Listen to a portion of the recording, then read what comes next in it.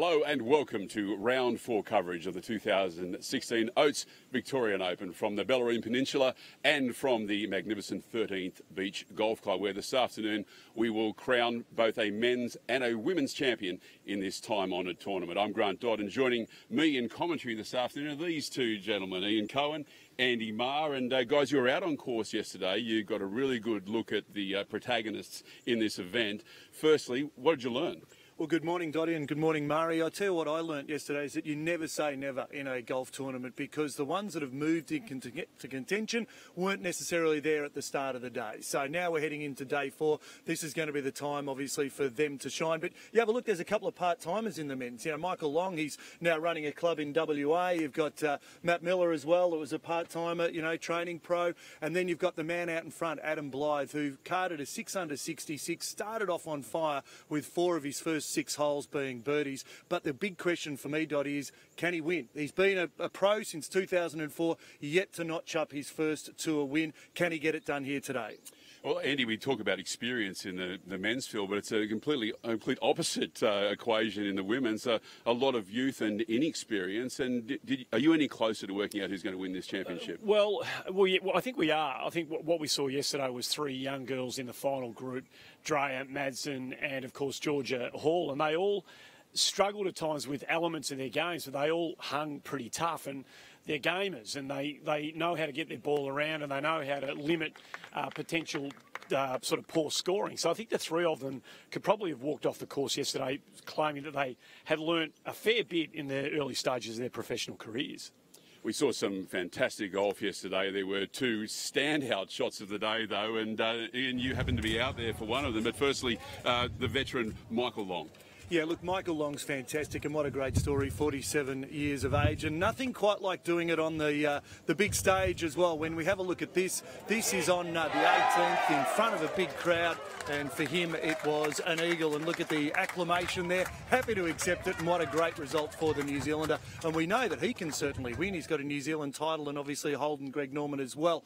This one was on the 5th. Marianne Scarpnord, the defending champion here, hoping to go back-to-back, literally in front of her own house, because she and Richard Green have got a house here at beautiful 13th Beach. Lobbed this one up, straight in the cup it went, and Mariana was over the moon with that one. So 2 of the great shots of the day. Absolutely brilliant golf, and of course the standout performer this week, the person that everyone's come here to see, Andy Marr, is Kari Webb. We had a little bit of a worry that she might not make the cut for the weekend. She is around, and we've seen some fantastic golf from her yesterday, and she's continuing that today. Well, there's been a couple of cuts here at the Vic Open. The initial cut was down to 50s and ties. She just scraped in for that. The cut yesterday was 35 and ties. She got inside that, and she's been getting better every round, 77, 74, 70 coming in today. She's using this as a springboard to her season, a season she wants to beat Cherry Wright for come the Olympic Games. It was a fascinating interview she did with you yesterday. She's obviously in pretty good nick this morning. This room on the 7th hole a little bit earlier, where she made her opening birdie of her round. So she's been getting better every round. You know that Kari Webb knows how to time her run for big events. She's been such a great major champion. This is on 8, so she's warming through the tournament nicely, and I think she's enjoying herself down here at 13th. I think so too, and in talking to her in commentary, you can tell from what she's saying that there's unfinished business yet. She's still got ambition, and she's still got a bit of drive out to go out there and keep performing, and you know it's a big ask to see her winning this championship, but you can see her putting a big score in on the final day. She's a bit too far back, I think, in all honesty, but I think the fact that you say what you say is hitting the nail on the head. Her attitude about the Olympic Games is refreshing and admirable, and let's hope she'll make the team, and let's hope when she gets there she's in as good a form as she can possibly be. Well, there's so much to look forward to today. We've got about 4.5 hours of great golf coming up. But before that, let's take a look at highlights of round 3. Kari Webb started Saturday's 3rd round of the Oates Victorian Open at 13th Beach with a mountain to climb. 12 shots behind, she finally found some of the form she'd been missing on Thursday and Friday. And a few putts starting to drop for Webb. A 3 under 70, moving her to +2, still in need of a Sunday miracle. New Zealand's Catherine Bristow snuck inside the top 10, finishing at 2 under with an eagle at the last that was very nearly an albatross.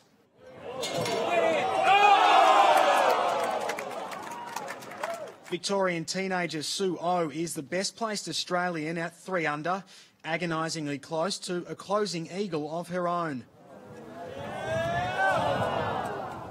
A pair of French women are right in the mix. Marion Ricordeau fist-pumped her way to a round of 70, alone in 5th at -5. One shot better is compatriot Justine Dreher, who fought hard for a 71. She almost aced the 17th. Gee, that's right at it. Also at -6 and equal third with a day to play, Denmark's Nana Madsen. She was centimetre perfect at 16. It's a nice tracking part. No, she's got it there, last roll. Defending champion Marianne Skarpnord produced the undisputed shot of the day at the 5th. Oh, stop it! Oh, my word. And she's already had a hole-in-one this week. The Norwegian's eagle inspired her to a 69. She's outright second at 7 under. But still the one to catch, England's Georgia Hall, whose wedge game was on point, setting up birdie at the second. Using the slope beautifully there. The 19-year-old was solid without being spectacular. After a 71, she'll take a 2-shot buffer into Sunday at -9. The wind, I don't know, it kind of was quiet at the start and quiet at the end, but in the middle it really got up like 2 or 3 clubs, so I had to be careful of that. It was good. In the men's Vic Open, overnight leader Aaron Price declared his intentions with birdie at the first. Bingo. But the 33-year-old could only manage a level par round to stay 9 under. Joining him is 18-year-old Victorian amateur Zach Murray, who marched up the leaderboard with 66. Stephen Dartnell's front 9 yielded no birdies, but the West Australian revived his hopes with a 3 under closing 9 to be at -10 heading into the final round. On the same number, New Zealand veteran Michael Long, who provided a classic grandstand finish, eagle at the last for a 67.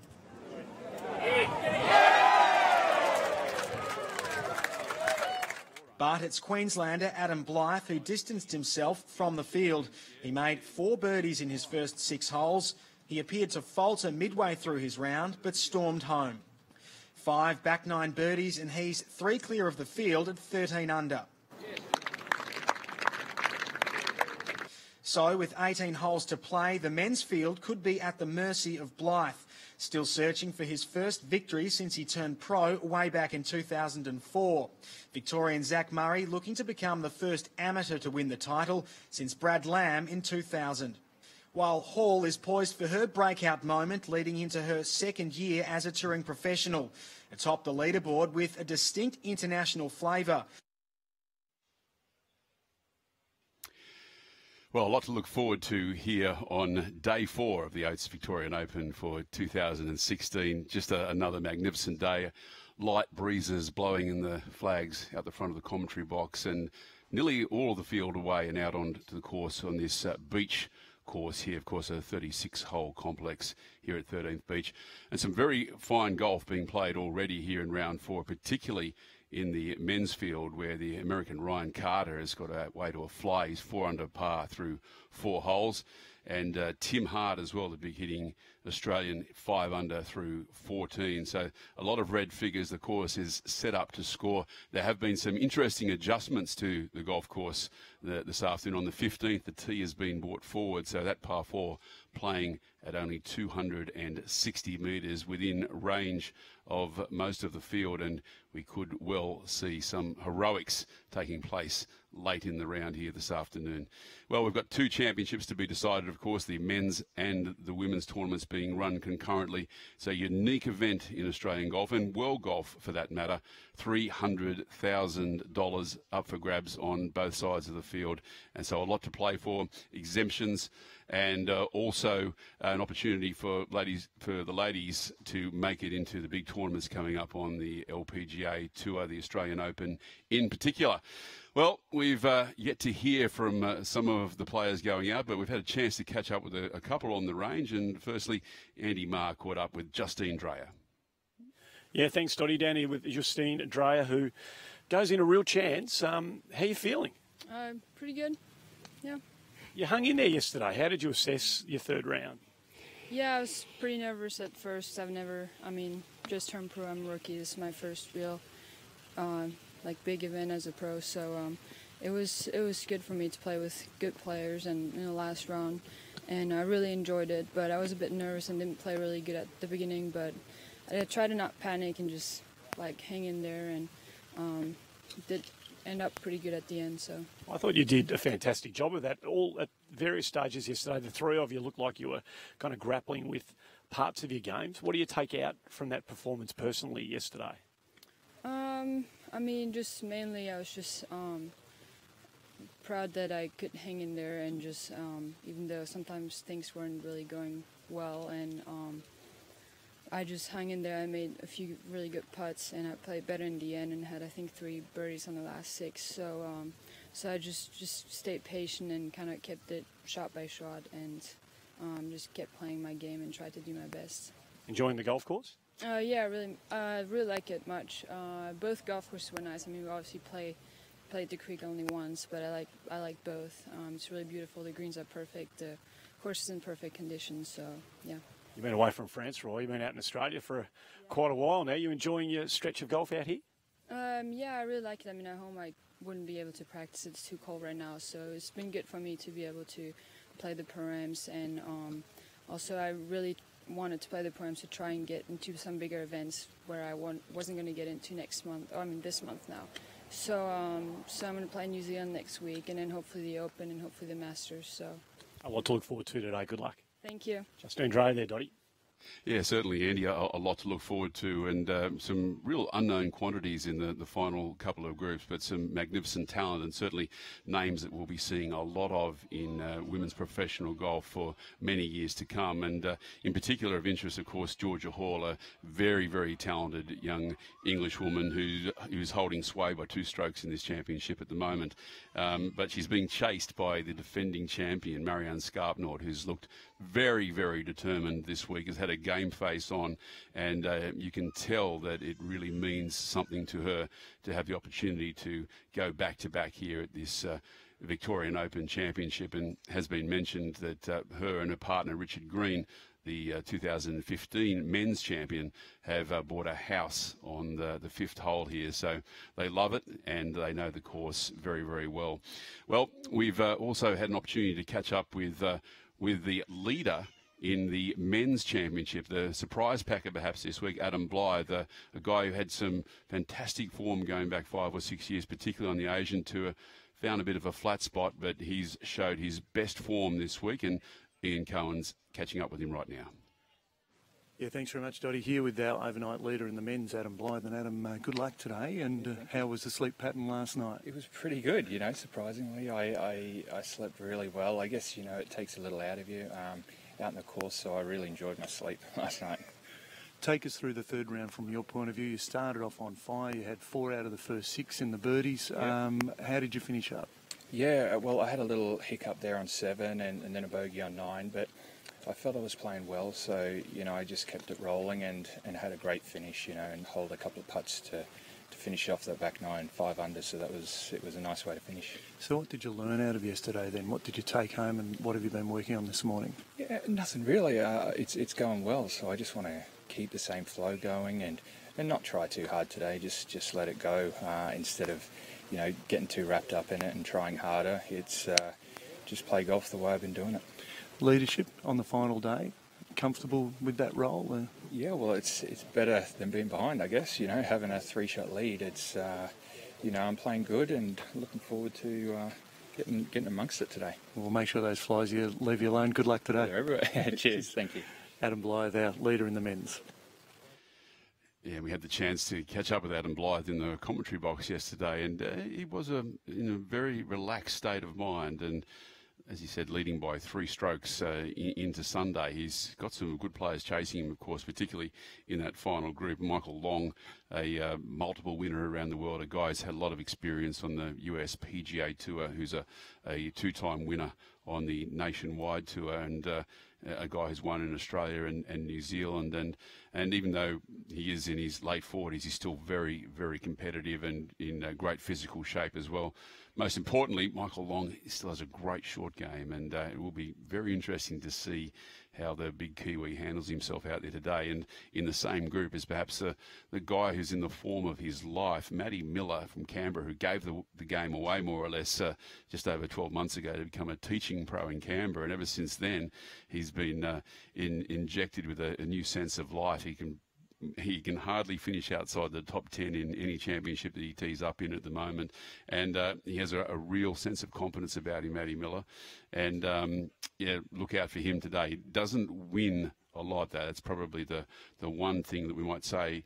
But you certainly wouldn't put it against Matt Miller holding this trophy at the end of the day. Well, let's go to the first tee with the final group in the Ladies' Championship, which is, of course, Justine Dray, who we spoke to just moments ago, Marianne Scarpnor, the defending champion, and the young tyro from England, Georgia Hall, who, talking to Andy Marr this morning before we went on air, said that her score yesterday of 71, which is 2 under par, was really the worst score she could have shot. And in slightly uncharted waters for her, of course, playing in the final group in a big professional championship, she acquitted herself very, very well, and if she plays like that today, she'll be very hard to beat. Let's go up to the first green, and this is the group of won a Siri Sampunt, Marianne Ricciardo and Nana Madsen, and this is Denmark's Nana Madsen, who played in the final group yesterday. Very upright putting style, good aggressive acceleration, and a lovely way to start for the Dane. Just what she was looking for. So she'll move to 7 under par and just 2 strokes out of the lead.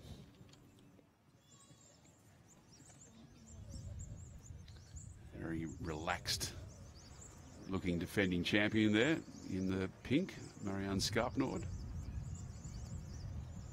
Of course, a lot at stake for these players, not just this week in terms of their share of the prize money and the exemptions that come with victories around the world ranking points at stake. But of course, there's the Olympic Games, which for nearly every professional golfer in the world is a massive carrot. A lot of excitement, particularly amongst the ladies here, who are really, a lot of them are very much in the picture to represent their countries in Brazil, and there's a lot of game faces on with that understanding. Marianne Scarpnor at the forefront of that opportunity for her homeland, of course from Norway. And you can see her there just really doing her homework, jotting down her pin positions in the yardage book. You'll see all of the players and caddies carrying one of those, which gives them distances from certain spots on the fairway to the green, and location of bunkers from the tee. It's an essential part of every professional golfer's equipment. In fact, most of them are more or less naked without them these days. Really fantastic galleries this week. They're very much interspersed throughout the golf course, following their favourite players. There's a big gallery with Kari Webb at the moment, who went through 9 holes at 3 under par for the round. So she's very much found her mojo over the weekend here at 13th Beach. And we're also hoping to have Kari come in and join us in commentary once she's finished her round, and we look forward to that. Her insights into the professional game and into her career yesterday were quite fascinating, and great to have the involvement of Australia's greatest ever female golfer here at the Oates Victorian Open for 2016. Well, let's take a look at the first hole here at 13th Beach for the women, 346 metres. You can see those bunkers guarding the left-hand side, and really, if you can keep the ball up the left-hand side, it does give you the best approach, but you're then flirting with danger. The bunkers here are very penal, and don't always offer an opportunity to reach the green in two. Most players will play a draw up the right-hand side and hug that right-hand side of the fairway, leaving themselves mid to short iron in for their second. And it's a beautiful opening hole, offers a fair bit of space off the tee, and as we saw with Nana Madsen, a nice opportunity to make a birdie to kickstart the round.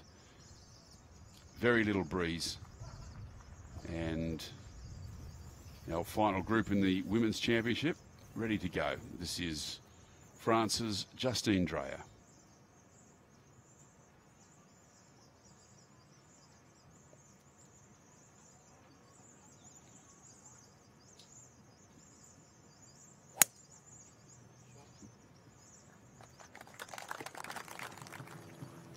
Very balanced, flowing golf swing. Just turned that over a little more than she would have liked, and may have flirted with those bunkers up the left-hand side.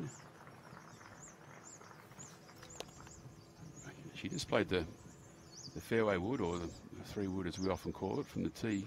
Marianne Scarpnord, no such conservatism. She's got the driver out and, well, really signalling her intentions, and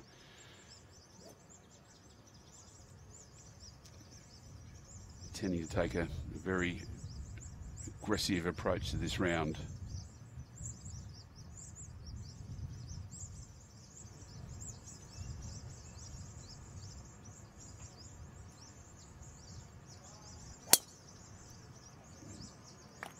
Now, always a good sign when you reach down to pick the tee up, and yesterday we welcomed Ali Whitaker to the commentary box, and she's back with us today to start this broadcast. And Ali, first welcome, and as just another perfect Victorian Sunday.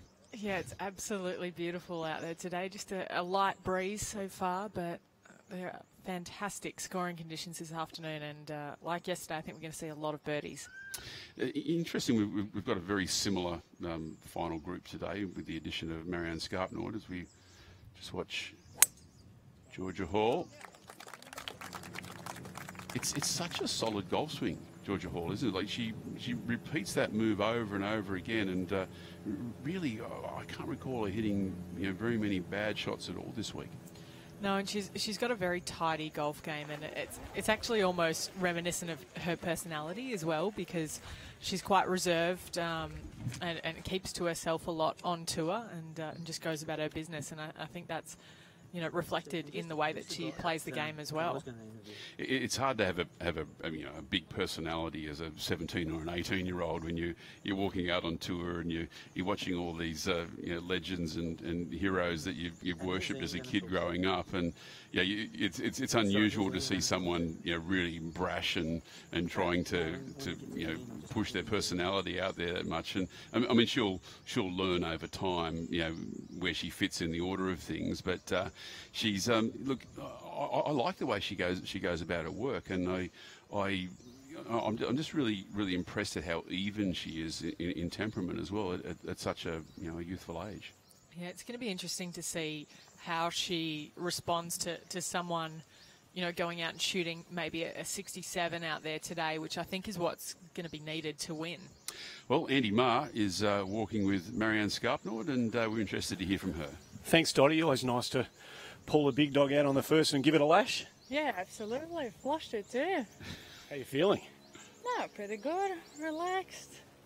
Feeling pretty soft this morning, so that's good. Nice to have been here before and done it around this track. Gives you a sense of confidence. Yeah, absolutely. I was really looking forward to today. Thinking back to last year and how we pulled it off. So just going to try and go out and have fun and do it again. A nice day for it, Marianne. Good luck. Yes, thank you. Great character, very, very relaxed, and he's becoming a big favourite in this part of the world.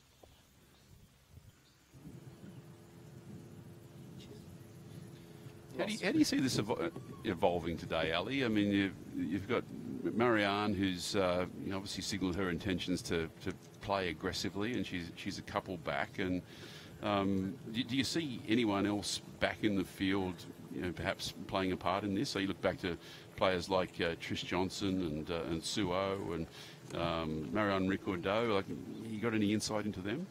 Well, I think with the leader being at 9 under going into today, you really need to be within 4 shots of the lead, because it would be unlikely for someone in that lead group to shoot, you know, anything higher than probably, you know, maybe even par at worst, particularly, you know, with the conditions that are out there today. So I think they'd have to have a kind of a career round to get in the mix from, you know, kind of 2 or 3 under par to start the day.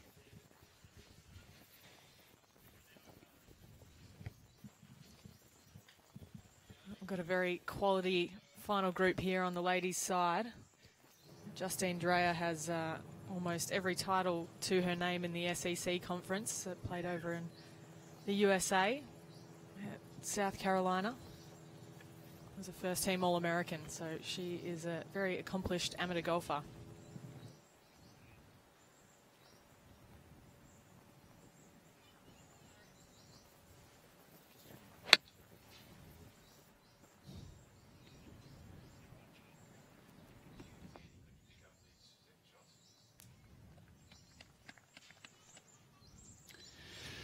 Well, down to Andy Marr, and Andy, give us an idea of how far these players have got in here.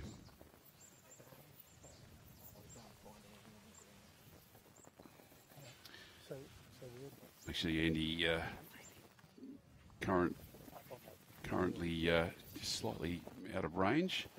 So over to, and this is a really good camera angle here to look at Georgia Hall, and just to see these really beautiful angles that she's got. That sets the club in such a beautiful position at the top of the backswing, and there's no kind of extra bits that you can see you want to take out of this swing.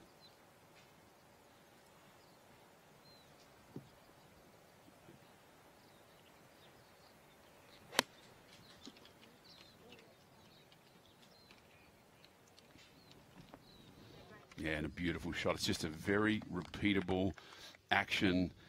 Really good posture over the ball, and it's just hard to see the ball going in any other direction but towards the green. Yeah, it sounds like a simple thing to say, but she's got almost perfect setup, which is actually quite hard to do. When you look at her 2 playing partners, Mariana has quite an upright setup, but when you look at Georgia's setup, she's starting her golf swing from the exact right position, and there's not too much excess movement in it either.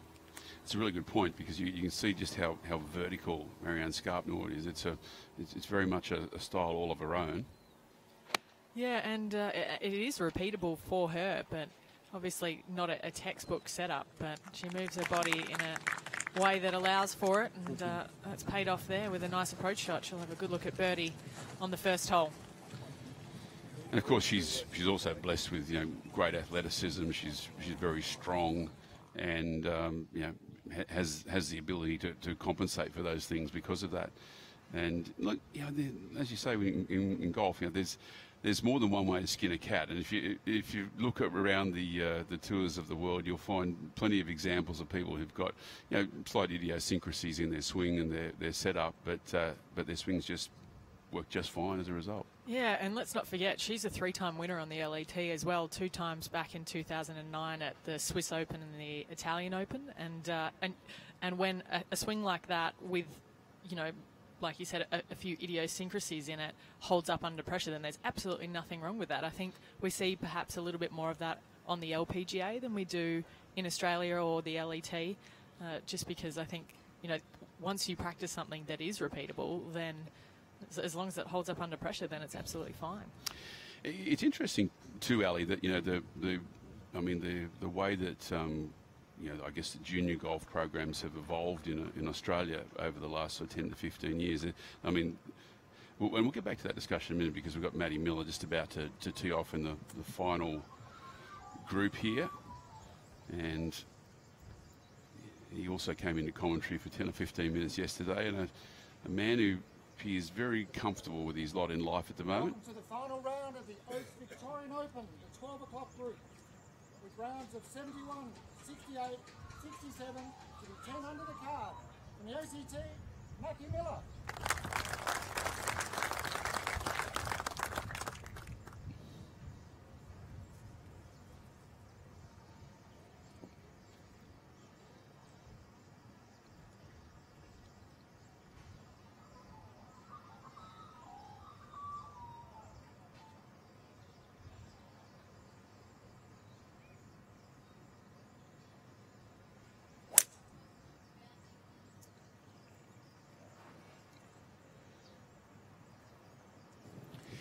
Well, not the start he was looking for, perhaps almost certainly in one of those bunkers. Under the card from New Zealand, Michael Long.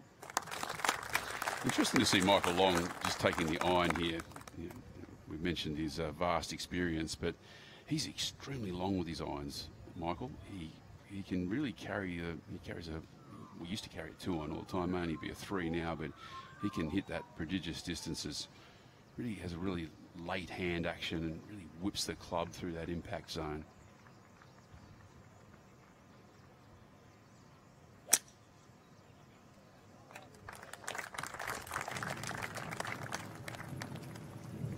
He does have quite active hands through that impact zone, and when you can learn to control that, that does give you the ability to obviously work the ball both ways.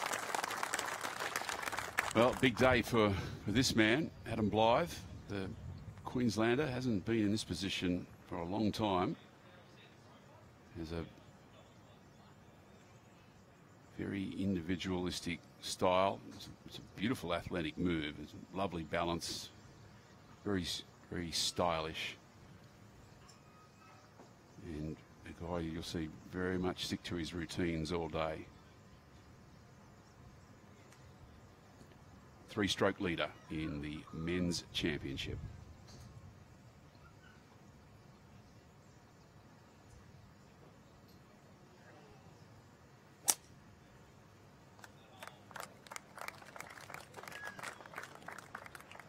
Yeah, very deliberate tempo there from Blythe, as you referenced, and you know, if the wind gets up later this afternoon, that'll help him out a little bit. Obviously, sticking to that tempo in the wind is a very important thing. Yeah, and you'll see with Adam Blythe that he does everything in a similar way. He's putting as well. He's got this very slow, languid, backswing, and it's a really interesting style. It kind of, in a lot of ways, it sort of ekes back to an era, before he was born. When guys used to have those really long, high hands at the backswing and the big reverse C follow-throughs and that sort of thing. Not that he does that, but it does remind me of a certain type of 1970s player that we used to watch on television going way back. A bit more of a classic golfer, perhaps. Yeah, well, a lot of the golf swings now, Ali, that we see being taught are all about arm speed, aren't they? We talk about getting posture, getting good core strength, and then really ripping the arms through that impact zone. Well, we've got really great gallery following this final group, and somewhere in that mix is Andy Marr, who's managing to sidle up at some point alongside Michael Long, and we're just trying to find him in the mix there at the moment. We are here with Mike at the moment. Michael, thanks for being so generous with your time. Tell us about getting off the first selection and your thought. Well, the first tee shot always darts around. It's just nice to get in the middle. I mean, we've got perfect conditions here today, so I imagine scoring's going to be fairly low. So nice to get in a good rhythm and try and get the ball rolling and get off to the fastest possible start you can, because I think scoring is going to be very low today. Well, if it's going to be low, what's your most important thought as you walk up to this one now? I'll try and make as many birdies as possible. I don't know. Yeah, look, just hopefully you make more birdies and bogeys and shoot a nice round and see what happens. Adam's, 3 in front, so he's always going to be tough to catch, but you never know. Good luck, Michael. Thank you very much for your time. There you go. What an absolute champion. Michael Long, we know he's a champion. He's won some of the big contests before and some of the big tours, and now he's here in contention.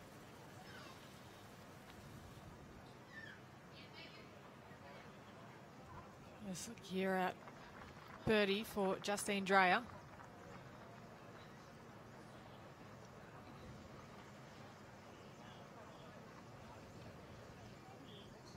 Perhaps one of the things I struggled with the most over the last 2 days, on Friday in particular, is pace putting out here this week, trying to factor in all of the slope and that kind of thing, and particularly out on the creek on Friday afternoon was very tricky. Did you find any difference between the greens? Well, Marianne Scarpton, she's ready to ready to go immediately. And this for birdie on the first hole. That'll be a rock solid par 4.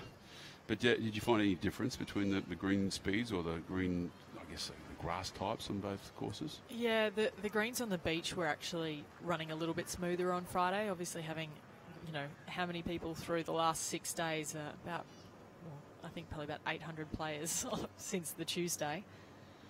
Georgia Hall here. And this would be a nice way to start her round.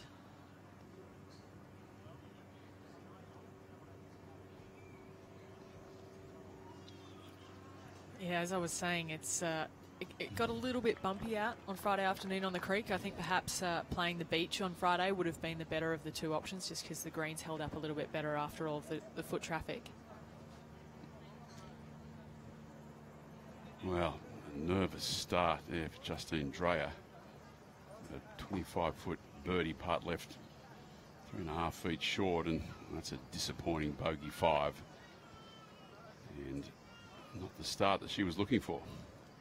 And they're the kind of unforced errors that we call them in golf, obviously referencing like tennis, but when you're inside 30 feet, you're really thinking about holding the putt, and you have to be thinking that way today, particularly after leaving her first putt short. Perhaps if she'd rammed it 3 feet past, it would have been a little bit more assertive coming back, but a very tentative start there for Justine Dreyer.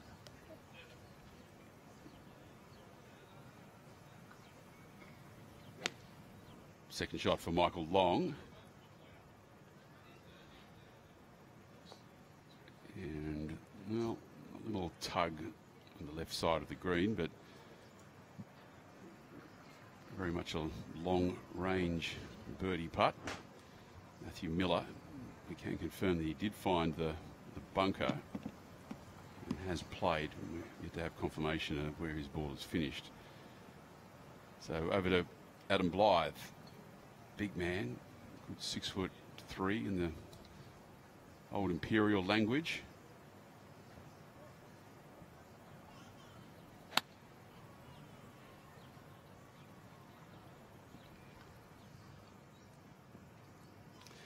Well, that's a very nervous start.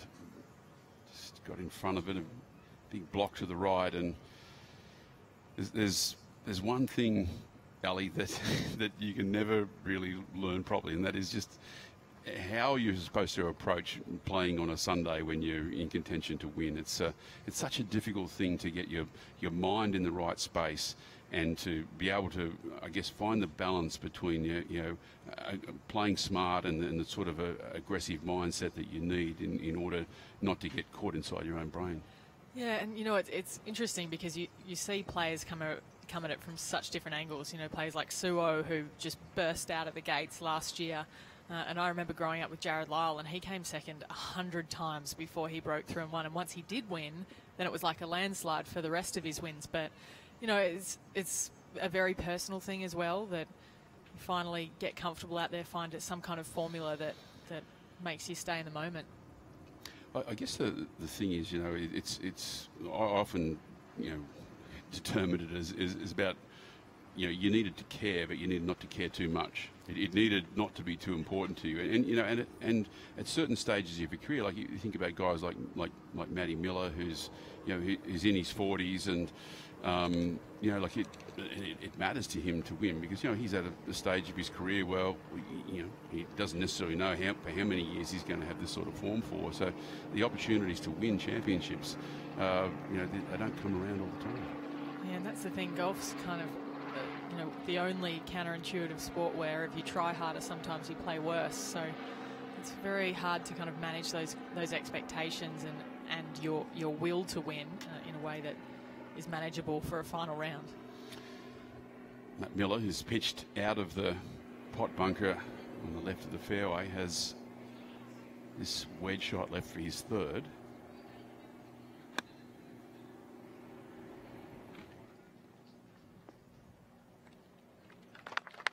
Nicely done. Just screws it back a little further than he would have liked, but that leaves an uphill putt for his par 4.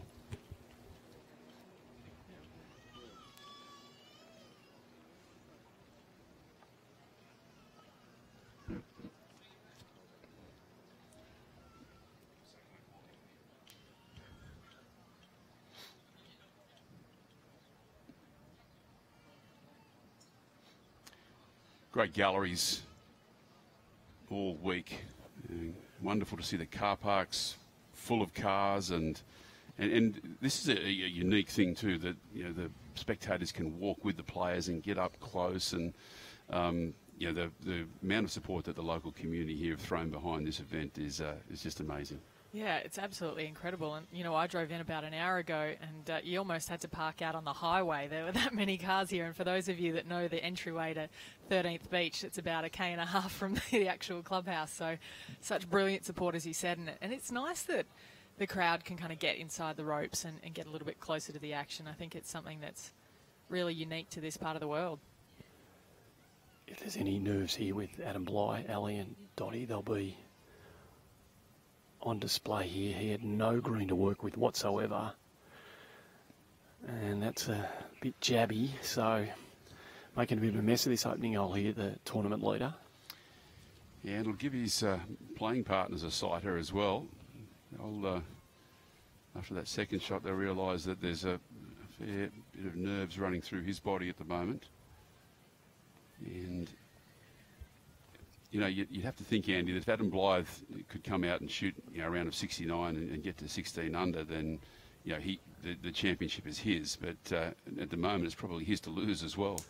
Yeah, we were having a chat about that before we came on. What felt like a winning score today, and you and I both thought, 13 under, even though it's perfect conditions for golf, 13 under might be around the mark, and it feels like a big tournament. I know it's a state open, and it's not tier one, and there's other big tournaments around in Australia, but this feels like a big tournament for a guy who hasn't been in this position for a while. There's going to be inevitable anxiety, so he's got to get on top of that with this long-range putt now for Michael Long.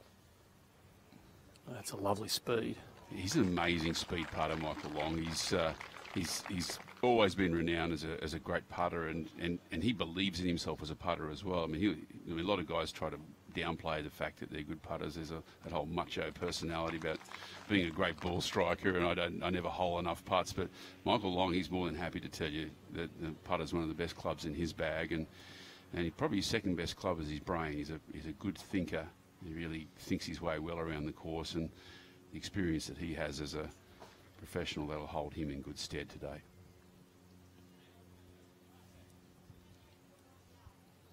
Big putt for Matt Miller, isn't it? If he can get out of this hole with a par, if he can drain this, then that'll be a sigh of relief, and he'll dodge a bullet, and he'll be feeling bad about himself after that sort of lay up out of the pot with his second. But if he can walk off with par, then suddenly what was a real struggle can potentially turn into a real positive, such as the kind of momentum and how important that is in this funny game. So big putt for Miller here.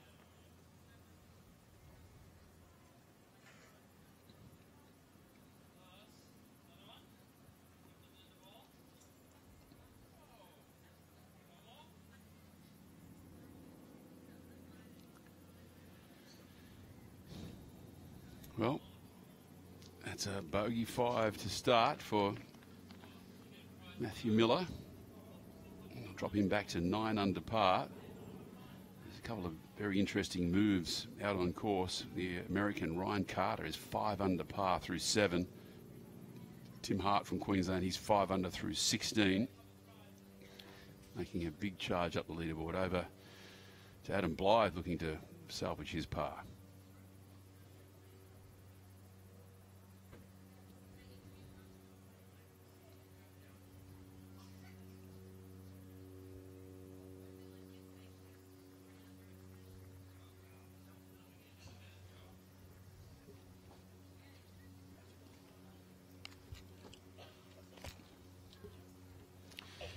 Well, an inauspicious start for the leader in this men's championship. Adam Blythe drops a stroke at the first, back to 12 under, and now just a one-stroke lead from Ryan Carter, a two-stroke lead from Aaron Price. Scotty Strange has got away to a good start as well at 10 under. Steve Dartnell, he's at 10 under. There's 5 players.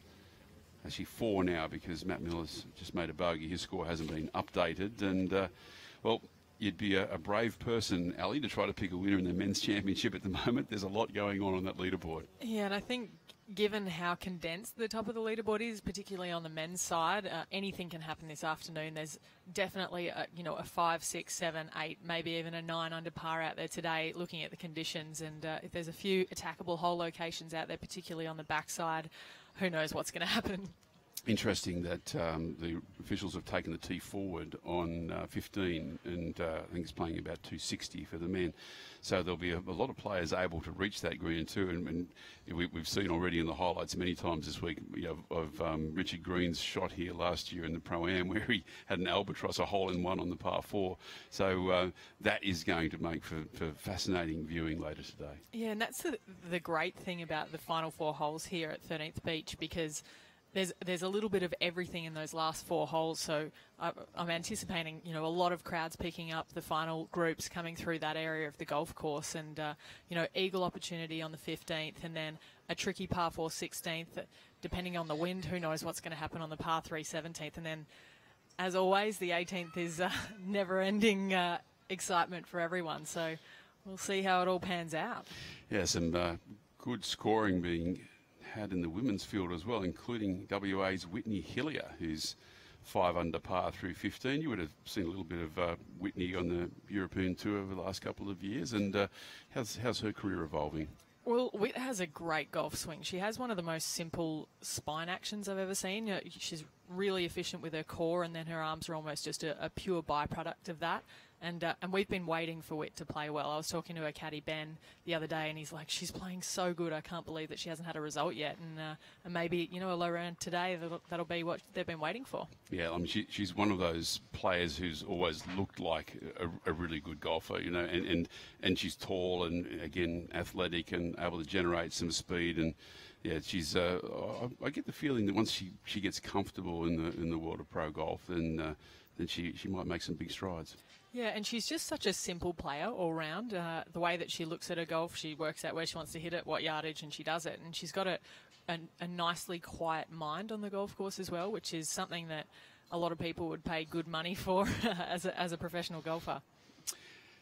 And a quick update on Kari Webb's progress. She had it to 3 under through 9 holes and has made a bogey, dropped back to 2 under for the round. She's through 12, so back into 20th place now, and we were hoping for some real fireworks from Kari today, but she, like a champion racehorse, she might be 1 run short, just coming out of a spell. Yeah, and Kari the other day on the practice round, she had this miss that was kind of a weak right shot, and whenever she dropped the second ball, the second one went straight at the pin, so she's not far away from winning form, but you can't afford to lose too many out to the right here on the beach course.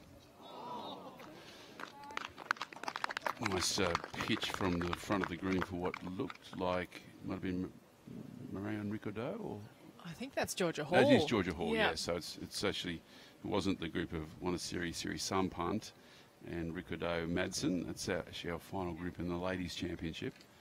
And a lovely pitch from the front of the green from Georgia Hall. I'm going to go out on a limb and say that might have been for birdie, with the par 5 playing a little bit downwind, perhaps a little wind off the left today. It will be reachable for a lot of the players in the field. So we'll wait confirmation of that, but it did look like Georgia Hall has made a birdie and will go to double figures under par.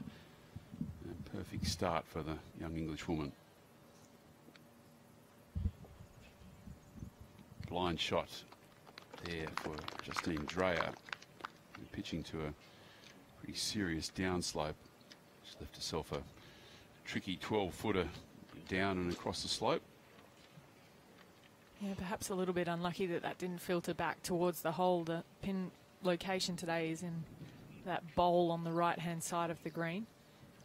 Often it does trickle back towards that location, but not to be for Justine Dreyer. We were talking about the wind earlier, Ali, and we were fortunate to have some flags right at the front of our commentary box, and they're attempting to flutter, but they're a little bit undecided at the moment whether it actually wants to be a breeze or a wind. Yeah, and I think you know, it's supposed to get a little bit warmer today. It's supposed to get up to 28 degrees, but if it's to get that hot, it'll have to switch around to the north, I think. Well, here's the hot man on course, the left-handed American Ryan Carter. I'm out here, Dottie. I've picked him up, and he's in that valley from which no one could read it yesterday. And the speed was pretty much way off with most putts from down there. This pin's been set back about another 6 or 8 feet from where it was in the third round. It's a pretty nice effort from down there. Cast iron 4 coming up, you'd think, for the lanky left-hander. Have you ever seen a bad left-handed putter, Andy? Is this phenomenon to me that guys who stand on the wrong side of the ball, I just can't think of anyone who hasn't been a great putter. I think Bob Charles and Richard Green, and there's something about it that they've just got, like, their ball has eyes for the hole. Just to underline that, Dottie, that was his 12th putt on the front 9. I rest my case. Yeah, so he's rolling it pretty nicely. It's for birdie for Jared Felton.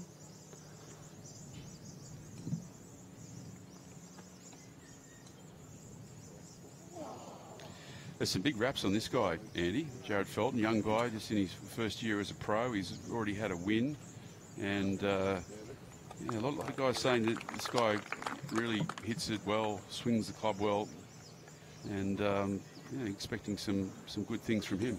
Yeah, I've given you a bum steer there. That was Lucas Herbert. He and Felton looked pretty similar under the hats and behind the glasses. So that was Lucas Herbert for his birdie. This is Jared Felton, and you're 100% right. Some of the spruiks coming out. But this young man, very enthusiastic indeed. Actually, they're pretty strong for Lucas Herbert as well. There's a really great undergraduate class coming through in men's Australian golf at the moment. Some superb talent. Ryan Ruffles, of course, and Lucas Herbert, Jared Felton, there's Jeff Drakeford. A very exciting time. Seeing Nathan Holman do good things over in Europe at the moment too, so he's another member of that class. Carter's for his 4. I don't know if you noticed that, Andy, but there were about 3 grip changes then from Ryan Carter. He started cross, he pulled his hand back up to regulation, then he went back down to cross again. And, well, there was a little bit of indecision, I would suggest there. He might have just seen a leaderboard, I think. Yeah, we might just keep an eye on that, Dottie. That was very, very interesting. Yeah, so great to see the American making his mark on this championship, and just waiting for a score update from him, but currently in 2nd place, tied with Steve Dartnell, who's just made a birdie to move to 11 under. That is 1 back of Adam Blythe, Aaron Price and Michael Long at 10 under, and a group of 4, including the amateur Zach Murray, who's even par through 3 and 9 under for the championship. Yeah, we take a look at the par 5 second hole here. Those bunkers over on the right side of the green, of the view, I should say, out of contention for the men and the ladies. That second group of bunkers, however, definitely in reach today. Just 231 yards from the ladies' tee, obviously about 80 yards back to the men's tee, playing off the tips, but a lot of the players driving into the area on screen now, setting up what is quite a tricky approach shot into the second, particularly with a long iron in hand. We've seen a lot of people lay up just past this bunker here, coming in with a nice little wedge shot, generating some spin. The front left portion of this green kicks everything down towards those front right green hand bunkers. At the pin today, just tucked behind that front right bunker as well, so a little bit tricky to get to, but if you can get the bounce off the front left portion, then you might just scamper it up. Yeah, it's certainly one of the holes in this front line that players will be looking at making birdie. Matt Miller looked like the rescue in hand. And as you mentioned, they're just trying to chase it up, but you need to come in with some velocity there to just get enough energy to get it up that slope. Yeah, it is quite a severe slope right at the front of the green there, and everything does just bound it left to right down towards those greenside traps. So we'll see quite a few players playing from the front right section there up towards that front right hole location. Michael Long striding manfully out the front in the blue. We've mentioned his history as a golfer of note, but also quite a multifaceted character as well. He's on the board of the PGA of Australia now. He's the general manager of the Hillview Golf Club over in Perth, on the outskirts of Perth, and man, he likes a nice glass of wine, has a little place over in France he likes to escape to every now and again, and I would say that sounds like a pretty nice option to have to duck over there and enjoy the French way of life, Ali. Well, I'm sure you remember, Dottie, but Michael Long and I went head-to-head in a cooking contest at this tournament. I think it was 2 or 3 years ago, and you know, I won't rub it in too much, but I think I just got over the line, and we had a lot of fun. He did overcook his coral trout. I mean, I think it was the coriander that was the difference, but it was great fun, and he was such a good sport. I had so much fun filming that segment with him. It was great. No, that was a lot of fun, and I still remember the fish. It was unbelievable. Anyway, we digress for the moment. But over to Michael Long, who Ali has kind of got himself on the wrong side of the hole here. He has a choice here to make, just whether he's going to try and play a high flop with a lot of spin or just land it on the ridge and run down to the pin. Yeah, I have to admit, my two choices on this hole were either if I can get it up near the green, then I went for it, and if I couldn't, I laid back to a nice yardage with that front hole location. So this is going to be a tricky shot. Oh! You see that severe kick just off the back of that front right greenside bunker, just knocking that ball perhaps a little further to the left than he would have liked. Yeah, very, very delicate shot from that angle. Adam Blythe's got a slightly less difficult shot, but these 25, 30-yard pitches to rock-hard greens on Sunday afternoon, they really do require a lot of thought.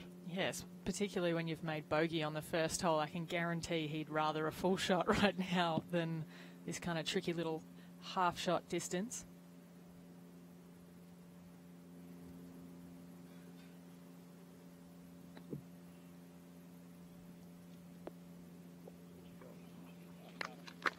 Yeah, nicely done. Actually got a lot more work on that than I think he was expecting. Yeah, I think maybe just still catching the first portion of the green, which is a bit of an upslope, using that to his advantage. As we jump over to Laurie Kane,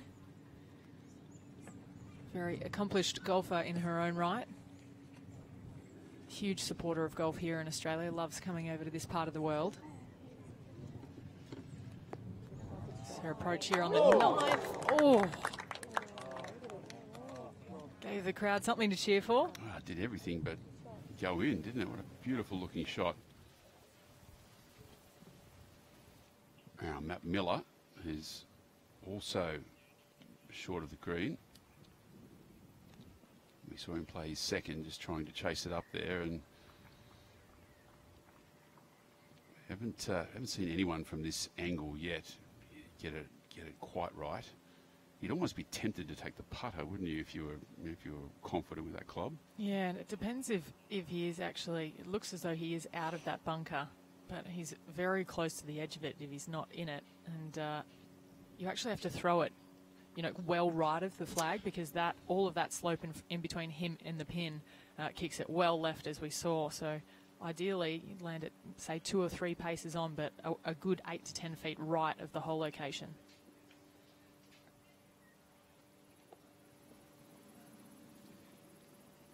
And just skipping on a little bit too far, missing the slope.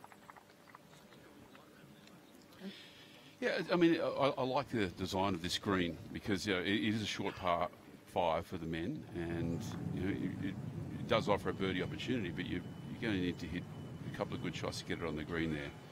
Over to Laurie Kane, a little unlucky, just nestled into that second cut. Gee, she's got to be confident with her wedge game here, Dottie. I thought that was a very strange club selection. It's all downhill and really, really sharp once it gets onto that putting surface, and I think most of us would have taken putter. She's obviously a better player than most of us and confident with those short wedges around the green, but gee, that looked a fraught shot for Laurie Kane. She's going to be disappointed with that result, obviously. you know, it underlines the slings and arrows of outrageous fortune in this game, Andy, because, I mean, her approach shot there was almost perfect. It nearly went in the hole, and, well, now she's staring down the barrel of a bogey, and it's this game can just jump up and bite you when you least expect it. I'm really keen to hear from Ali about Anne Van Dam, who's the third member of this group. We're about to watch Sally Watson from Scotland play up from the right-hand bowl at the front of this green. But we'll get to Van Dam in a moment. I saw her play a couple of holes yesterday. She is a seriously athletic hitter of the ball, and she was crushing it out past her playing partners yesterday. She'll be next to go from the front left of this 9th green.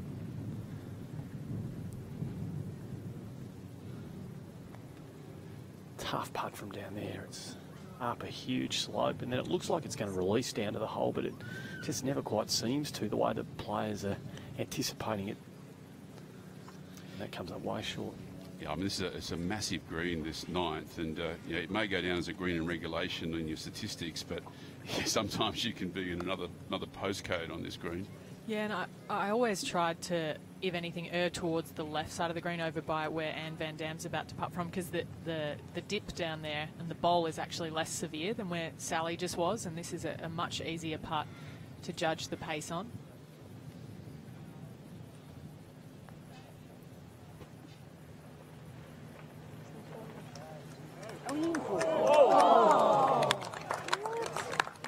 And as Andy was asking, can you tell us a little bit about this young lady? Yeah, Anne Van Dam was a rookie year last year. She's actually about 6'1", and so she is as tall as she looks on screen, but a terribly athletic golfer. Absolutely launches the golf ball, as you mentioned earlier, and I expected big things from her this year. I think she still has a little bit of fine-tuning to go in terms of her short game, but a very exciting player to go out and watch.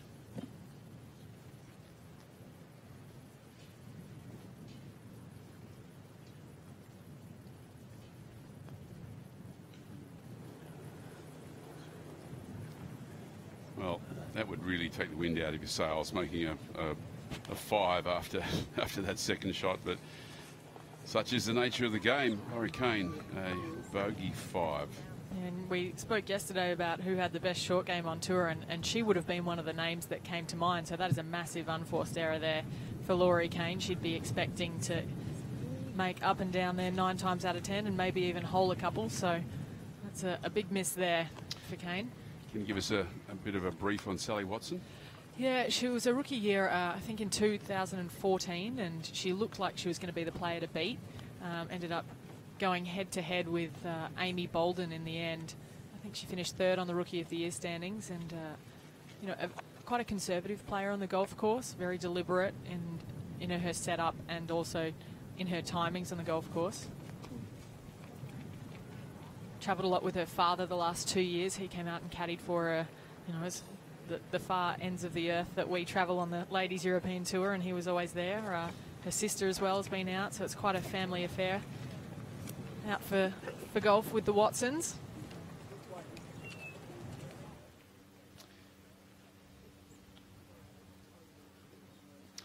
Matty Miller putting down the slope on 2 for his birdie. These greens rolling absolutely perfectly. And he'll mark that because to take his stance he'd be in Michael Long's line.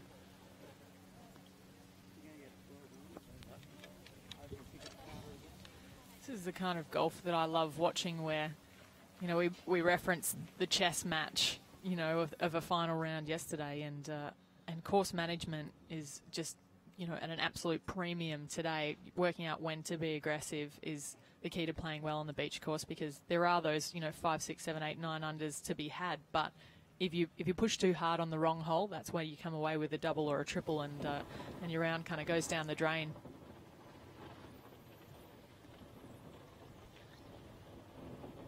Fairly swift birdie putt coming up here for Michael Long. And looked right on line as well. Solid start though. par to stay at 10 under. Just a confirmation on the women's side of the draw that the defending champion Marianne Skarpnord has started birdie. Birdies at 1 and 2 to be now just one stroke from the lead of Georgia Hall.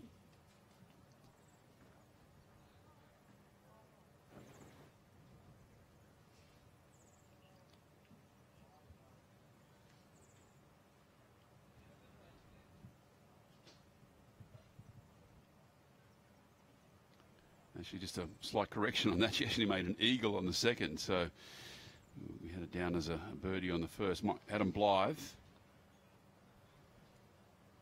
Oh, and just hugging the left side.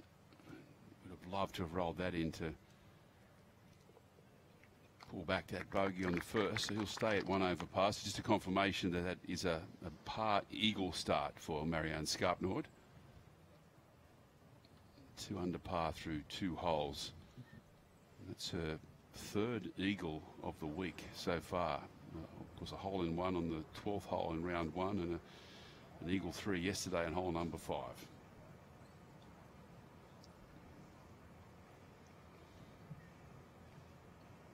Should move just a little bit left to right here.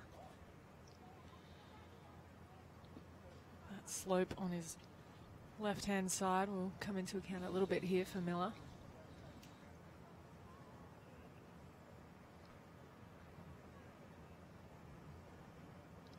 Very deliberate player, Matt Miller.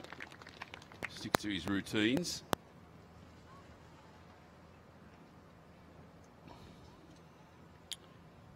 Let's head out to hole number 5, and a group of Marion Ricciardo, one of the series Sampunt, and this lady, Anna Madsen, who, as we saw earlier, birdied the first. This is her second shot on the par 5. I'm here with them, Dottie, and this is, of course, the hole that Marianne Skarpnord did notch one of those eagles.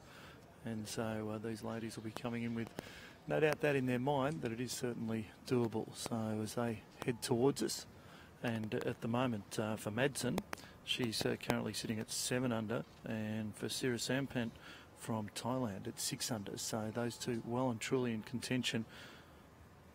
Ricciardo's a little further away at 3 under at the moment. Yeah, Nana Madsen for me is just such an exciting player to watch.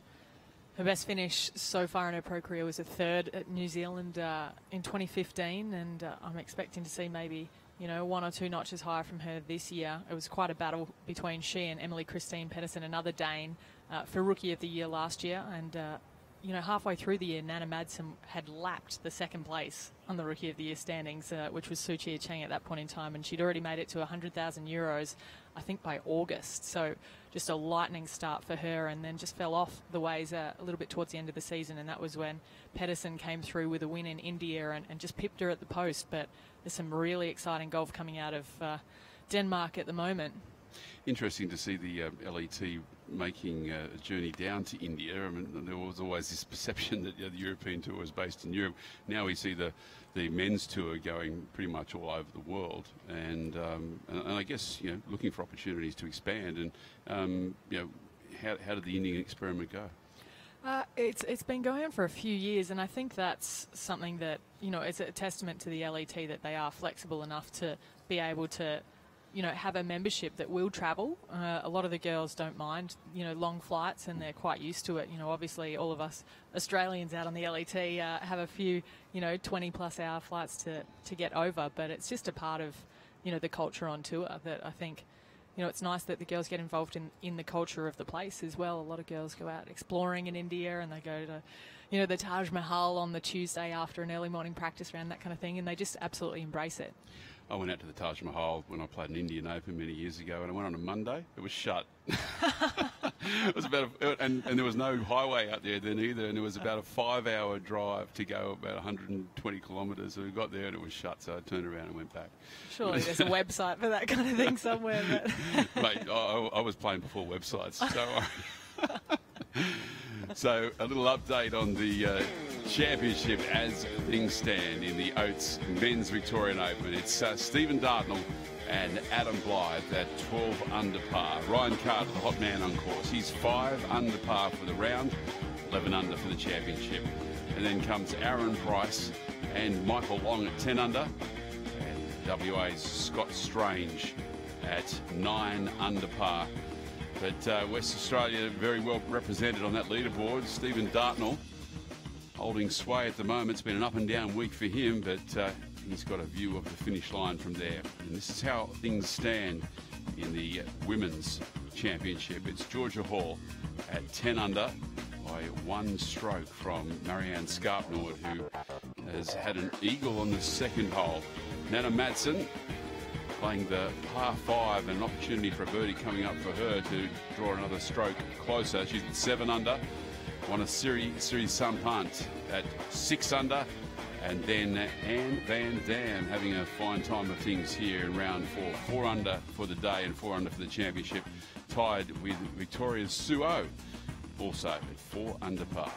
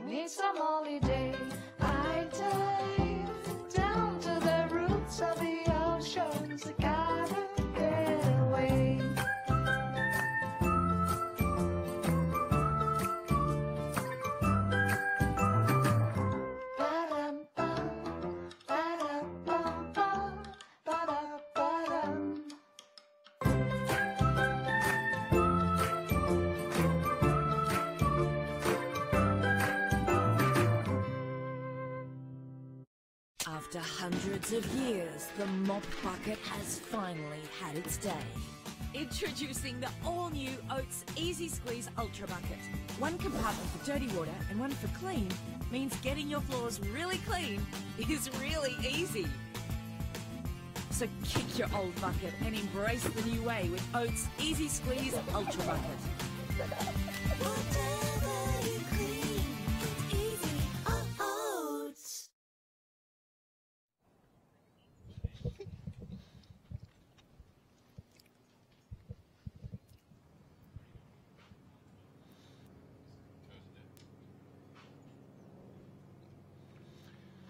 Nana Madsen's third, just short of the par 5. Choosing to pitch and run. Well, really was a pretty straightforward shot there, Ali, and I don't think she'll be particularly pleased with that one. Yeah, it's a tricky green to read out on the 5th. There is a lot of subtle slope, and had she gone, you know, maybe even a foot or two to the right of the pin, it would have dropped away down to that right side of the green. So it's a very conservative play there from Madsen. As we jump over to Ricardo.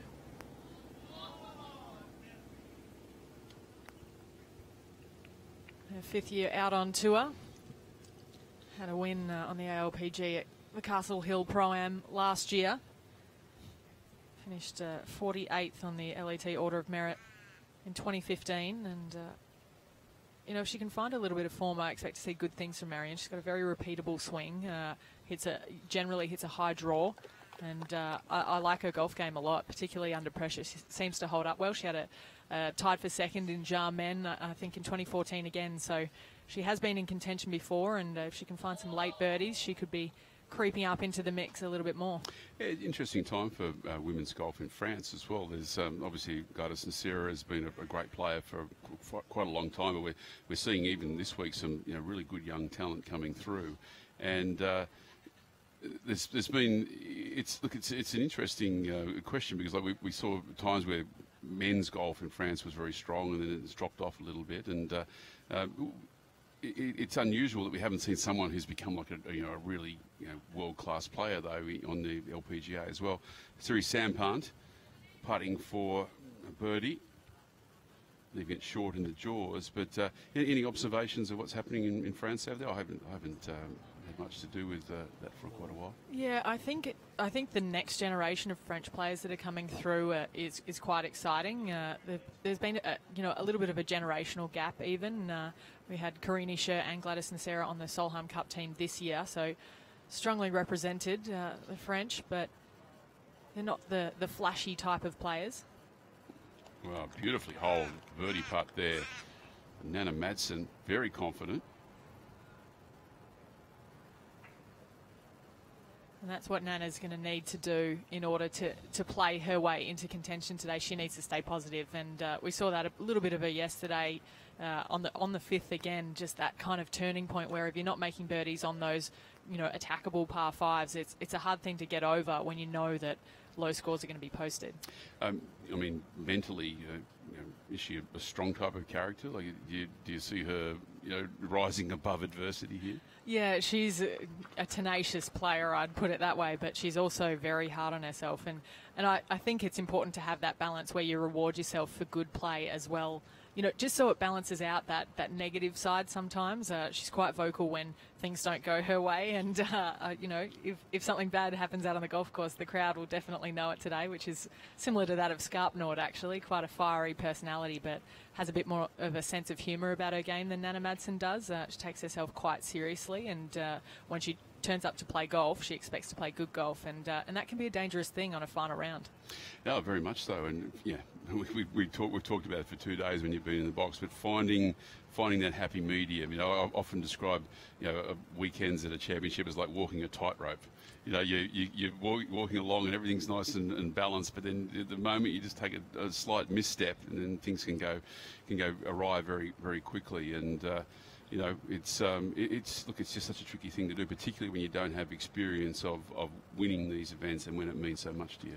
Yeah, and I think paying attention to momentum changes is really important in the final round. When you get any kind of positive energy going your way, it's important to take advantage of that, whether it be a smile from someone in the crowd, or a good bounce, or something funny happening, or like a chat with your caddy. It can be anything, but you really need to pay attention to it and make the most of it when it happens, because it is such a high pressure situation.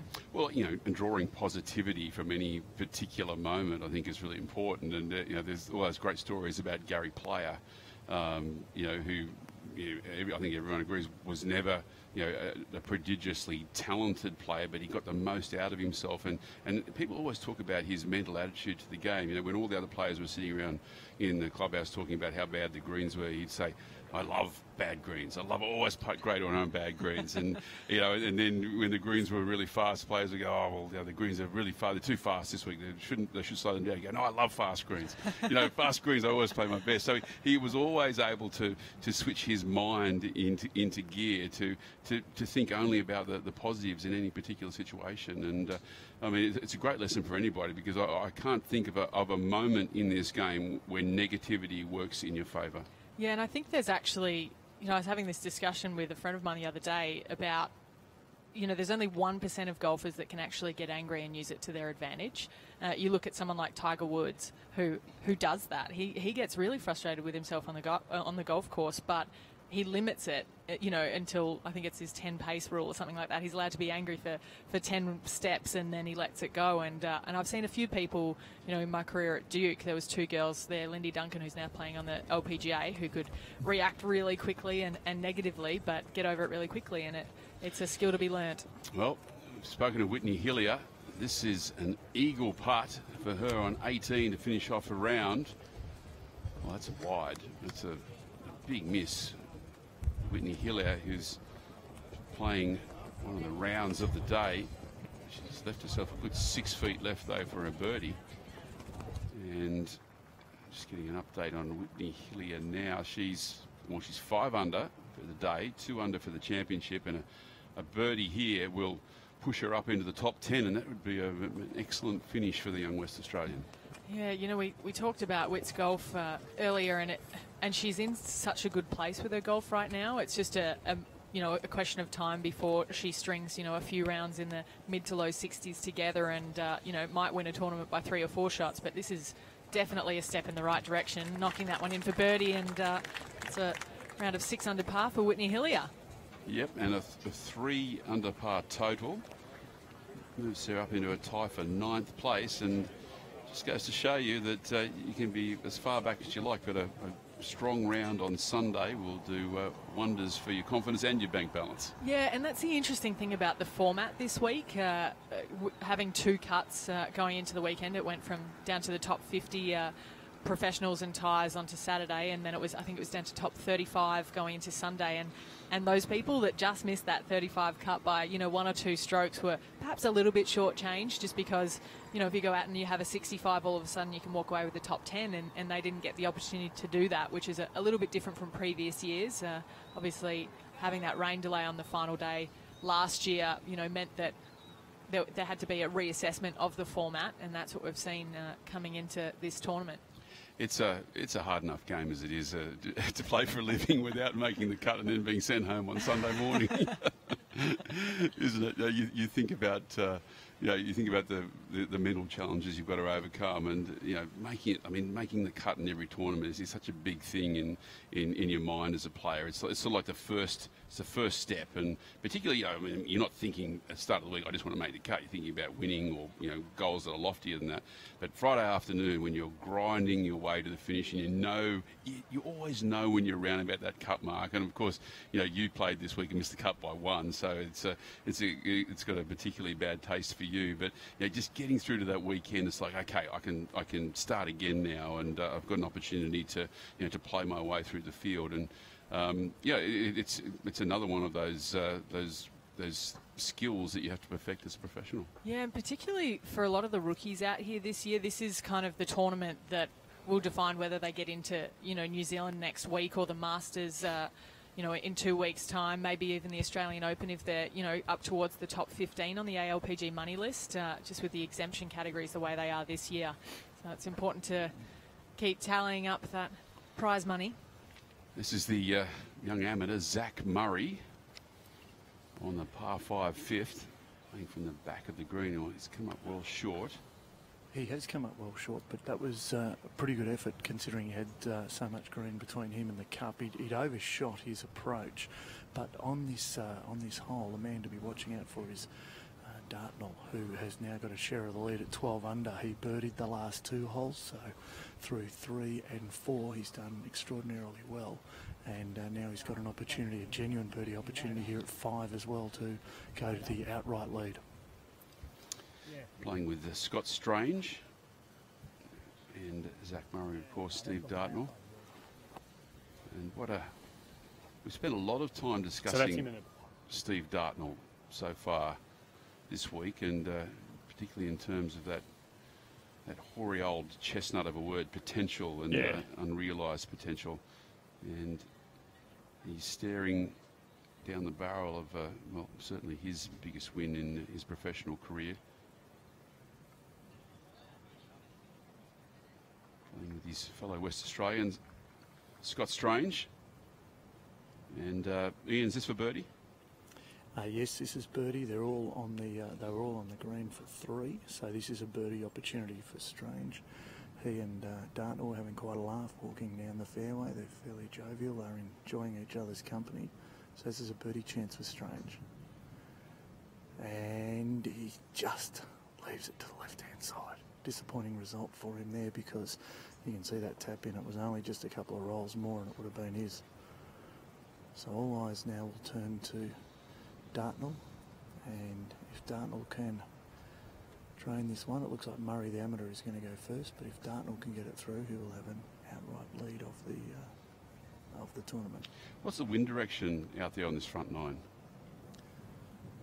At the moment it's coming over my shoulder, which means it's coming via the coast. So it's an onshore, and it's not having any real effect at the moment. You can see it billowing a little bit in the shirt, but yeah, good save there from the amateur. He did well. So now it's Dartnell. We had Golf Australia media manager Mark Hayes in the commentary box yesterday, who was very much talking up Zach Murray both as a player and a character, and as a teenager we're very much looking forward to following his progress. Now Steve Dartnell, almost a straight uphill putt.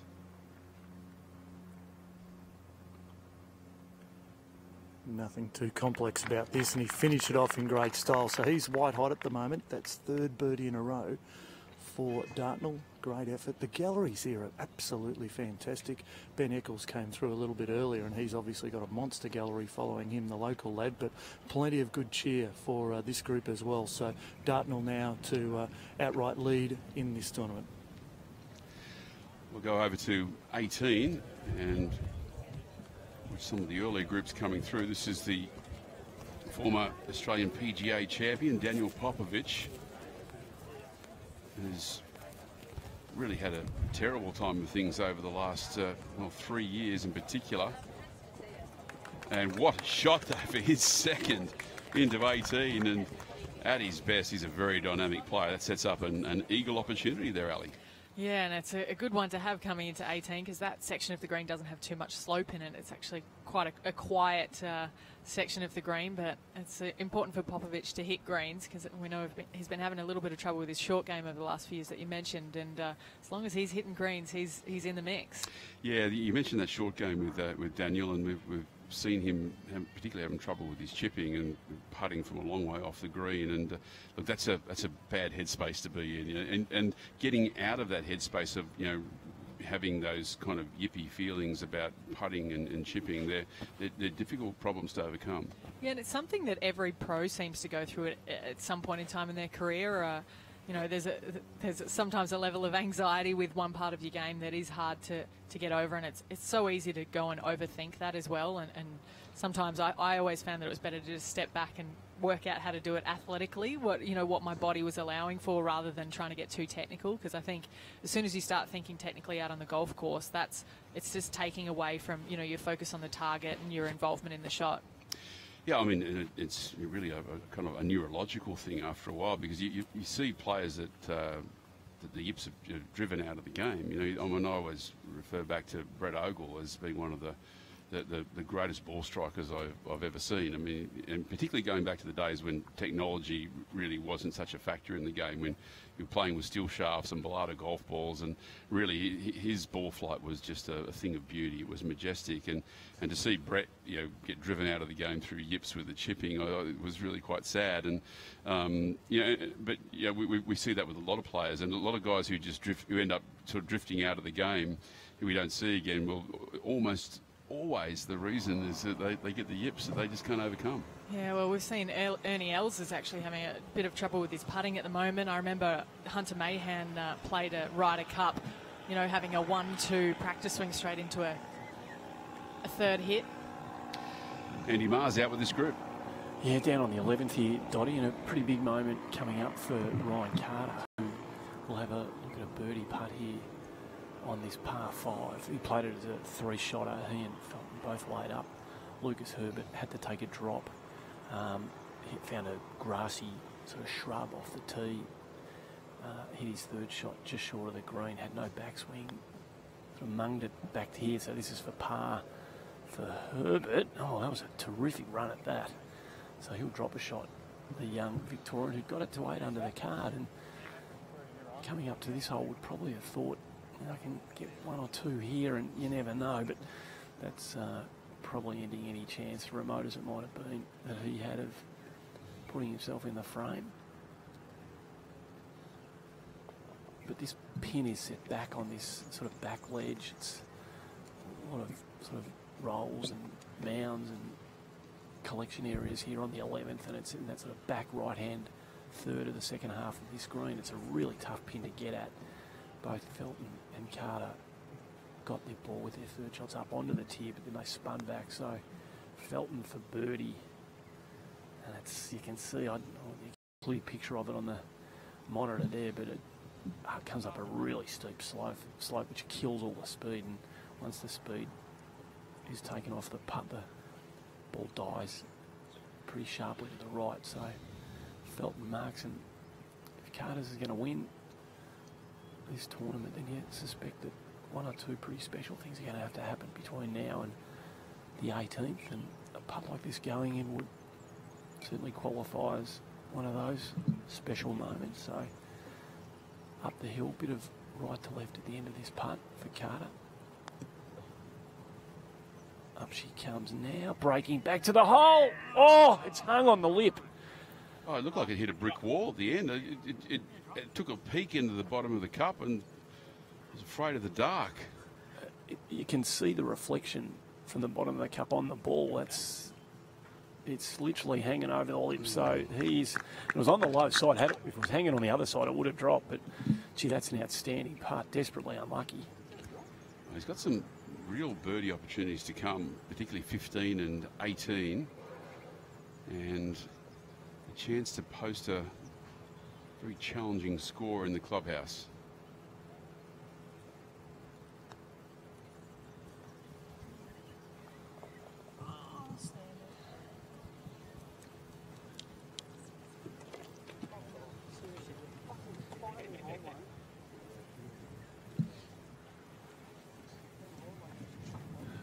Bit of unhappiness there from Jared Felton. Let's go over to 18 and Daniel Popovic. Eagle putt to close out his championship. Yeah, not to be. And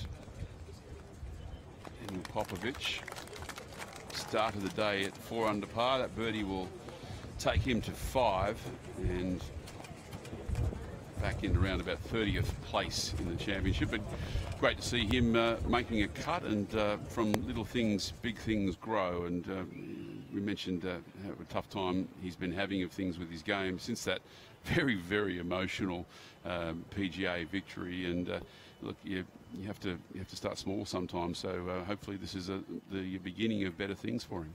And I think that's something that's very unique to the Vic Open. There's something in the water here that, it says, where stars are born and that kind of thing is one of the catchphrases here, but it's actually quite true, particularly on the ladies' side. It's a great springboard for the rest of the year, picking up a nice win here early on, and shooting, a nice final round there for Daniel is important to give you that confidence going into the next few weeks.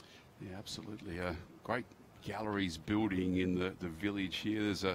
There's a nice marquee behind the 18th green. There's a lot of stuff going on here with the Oates, the principal sponsor. There's a little chipping competition going on in the booth next door to us here, which is providing a great amount of mirth for people. And the atmosphere here is just it's a great credit to all the sponsors, and particularly to Golf Victoria and the way that they've managed the growth of this championship. Yeah, I think just being really open-minded about it has gone really well in their favour, because they didn't know how this was going to work when it started, a few years ago, and then making the move from Melbourne down to this area of Victoria, I think has been really fruitful for the event, because there's something in the air here where everyone comes out, they're relaxed, they like having, a weekend, they book a house down in Barwon Heads and come out to the golf, and it's something that can be really enjoyed and in a stress-free environment, and there's a lot to offer as well. Go for a walk on the beach in the morning, maybe go for a round of golf yourself, but saw a few people out on the creek course earlier today, so obviously they've opened one side of that up to the to the public. And of course, conceptually, and we've touched on it all the time, and it's obvious it's in front of everybody who's watching the broadcast, but holding a men's and a women's championship concurrently is so far outside the box. I mean, I think this was basically the instigator for that idea throughout the world, and now everyone's looking at it and going, wow, it really works. It really works, and it offers a completely different dimension to professional golf. And congratulations to everybody that's been a part of making that decision, because it is a brilliant championship. See Jack Wilson here. He's second into the 9th hole.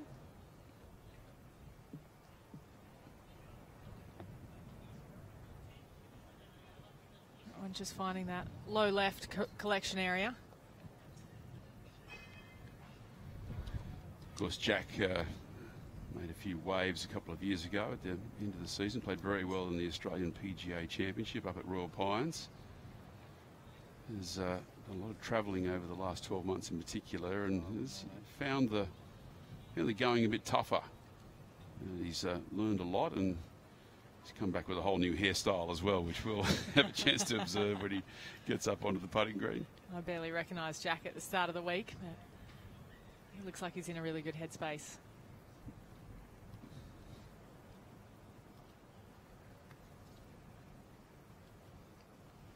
We talked about course design, and that fairway bunker is in the perfect position for both male and female golfers to creep into today. Yeah, this hole playing more or less straight downwind, so you can play it very conservatively with like an iron or a rescue off the tee, and just leave yourself an 8 or a 9 iron, or hit it further down and leave yourself a lob wedge, and turn this into very much a birdie hole. Yeah, and that pin is on that back section today, and you have to land it, in those last 10 paces to get it anywhere near that hole location, and it's a tricky thing to do with the wind helping. You kind of just have to bump it into that ridge and hope it kicks forward, otherwise you end up over the back, as we've seen a few players do. Back out to the final group in the Women's Championship with Ian Cohen. Absolutely, and we can see the navy blue colours there of our British girl, and she's doing so well for the 3 days here at Georgia Hall. However, she has dropped the shots on 2 and 4, so she now shares the lead with Marianne Scarpnord, but this is a birdie opportunity here on 5.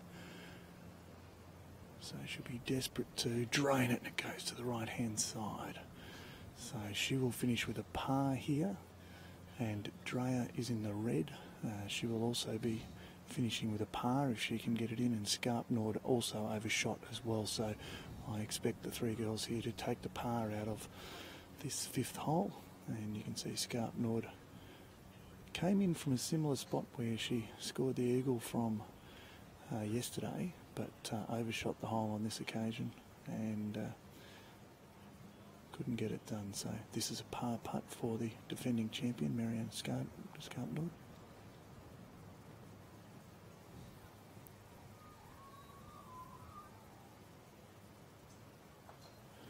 Successful, and so they remain at 9 under. Marianne Scarpnord, of course, had that eagle in the second hole as well. So our overnight leader, Georgia Hall's dropped a couple of shots. Marianne Scarpnord's made up a couple, and they're sharing the lead at 9 under. Dreyer is a little bit further back. She is at 5 under. The French girl, and this is for par as well. So 3 pars here on the 5th hole for our leading women. And those interested in the progression of great Kari Webb, she's 4 under par now. She's made a couple of birdies after 15, so she's got 3 holes to play in her championship, currently in a tie for 13th. Jack Wilson up the slope and then down the other side, and little meat left on that bone there for the Victorian.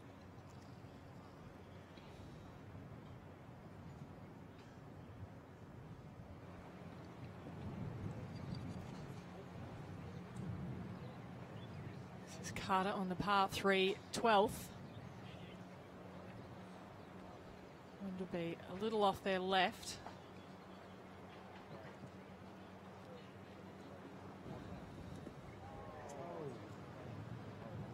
that's a shameful miss there for Ryan Carter. Just finding that front right bunker. They've work to do for his par. Fine approach shot from Michael Sim, leaving himself around 5 feet for a birdie. Nicely done.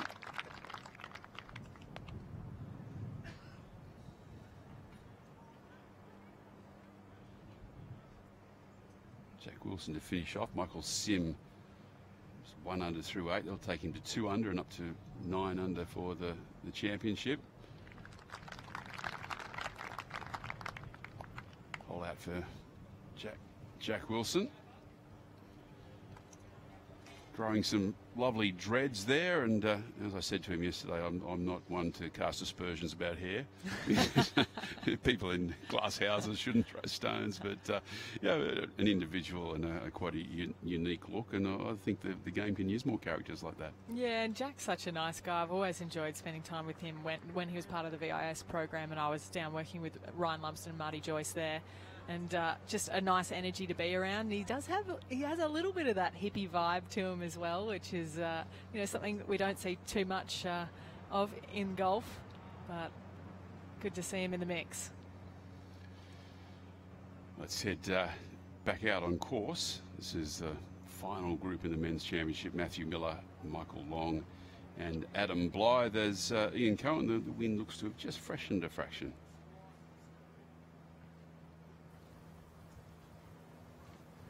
Yes, it has, Dottie. It's just freshened a little bit. You can see the flag there. Plenty of flutter, and Miller is coming down towards the left-hand side. You can see Michael Long there as well, just taking note. Just missed that little bunker. And a good group, obviously, following this one too. And at the moment, Blythe has relinquished the lead momentarily to Stephen Dartnell, who's 13 under. So Blythe sitting at the 12 under at the moment. And you can see him moving to what is the left of frame in the red shirt with the dark pants, white cap.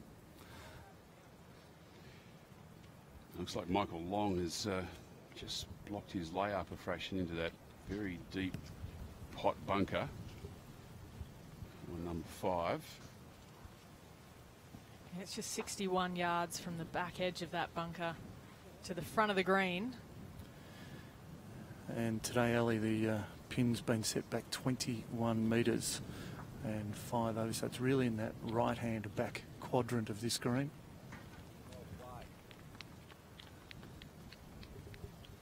It's been an uneventful round so far for Michael Long. Even par.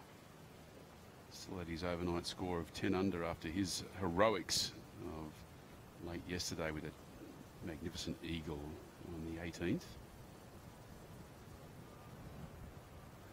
You can see how deep that bunker is. You can just see his cap over the top. He's given it plenty to get out. And the spin back is extraordinary, and it's left him pin high, but with a birdie putt opportunity of 9 metres. He'll be more than happy with that shot.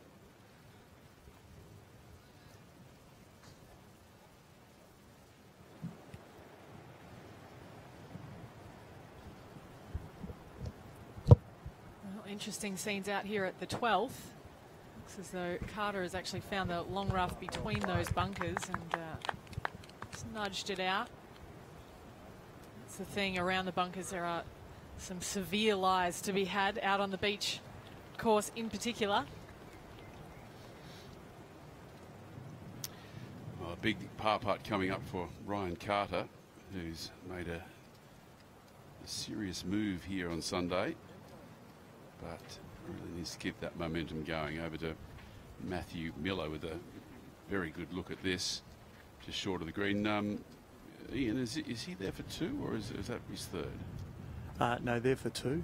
So he's there for 2. And it's going to be interesting to see when we watch Adam Blythe play, because he is just off the back of the track to the right-hand side. So Miller. And a lovely approach. He's just pulled it up beautifully. That's fantastic from Miller. Yeah, he's got a gilt-edged short game. It's It's a style all of his own. There's no question about that. The club goes outside, very slow, deliberate takeaway, and he's got a real trust in himself at the moment, Ali, Matt Miller, and he's not letting anyone tell him to do it any way differently. Yeah, well, that was a perfect layup as well. You know, that was what he did with his second shot there, and that's why he has such a good look at birdie. You can see Blythe here ugly. over on the right. And, yeah, it's ugly for Blythe. He's had to really punch it low and hard. He couldn't get underneath it at all. It was sitting just off the screening track here, and he's punched it way low, way hard, and overshot the green. So disappointing result for the man who was the overnight leader. Yeah, and that's the kind of shot you don't want to have when, you know, you have a chipping action where the leading edge can stick in. You don't want a soft lie like that in the rough. It's quite a dangerous area. Over to 12, and Andrew Marr. Yeah, these are the putts, aren't they, Dotty? If he wants to win the tournament, he's going to have to make these, and he's pretty timid with that. That was a really, really poor, the first really poor putt. Poor stroke we've seen Ryan Carter put on a ball today. He's been red hot with the flat stick, and that was a very, poor putt. Well, he let me down there too, Andy. The left-handed putt dictum that I've been giving earlier. Over to Suo. Good-looking player. Really magnificent potential in his second shot.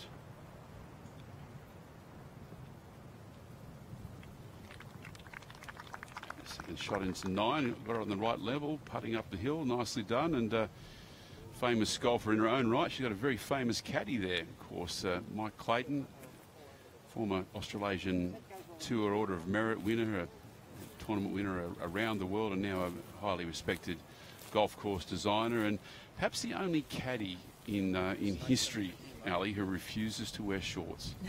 Yeah, he's an absolute classic, Mike Clayton, and known very well all throughout golf in Victoria, and Sue's very lucky to have so much experience on her bag. And perhaps most famous for the man who fell on his ball at the Australian PGA Championship at New South Wales Golf Club, as Adam Blythe plays from the back of the green. Yeah, but this is only going to give him a par opportunity at the moment, Dotty. The other two are going for birdie on this fifth green.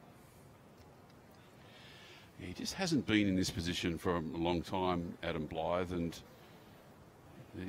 the habit of winning is a difficult one to get, particularly when he was a very good player on the Asian Tour, was making a nice living, got his card on the web.com tour in America, and just kind of lost his way, but also lost his status in Asia. And often tours are a lot harder to get onto than they are to get off. Yeah, it's similar in the women's game, actually, and had a few Aussies that had a rough year out there this year. Will be trying to climb their way back into status, hopefully through these first few LET events.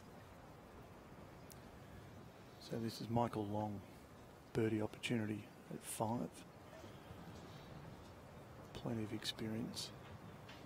Veteran player. We know he knows how to win, and he needed one more little roll. That's within the shadows. So Long with a par on 5. He'll finish up, but just the smallest little margin. Well, that's the third putt from Long that we've seen finish just a few rolls short. He did that on the first and the second hole, so 3 putts in 5 holes short in the heart. It's not the way you want to start your final round campaign. Yeah, look, he has beautiful holding speed all the time, Michael Long. It's one thing that I've always admired about him, his ability to read pace and speed on the greens, but perhaps he just needs to dial the notch up 1 or 2. Another foot of speed in those putts wouldn't go astray. It just really died at the end, didn't it? Just couldn't get over the line. So the man on screen currently is our overnight leader, Adam Blythe, and he's just asking for a member of the crowd to just move slightly out of his vision as he tries to watch. So he needs to get this for par. We know that Dartnell's already a shot in front at the moment, so Blythe can ill afford to be handing another one back to the course here on 5.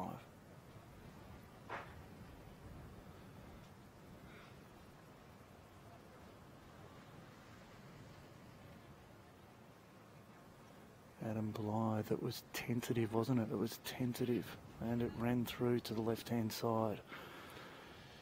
+1 here at 5 for Adam Blythe. Yes, and 2 over par through 5 holes and back to 11 under. We saw him have a bit of a rough time of things in the middle of yesterday's round, but he was able to recover. And he's going to need to dig into that well of resolve right now to correct the ballast on his sinking ship. And Dottie, we saw him on the opening hole. It was a nervous stroke, even straight off the tee. I mean, nerves are going to play a big part for this young man.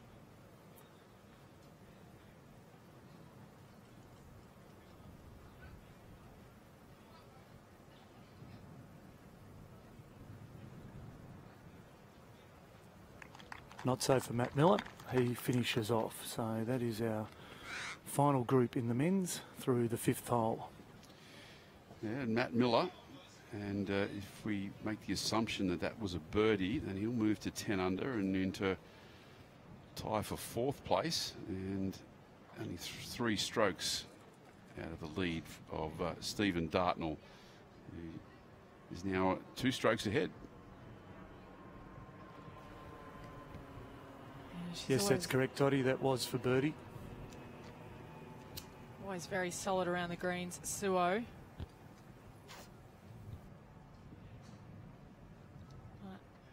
That whole location is in a tricky little spot in terms of pace control. We've seen very few people get close to the back left pin there on the 9th hole.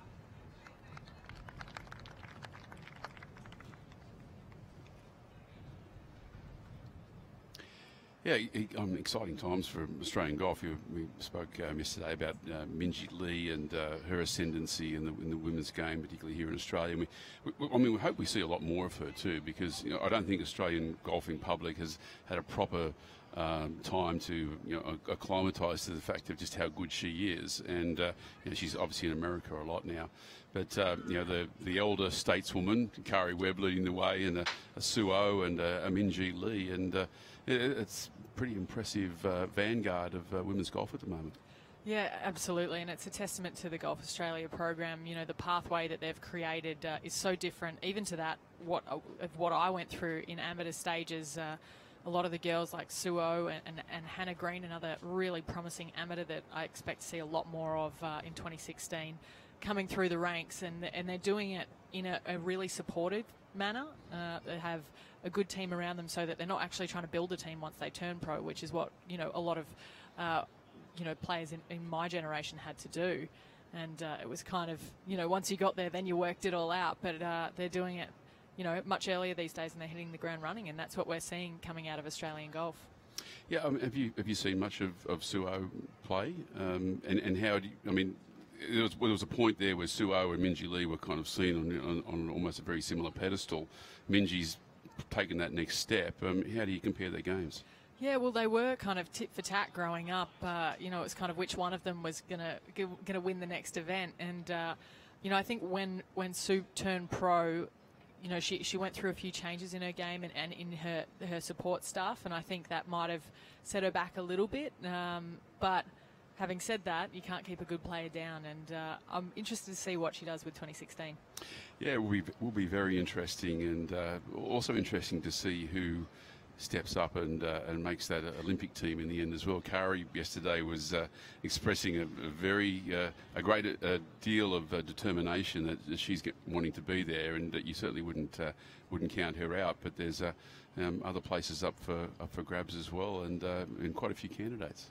Yeah, and Minjee Lee and Kari Webb are quite well out ahead of the 2 or 3 reserve list that we have in Australian golf. We've got a couple of great players, obviously, out on the LPGA. Sarah Kemp, Sarah Jane Smith, to name a few. Kat Kirk has kind of fallen off the way a little bit the last 2 years. Not quite as competitive as she used to be in Australian golf. But, and then you have that kind of next generation where we see someone come out like a Suo or maybe even a Hannah Green that kind of comes through and bursts up the leaderboard. So it's a good time to watch Aussie golf. It certainly is an exciting time, both in the women's and the men's game, of course. Adam Scott still holding sway, and so many great men's players in the professional game, and all the young guys coming through as well. The Lucas Herberts, the Ryan Ruffles of the world.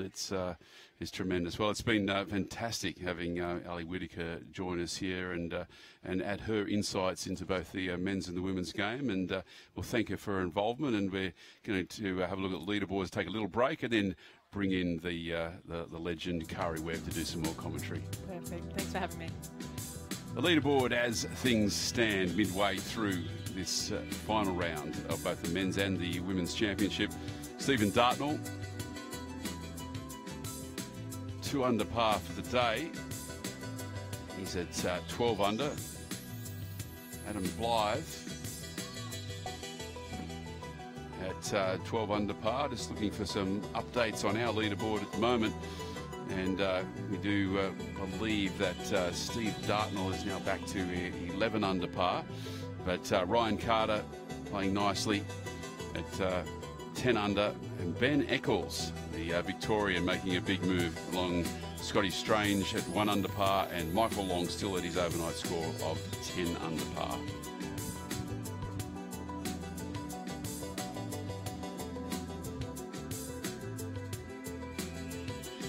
In the women's field, it's a tie at the top with Marianne Scarp-Nord and Georgia Hall, Nana Madsen 2 back, and Siri Sampant 3 back.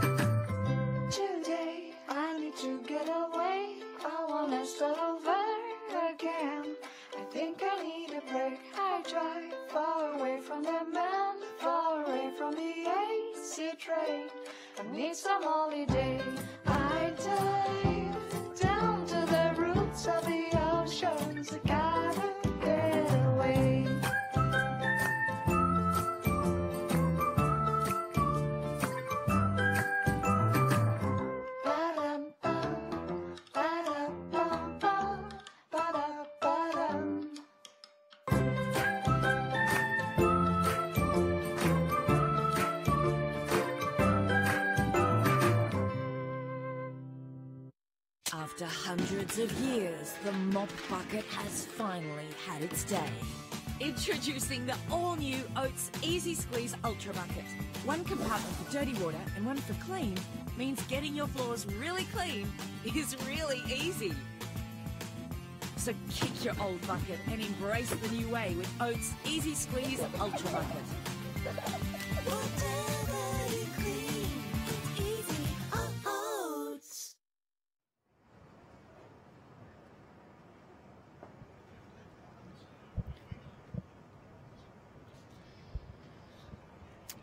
Beautiful views over 13th Beach and the 13th Beach Golf Club. This magnificent 36-hole layout down on the Bellarine Peninsula in Victoria, and we have been blessed over this weekend with 2 just tremendous days for golf and 2 great fields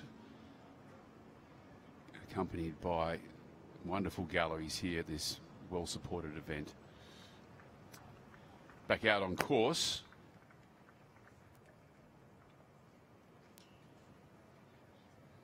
And down to Ian Cohen.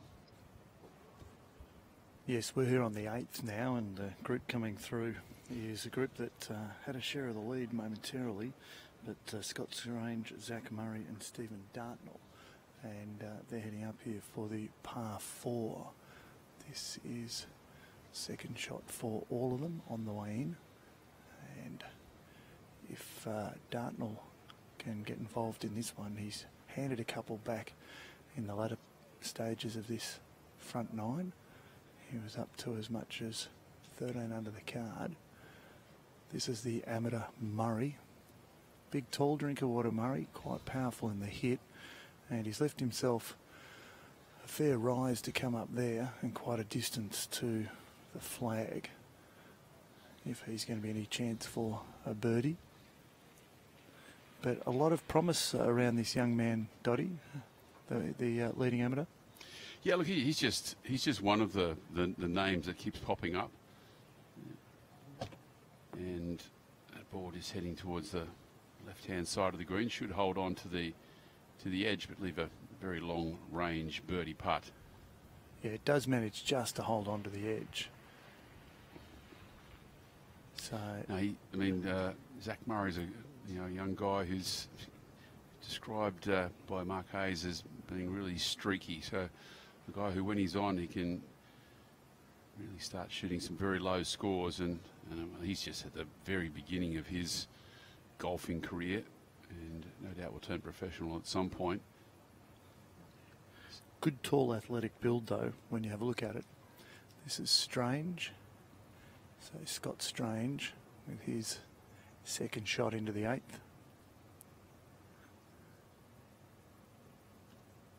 And he goes right. So he's seen where the others had headed and he lands it within a chance. Literally right at the feet of our cameraman. So Strange has got 12 metres to the hole, but he's given himself an opportunity because he's up on the rear part of the green and doesn't really have much to contend with. The other two will have a small rise. In particular, Murray will have quite a lot of work to do if he's going to be any sort of opportunity for a birdie here.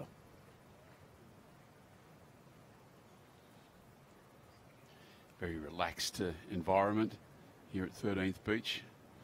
Not a gallery rope in sight, and spectators who really understand the way that you need to conduct yourself on the golf course, and really appreciating the opportunity to get up close and personal with these players and to really get a bird's eye view of both the ball flight and technique, and certainly a lot to be learned by the amateur golfer in this situation. And one thing I've noticed too, Dottie, is there's a number of kids in this gallery here. There's a lot of youngsters. There's young kids that are, maybe living their own dreams here. We talk about where stars are born. Well, maybe they're born before they even swing the club here at 13th Beach. Maybe they're born in the inspiration that they get from some of these players whose names they know. They might have watched them on the TV. Now all of a sudden they're right here and in person. I mean, you've got to factor those sort of things in. It's a huge impact on young boys, young girls to be this close and to be able to watch, some of their heroes in action. Absolutely, and every kid who takes up a sport finds motivation from somebody. Generally, turning on the television and watching a footballer in your dad's favourite team running around and kicking goals, and looking at that and saying, well, that's what I want to be when I grow up. And the same thing happens in the golfing forum. And you think about, we go back to our era, Ian, and you think about how many people were inspired by Greg Norman, and who's going to be the inspiration now for the next generation of golfers coming through. And there's a lot of potential role models here this week. Oh, absolutely. I mean, there's some great players that will emerge, you would hope, and we often see, some guys, they'll stick their head up, and the girls as well, and they'll do well for a period of time, and then because they're young, obviously, they fade back again, and they've got to learn to build that resilience and that ability to stay at the top level. And maybe this young man, Zach Murray, the leading amateur at the moment, could be in that category of just the learning and building. So this is a birdie. He's given it every chance to get there. It's pulled up a little bit short, so there was an extra little rise, but the gallery very appreciative of his work. He's done well to be able to level it out. Yeah, still growing into himself, Zach Murray. Yeah, he's got the big long levers and he's very tall, so you would think that depending as to how the swing holds together, quite often the taller guys, and it's like any sport, they have to get used to the way their body works and what they can expect out of it. And, we see it whether it's tennis players or footballers, sometimes young kids suffer that little bit of stress fracture, or they've got some sort of issue, and Zach Murray's obviously going to have to be careful. He's a big, tall drink of water, as I said. So this is Dartnell now over the ball, currently with a share of the lead, and a birdie chance. Struck it beautifully, and he's motoring up that hill. It is going whistling by, but he wouldn't die wondering on that one. It hasn't come back for him at all. There is a slight angle, but it hasn't come back for him. Well, unfortunately, this is the drum on Steve Dartnell, Ian, and he's just come off bogeys on 5 and 6, and he's had a massive rush of blood there. He's charged that a good 6 feet by, and a man of untold ability athletically with a great golf swing, can hit every shot in the book, and then in the moment that has been presented to him here is to take this tournament by the scruff of the neck. Made birdies on 3, 4 and 5, and now he's in the process of giving them all back in a similar stretch of holes. Well, you get the sense, Dottie, that potentially Adam Blythe could be in a similar situation, just not necessarily having that experience to be able to win it and win it consistently. I mean, does that open the door as we watch Scott Strange just miss on that occasion? But does that open the door for the experience of a Michael Long or someone like that, maybe even a Scott Strange, as we've just seen there, just to have that little greater level of expertise and more composure? Yeah, well, there's a lot of movement behind them as well.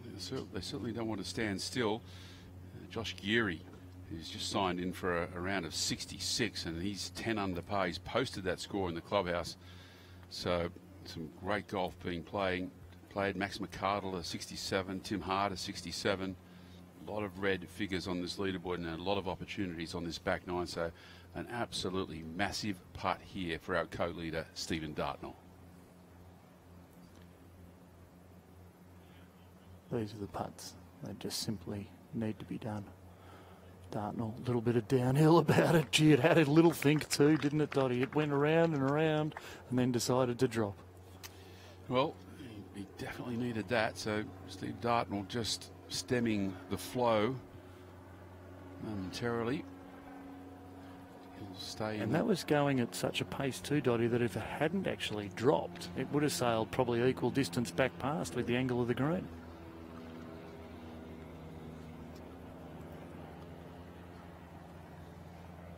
Confident putt there. That's the stroke of a teenager, ladies and gentlemen. But straight back and through and good speed. So a good two-putt there from Zach Murray, and he'll hold his score. And a lot happening here at 13th Beach at the moment. And let's head out to the course to Andrew Marr with the tournament director, Andrew Langford-Jones. Thanks, Dottie. And there is a lot going on, isn't there, Langers, as far as the logistics of directing a tournament go? I imagine the Victoria Open, with the way that it's set up, would offer challenges that most other tournaments don't. Yeah, look, there's a lot of things happening behind the scenes that don't happen at a normal tournament, and 2 courses to start with, marking them and putting signage out, and it's just a logistical nightmare, but it's been so successful, and it's just one of those things. It was a suck and seed to start with 3 years ago, but now it's just gone from strength to strength to strength, and it won't surprise me if other states and other countries follow suit. Let's hope they do, because I think everyone agrees the format's fantastic. From a direction of the tournament perspective, the 2 cuts, is that a difficult thing to kind of convince players that that's just the way it's going to be in this tournament? Well, it is if you finish 36th and don't get to play on Sunday. However, when they enter the event, the conditions are there, and if you can't cope with that, don't enter the event, I guess is the secret. But, we also got to remember these guys are not making a lot of money. It's not like Adam Scott or Jason Day, so they've got families to feed and mortgages to pay, so the difference between finishing 35th and 36th, when they normally would be playing on a Sunday, is a hard pill to swallow. Yeah. But that's just life, and it's the same for the girls. What do you reckon the secret of this event is? You're right in what you say about the way that it's growing year on year. What do you think the secret of this event is? Well, about 5 or 6 years ago, we had a little event down here called the Surf Coast Knockout, which you and I thought was pretty good, but anyway, it didn't survive. But what it did show us that the Bellarine Peninsula, which is per capita the most popular golf destination in Australia, wanted golf and wanted top golf. So the courage of Simon Brookhouse and his board to bring the Vic Open from, at the time it was Spring Valley and Woodlands down here, was a wonderful decision, because the people down here have just adopted the Geelong community as, you know, got right behind it. Yeah, it is. And without that sense of pride and enthusiasm for the event from the local community, it wouldn't be what it is today. No, I mean, a lot of our events up in town, we get 40 and 50 volunteers and sometimes less. This week there were 280 people volunteer just to help out around the place with car parking and shuttling players down to tees, and so the community has just been fantastic from that point of view. The golf right behind us, the Learning Girls. We should get back to it. Langers, well done. Everyone involved. It's a fantastic thing to be part of. It's been great to be part of it myself. Good on you, Andrew. Back to you, Dotty. Yeah, thanks, Andy, and also to Andrew Langford-Jones, who's one of the eternal figures of Australian professional golf. He's been around the game for as long as anyone can remember, a very popular figure and a guy who really knows the rules of the game, and certainly a great administrator who's given a lot to the game of golf in this country. So, and always a character as well, Andrew Langford-Jones. He's got some great stories. Just catch up with him on Sunday night a little later when there's a couple of beverages flowing, and the stories are always worth remembering. But we've got a championship on hand here at the moment, and on the 9th green on a Siri Sampan, this long-range birdie putt.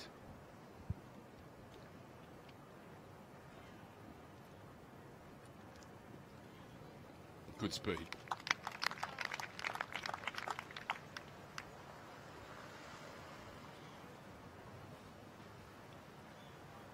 So she's definitely hanging around the tie. 3 under par, and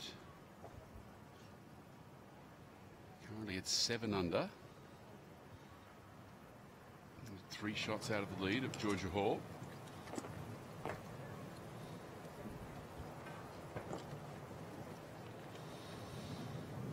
Yeah, mate.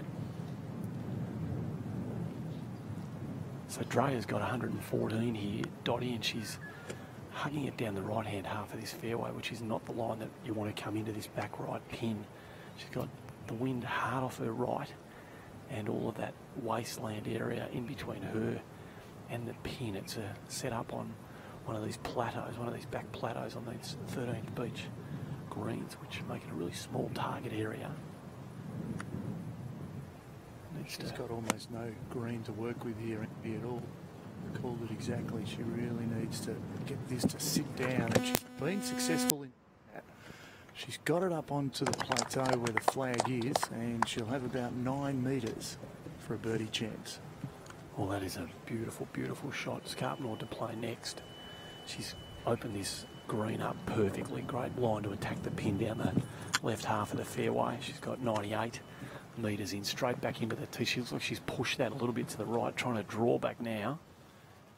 It does suck back beautifully too, and she will have about 4 metres and exactly pin high at the moment, this back right part of the green. So they're certainly coming in a lot more successfully than what the boys did in the previous grouping.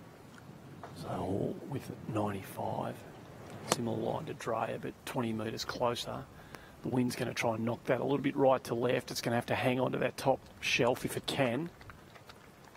Yeah, just rolling over. There's a smallest little swale that she'll have to work her way back up, but she certainly is well within striking distance. So the 3 girls safely here, but when you have a look at Scarpnord, she's the one with the birdie opportunity.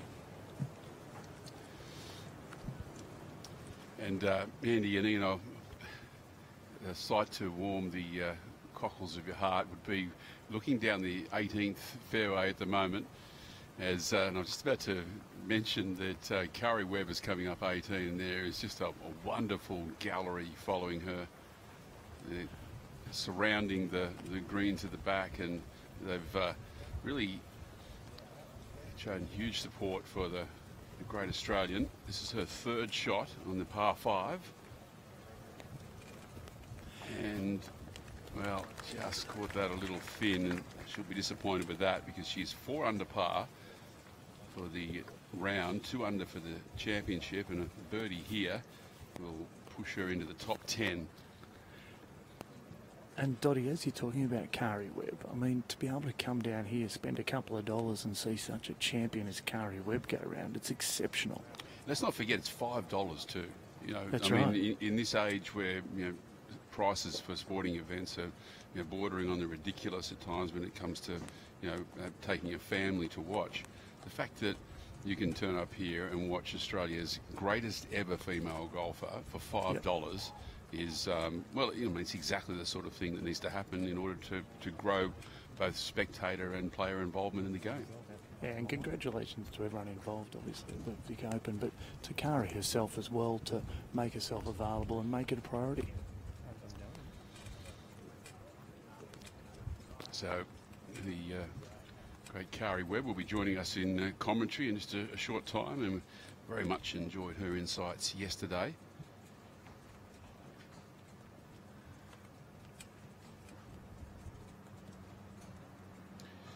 So, Kari Webb about to finish off her final round, and quite a few tournaments still to come for the Australian on the Australian Tour, the Australian Open in just a couple of weeks' time, where she'll no doubt be one of the favourites. Of course, a multiple winner of that championship. Back out to 8, and we've got both Ian Cohen and Andrew Marr. Okay, perfect. Yes, this is our overnight leader who's been just playing some magnificently composed golf. Georgia Hall in the blue. She's got a little bit of uphill that she has to ensure that she gets enough of it to travel the journey. It's not really too taxing in terms of being further away and having more to work with, but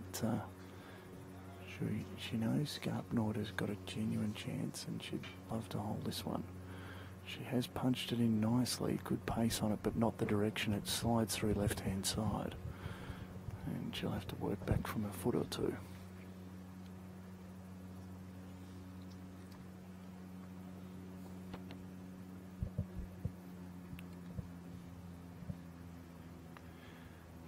And now it's a chance for Dreyer.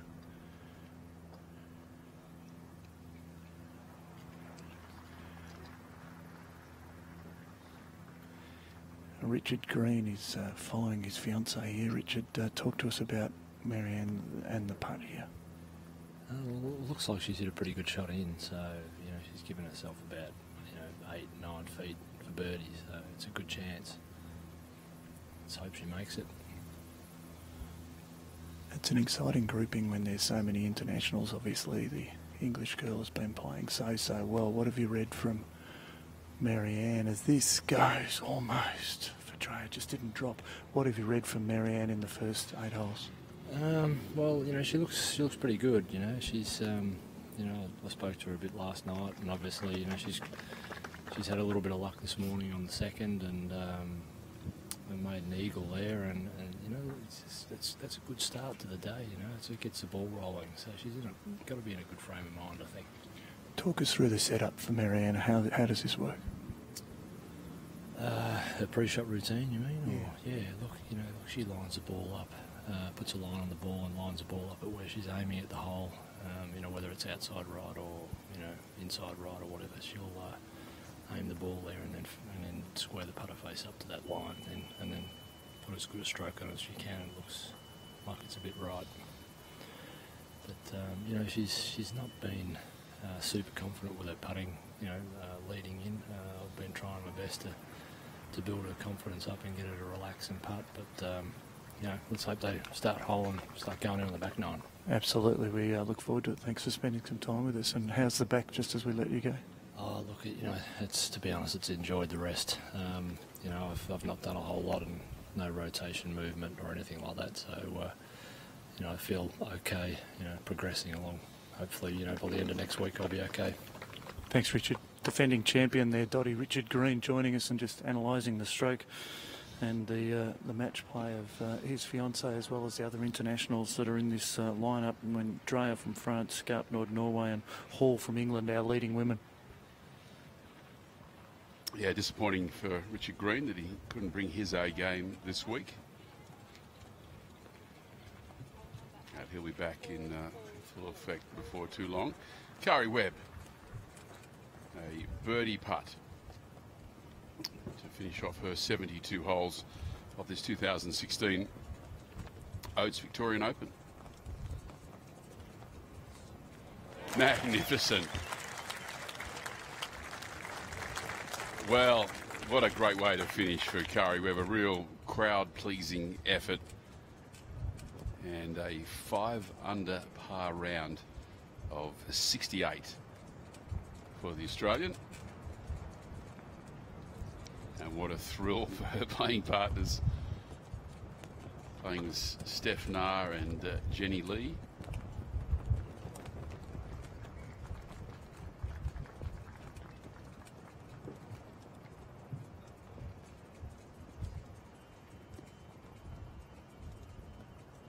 As I said, we'll look forward to hearing from Kari about her round and efforts over the weekend. It's been a pretty impressive weekend for Kari Webb. 3 under par 70 yesterday, a 5 under par 68 today, 8 under for the weekend, and definitely moving in the right direction and showing the sort of form that she'd like to be seeing with the big Australian women's events to come.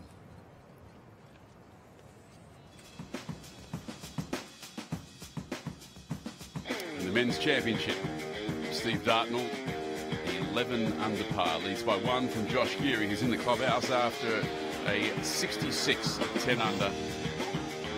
Another 4 players on that same score, including Ben Eccles, Scott Strange, Matthew Miller, and also Michael Long.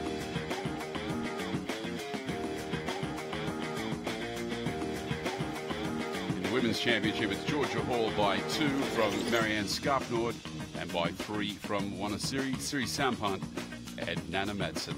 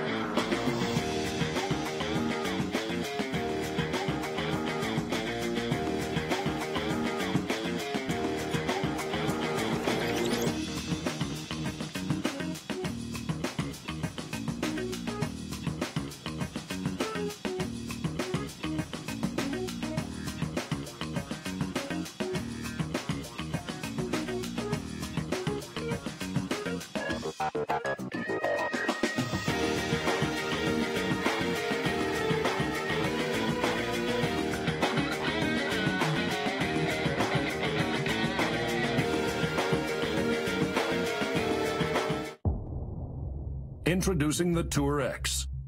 X is in Roman numeral 10 out of 10. Cross everything else off your list, kinda X.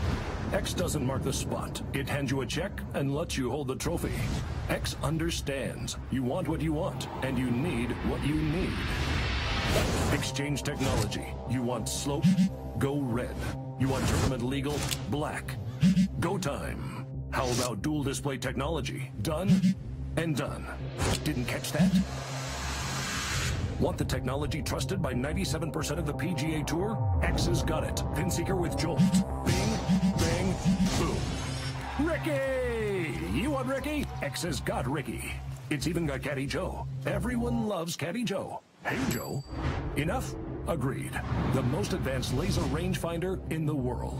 The Tour X by Bushnell. Slope when you want it. Tournament legal when you need it. Balls on your mind? Drummond Golf always has the best price. Always.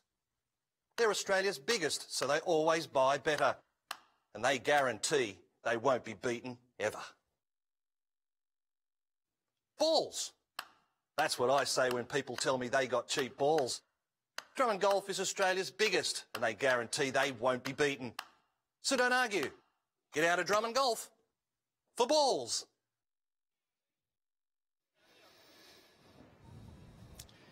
Indeed, and thank you to Drummond Golf for their support of the Oates Victorian Open.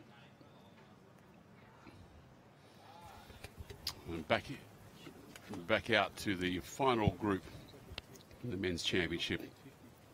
And Ian Cohen's there. Yes, I'm here also with Mark Hayes as well, who's been following this group, and Mark for our overnight leader, Adam Blythe, who we can see here. It hasn't been happy hunting in the opening nine. No, he's played uncharacteristically sloppy golf, actually, Koza, and he's missed a couple of chances even when he's had them. He looks a little bit distracted, but he just hasn't been able to get any rhythm whatsoever, and missed a very short makeable birdie putt on the 7th a minute ago. 10 under, and unfortunately in reverse. Yeah, he seems to have found the argue at the moment. He's where he is at this stage after having to pop it up out of the bunker to the left of screen, and he could only pop it that distance. It was a terrible lie for him, and he's really into having to try and drag something out of the fire here, Hazy. Yeah, he's in the lap of the gods in that wasteland out in the right of the 8th fairway, which he found, but he's played a magnificent shot there. His third approach to the 8th, and that's fantastic. That is the way you get out of jail, isn't it? That's extraordinary. So the other two are here for 2 shots each, so they've both got birdie opportunities, and Miller is the man that is most likely. But boy, that was a great save. It was, and that's probably going to keep his tournament alive. I think another bogey there, Koza, and unfortunately Adam Blythe would have been probably heading towards the back door. Of the 3 here at the moment, Matty Miller looks the most likely. Hasn't had much luck with the short stick, but he's giving himself plenty of chances. You'd think one of these is going to find the bottom of the cup soon. Absolutely, and we've also seen Michael Long have a couple leap out or just come a little short. Yeah, he's not sort of bombing him at the stick as Matt Miller is, but he is putting well from range. So, look, there's not much momentum in this group. A combined 3 over, it's probably the least thing you'd have thought at the start of the day, especially when conditions were so nice early, but they're going to find it hard to get back from here. Thanks, Hazy. So we'll wait and see how it unfolds, and you can see Miller is the man just over at this stage. Miller in the purple with the darker trousers, and that's Michael Long, who's in the blue shirt with the white cap, and all of these gentlemen are at 10 under at the moment. So if they can hold something here in regard to Miller and also Long, it will give them a run at where Dartnell is currently. For Adam Blythe, though, it's more about putting his round back together, Dotty. Yeah, he's heading the wrong direction. 3 over par. Michael Long up the slope. This is for a birdie 3. No, we've seen him leave putt short. He decided that one wasn't going to be the case, but he did just hit it a little left-hand side, and that's where it stayed. I'll tell you what, Ian, at the moment, the bookies are absolutely laughing because anyone who's trying to place a bet on a winner in this championship at the moment would need to be a clairvoyant. There are 24 players within 4 strokes of the lead. There are 12 within 2 of the lead. So this is anyone's championship, including Michael Long. But that's par for him there. Yeah, he's going to need to start to do something other than just make a string of pars, because you'd have to think that at some point somebody is going to stand up and be counted out of those 24 outstanding players that are all still well in contention. Well, I think you and I said at the start of the program, the live stream today, you know, you never say never. There's always that opportunity, and this is now such a logjam with so many players that someone needs to grab it by the scruff of the neck, put together a string of birdies, maybe chance an eagle, and all of a sudden, you know, the trophy on Sunday afternoon might be theirs. Good angle to watch the putting stroke of Matt Miller, which is very much an individualistic thing. Putter will go outside the line and then reroute off the ground, and it's got a lot of moves, but it goes in the cup. That's the most important thing, Dotty. He can putt any way you want, but you've got to get it in the cup. And he keeps repeating it time and time again, and Matt Miller, with that birdie, moves into a tie for the lead with Steve Dartnell. So this is super important here for Blythe, because he's just been all jagged edges, all the wrong sort of bounces, all the possible bad luck that could have come his way, and misdirection as well, and nerves, no doubt. He's had a hamburger with the lot early on in this opening 9, and he just needs to get this in. He made a great approach, marvellous approach, and that's given him this opportunity, as Mark Hayes says, to keep his tournament alive.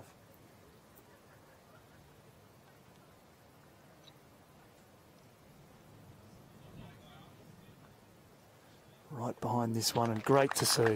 Great to see. You don't like to see young men implode, Dotty, and it's great to see that he's just arrested the slide momentarily. Yeah, look, it's an awful place to be, because it's a pretty lonely spot out on the golf course when it's going backwards. There's no teammate throwing you a bad pass. There's no referee giving you penalties against you or bad calls. It's all down to you. And you know, when things going like this, the whole golf course is a house of mirrors, and you don't really like any reflection that you're seeing. So, chance to recollect himself and just get himself back on the straight and narrow here, Adam Blythe. Exciting times for Matt Miller too. I mean, coming into this tournament, his name might not have been most prominent when you were thinking about who's going to be there on the back 9 on Sunday afternoon.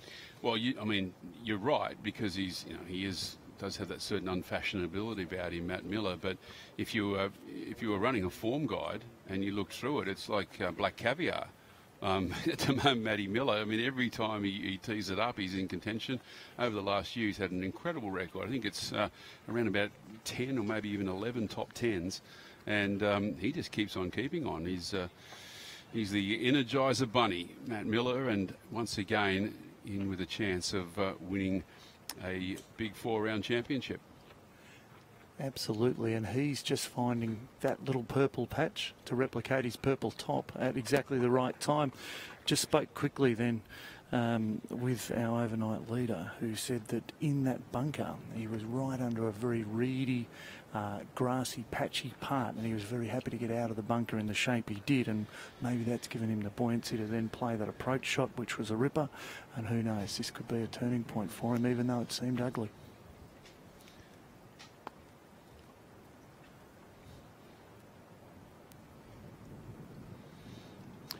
Georgia Hall on the 9th hole. Slight downhill lie, playing out of the second cut of rough. A fair bit of green to work with, but not the easiest up and down she'll face.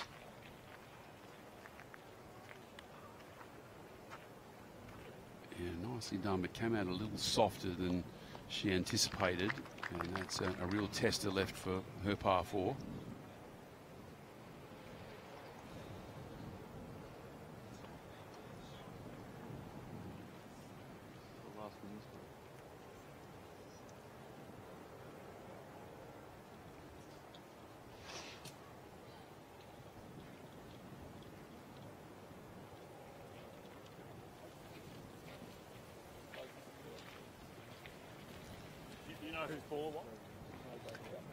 So Georgia Hall, playing the 9th hole, is 10 under, has a 2-stroke lead. Nana Madsen is making a nice move. She's up to 8 under, just 2 back in a tie with Marianne Skarpnord at 8 under. And then, well, you have to think that anyone past 5 under par isn't really a chance of taking home this title, and That would pretty much end at the moment with Justine Dreyer and Hu Yusang from Chinese Taipei. Birdie putt for Dreyer.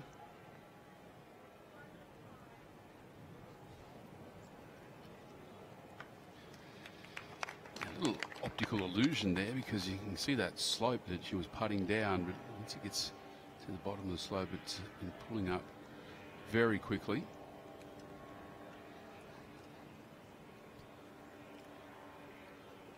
Very highly regarded golfer. Spent some time at university in America at the University of South Carolina. This is our defending champion, Marianne Skarpnord.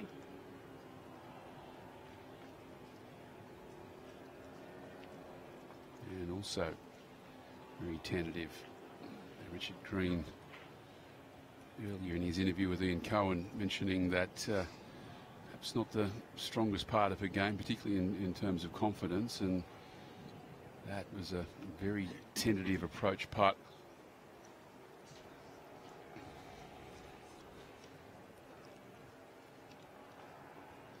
The Norwegian, who we've mentioned, was engaged to Australian professional Richard Green. Base most of the year in Norway for the European tours of both the women's and the men's tour, and then spent a fair bit of time down in Australia over the summer as well with their house here at 13th Beach. Georgia Hall, this for a par. Well, it looked like it may have hit the ball marker on the way there. Took a big jump in the air, and that was not sure whether it hit it or not, and by that look, just a little glance down at the ball marker would suggest that she should have asked Marianne Skarpnord to move it. Extraordinary. So, the bogey from our leader should drop back to 9 under, and at this stage just a one-stroke lead from Nana Madsen and Marianne Skarpnord.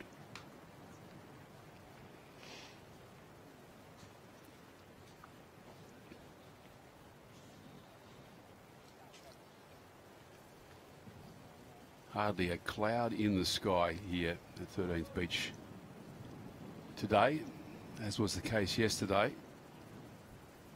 And Victoria really turning on the perfect weather for both of these championships, and this tournament just continuing to go from strength to strength. Skarpnord for a par.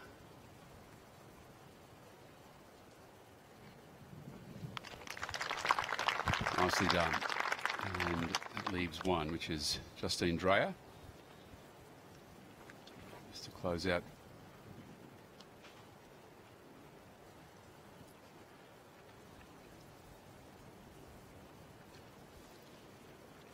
So this for a par 4 for the rookie French woman.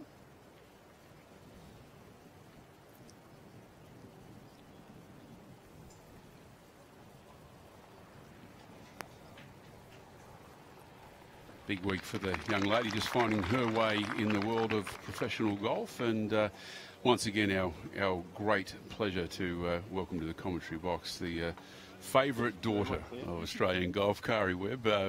Welcome, and congratulations once again on a tournament that's really building in the right direction for you, and a really nice round of golf today. It was, yeah, thank you. I definitely improved each day, and my game got a little bit sharper over the weekend. My short game actually, you know, I'd been doing a bit of work on it, and it wasn't up to snuff the first couple of days, but a lot of good chipping efforts the last couple of days, which really kept momentum going. Had a few good up and downs, and then also, you know, on the par 5s took advantage of getting up and down for birdies. But a very solid round today, probably, well, the score would indicate, but a better ball striking round as well, so which was good. I mean, you never get tired of shooting under par scores, but I mean, you get a bit of a buzz still out of shooting a good 5 or a 600 round of golf, and we're just having a look at some of the highlights of your round early in the day. But you know, what sort of a mood are you in at the moment? A little bit more buoyant than you were at the start of the week. Definitely more buoyant. Yeah, it didn't feel like as much of a grind today. A couple of times I had to save par, but mostly I was having looks at like that for birdie at number 7. And this was another birdie on number 8. It's nice to see those rolling in the middle with some good speed. Well, that was impressive. I mean, the way we saw you hole out a few times today, and this is your putt on 18 after, well, probably not the greatest pitch you've ever hit in your career. Yeah, it wasn't the most comfy shot there. Very tight lie and not a lot of green to work with. So might have been playing that on the safe side, but hit a very good putt to make up for it. But the speed is beautiful, you know, like and holding it downhill left to right. I mean, they're the toughest putts to hold for pretty much any right-handed golfer. And holding one of those to finish, I mean, that's just icing on the cake. It was, yeah. And I thought, I haven't even looked at the leaderboard, but I thought if I made that one, I might sneak into the top 10 if I'm lucky. Well, I'll just give you a little bit of a brief at the moment. You're currently in a tie for 9th place, so you've snuck into the top 10, and that's just another little notch on your career. Add another one to the roster, but it looks like at the moment it's pretty much a race in 3 at the top of the leaderboard with the Europeans actually, Georgia Hall, Nana Madsen, and Marianne Scarpnord really sort of all going head to head at the moment. Yeah, it's going to be an exciting finish. It really is. We go to 10 and Andrew Marr. Yeah, real error here from Zach Murray. He was in the perfect position to come at the pin here on 10 from 110 out. And he just crushed it straight through the back edge of this green. So a tricky little chip here down the hill. He's judged that beautifully. That's just a glorious touch pitch from that back right-hand edge, back left-hand edge of this green.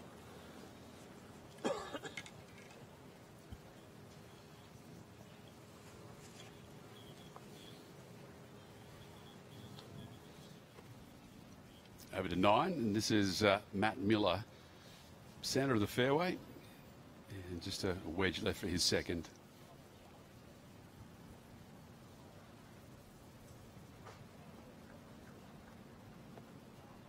Oh, what a beautifully judged shot from Matt Miller. He is absolutely deadly with his wedges over the last 18 months or so. And Steve Dartnell, long-range putt here, Andy. Yeah, he laid back Dotty off the tee. He had about 135 in. Just sort of laid up on that top crest of that hill here on 10. And again, like Murray, he just either flushed it or took a club too many. The wind hard off the right here. Sort of stiffening a little bit this afternoon. And it's all speed from about now. Gee, it looks nice. It's tracking right at the hole here. Dartnell! Oh, how does that not drop? How does that not drop? Well, sometimes this game defies you. It's impossible to believe that ball, with the wind blowing the direction it is and with the slope of this green, it's impossible to think that ball stayed up, but it did. Great putt. Well, a solid par for Steve. He's righted his ship a little and got away to a very hot start. His bogey's just taking the wind out of his sails somewhat. Nothing too heroic so far for Scotty Strange, though, Andy. No. After that opening round where he really set the cat amongst the pigeons, it's just been hanging on stuff for Scotty. Got a birdie putt here. Again, all downhill. Kari, are the greens changing noticeably from a putting perspective in terms of the speed? No, they're about the same speed, but I noticed that this green today on number 10 is a lot firmer than some of the others. So I bet the guys hitting in here were thinking it was going to grab a bit more, and that's maybe why they've hit it past the pin. Well, the experience of Scott Strange showing, and we talk about an unspectacular but workmanlike round, but that birdie for Scott Strange takes him into the outright lead of the championship, and this tournament just changing all the time.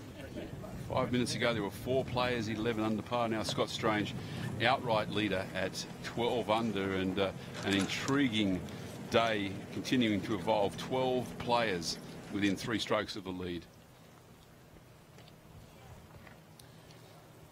And this is one of the other players at 11 under par. Curry, this young man won the New South Wales Open as an amateur at the end of last year. He's now turned pro. This is actually Aaron Price, playing in the same group with Ben Eccles.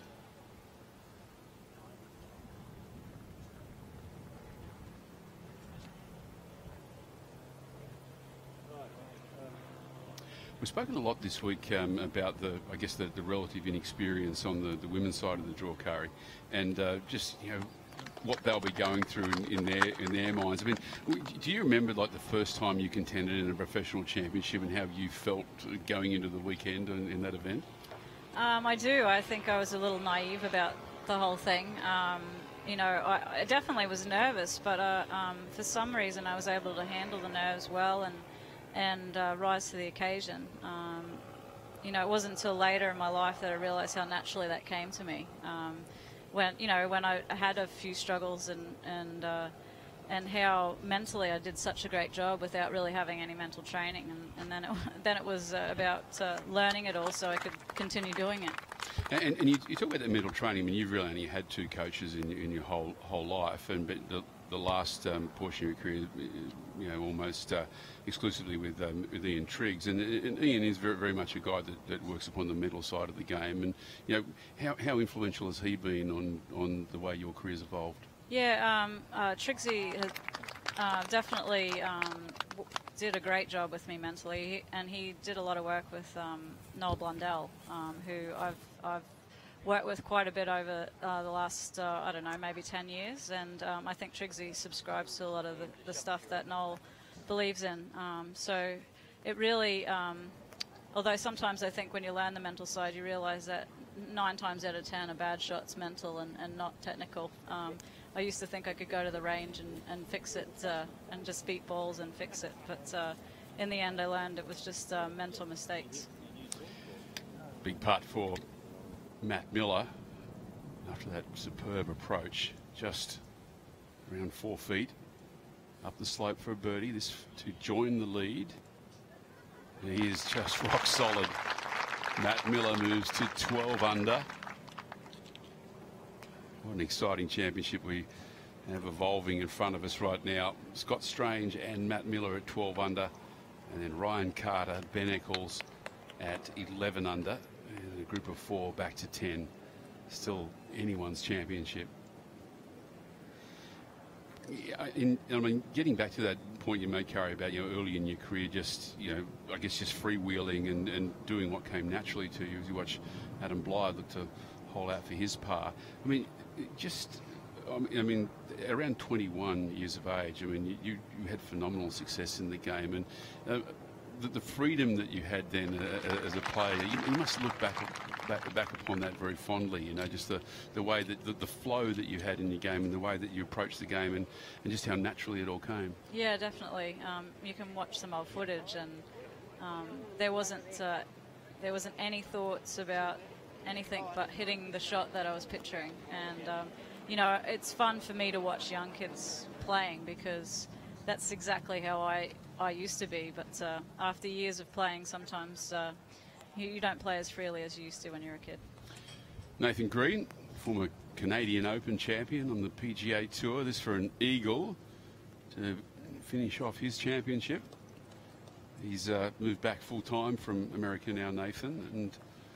And if you had to take a guess at the career earnings on the PGA Tour of Nathan Green, how close could you get? I don't know, I'd be off. I'm sure he's made more money than I think he has. Yeah, well, exactly. I actually had a look the other day. It's just over $6.5 million US on the US tour, which is, you could win a few trivia competitions with that one. Yeah, exactly. Because you think the first time he went over to America, he played one tournament, and then he got in that playoff with Tiger Woods and Alathabale down at Torrey Pines, and nearly beat Tiger in a playoff, and then won in a playoff against Retief Goosen in Canada. He's had a great career. He's moved back now, and he's teaching with his brother up on the Hunter Valley, and he's very happy about things, coming out and playing an occasional event. But good for him. I admire guys like that. He said, you know what, I've had my time, and I've enjoyed it, and now I'm going to do something else. So, that's good. It's good that you're able to let it go and move on to something else. Well, it's not easy to do, is it? No. Because this game is addictive, and particularly when you've had some success at it, it's almost impossible to conceive that you're actually going to enjoy doing something else as much. And exactly. Guys who are forced to make that decision, guys and girls who are forced to make that decision to step away and do something else, it's not a decision taken easily. No, it isn't. I think you obviously love the game, and you always there's always one shot or one round of golf that gets you thinking, you know, I can still do this, you know. And it is addictive. You know, it's torturous and addictive all at the same time. Well, there's a lot happening out there as we head into the back nine, and let's hear from Andy Marr. Yeah, we're up here on 10 green, Dottie, and the two tournament leaders, Marianne Scarton and Georgia Hall, have got good looks at birdie here. Outside chances of making. Justine Dreyer will be first away. She's at the sort of the back left edge of the green. So in fact it might be Scarton to go first. Kari, have you been a leaderboard watcher throughout your career? How do you can you get out of that zone where it's about what you're doing and the numbers start to become a real factor? I've always been a leaderboard watcher, whether I'm in contention or have nothing to do with the leaderboard on Sunday. It always interests me to see what people are doing out there, and I always watch the group in front of me, the group behind me. I like to know what I need to do if I'm in contention. You know, I'd rather know than make a mistake because I had no idea that I was leading by 2 on the last, or I knew I needed to go for it to make birdie and laid up. So, I definitely have been a leaderboard watcher, and I don't think it's really affected me negatively ever.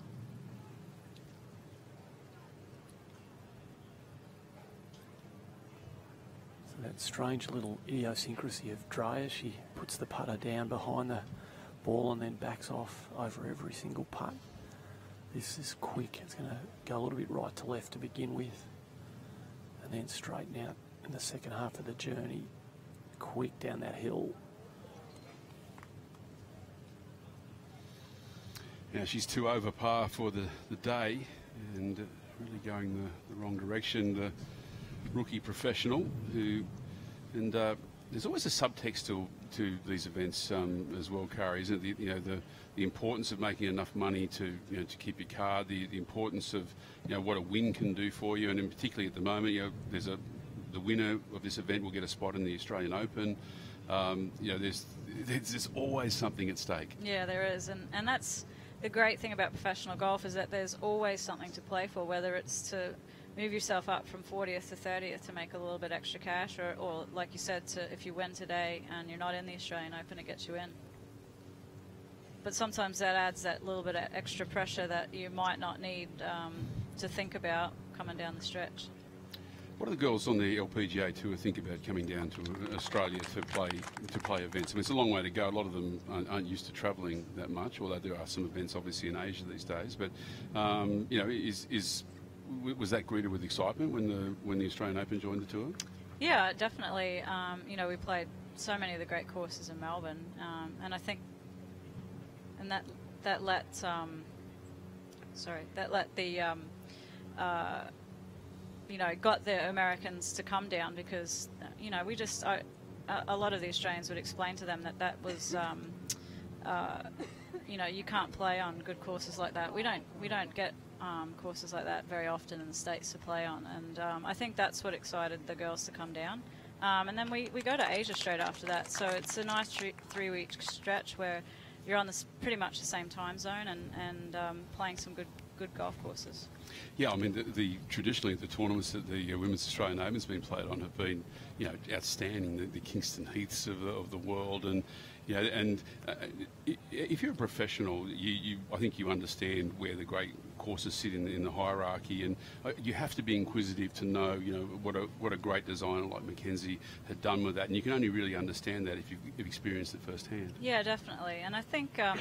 I don't know if there's a great percentage of the younger girls that really get that, but once they come down, they realise how different some of the courses are, but how great they play. And I'm excited that it's going to Adelaide. I think Adelaide's got some good courses on the rotation for the next 3 years, so hopefully the girls will enjoy those courses as well. Well, there's some awesome courses down there. I mean, Royal Adelaide and Kooyonga, they are just amongst the best courses in this country, and they offer, a couple of really different looks at. Royal Adelaide's different to Kooyonga, but they both have their own inner beauty. Yeah, exactly, and we're at the Grange this year, so next 3 years, those 3 courses, so it should be a lot of fun.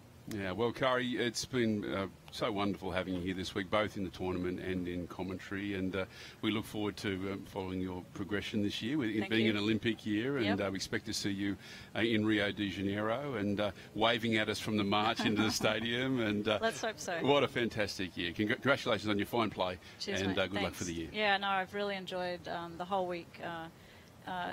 This is a tournament I'll definitely look to put on my schedule. Hopefully it'll fit in the years to come. Congratulations. Kari Webb, ladies and gentlemen.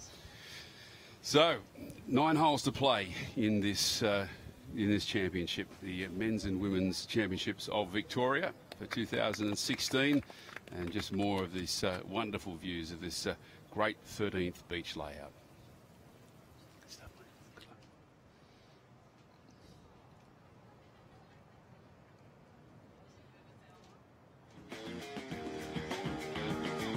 Actually, come in.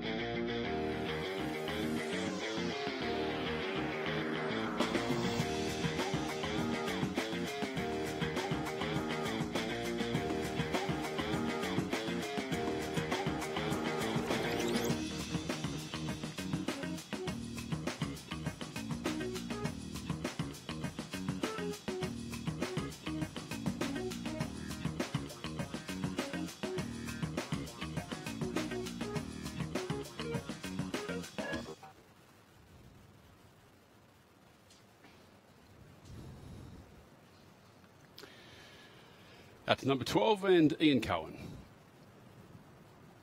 Yeah, Dottie, you join us here with the grouping that features a woman who's really making the charge through, and that's Nana Madsen. She's in the white. Marianne Recado is in the orange, and just playing the shot there is Siri Sampan from Thailand. So they've all arrived here with the one shot off the tee, and as you can see, Recordo's got a fair bit of work to do in the orange colours, but Nana Madsen has got a genuine chance to continue her charge at the moment.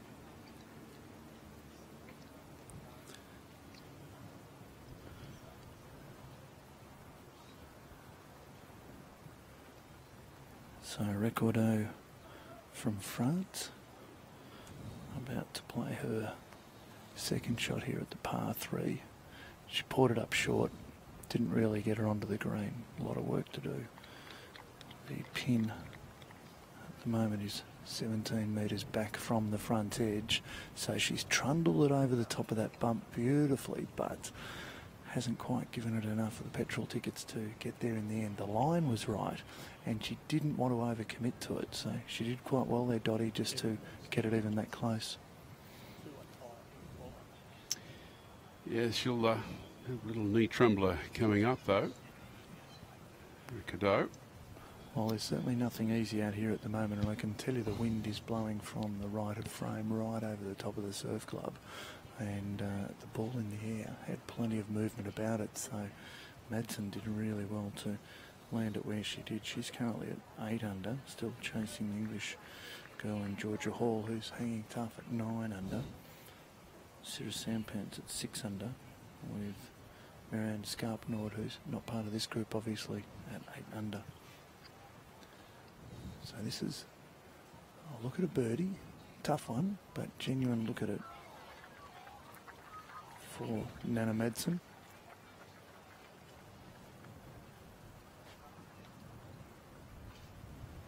Two under today, Nana Madsen. And this is for birdie. She has just pushed it to the left-hand side. So Nana Madsen will finish with a par here at the 12th.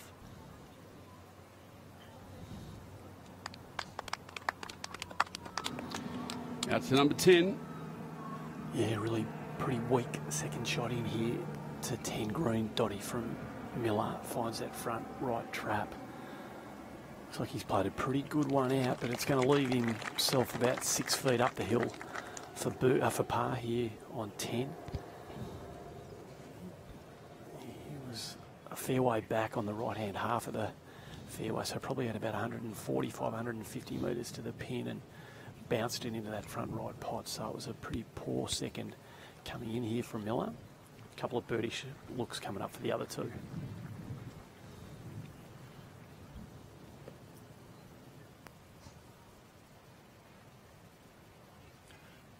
Over the ball now is Sarah Sampant from Thailand. You talked about a knee trembler earlier, Dotty. Well, she just bent the knees there to urge that one in. Young Wanasiri Sampant. And when you have a look at her, around 76, 70 and then 69, started at 4 under today, but has moved up the leaderboard. This is Recordo, Marianne Recordo from France.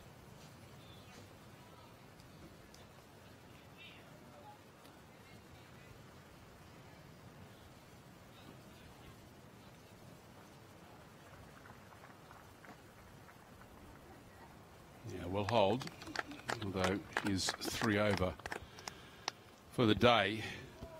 A forgettable one so far for the Frenchwoman. This man, Andy, he's just come off a birdie on 9. And he just burnt the edge. Dotty with his birdie putt here at 10. We just come back as he cleans up for his par. He had a really, really good look. He'll be kicking himself for missing that 8 to 10 footer for birdie. He'll have thought that he should have made that, Michael Long. So he misses his.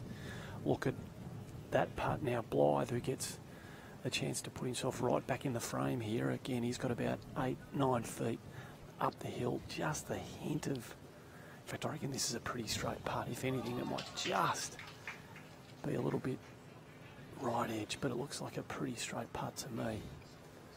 Up the hill, 10 under the cart. Has clearly had his issues today, holding it together, but we saw him yesterday, 7-7, and appear to send his round into a tailspin, but he was strong of mind enough yesterday to regroup after that and post that outstanding round on Saturday. Can he do the same thing today? Blythe on 10 for birdie. Oh, and he's not going to be happy with that, I don't reckon. He misses the hole completely. And that's going to be a disappointing 4 for him.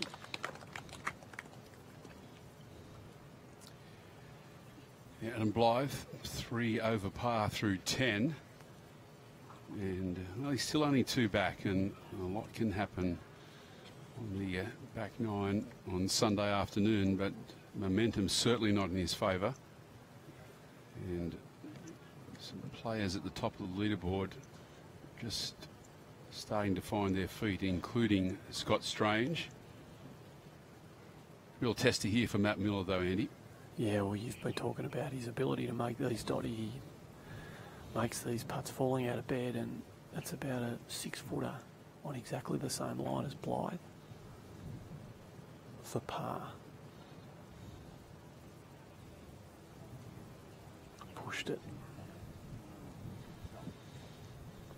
Which means that we have an outright leader once again in the championship, which is WA's Scott Strange. 12 under par and a 1-stroke lead over 4 players: Ben Eccles, Michael Long, Ryan Carter and Matt Miller.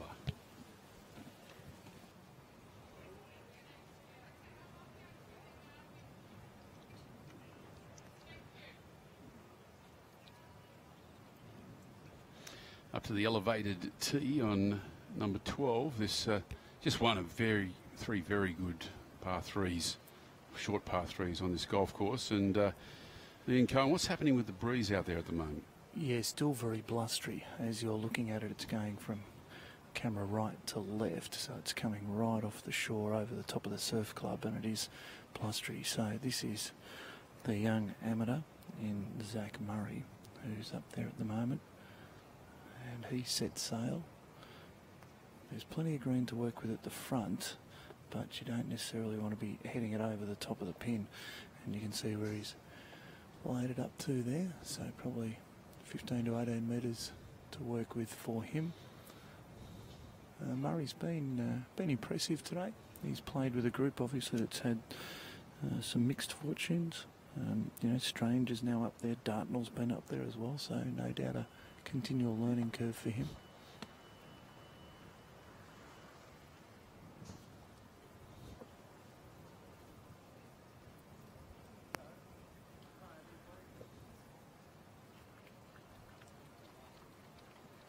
Just waiting for this one to be launched. Can't really afford to be waiting for breezes either, because it's just very random at the moment. Not necessarily a lot of it, but when it comes, it does. So disappointing result there. Now Dartnell will come up. So Strange has got some work ahead of him, and this is now Steve Dartnell from WA.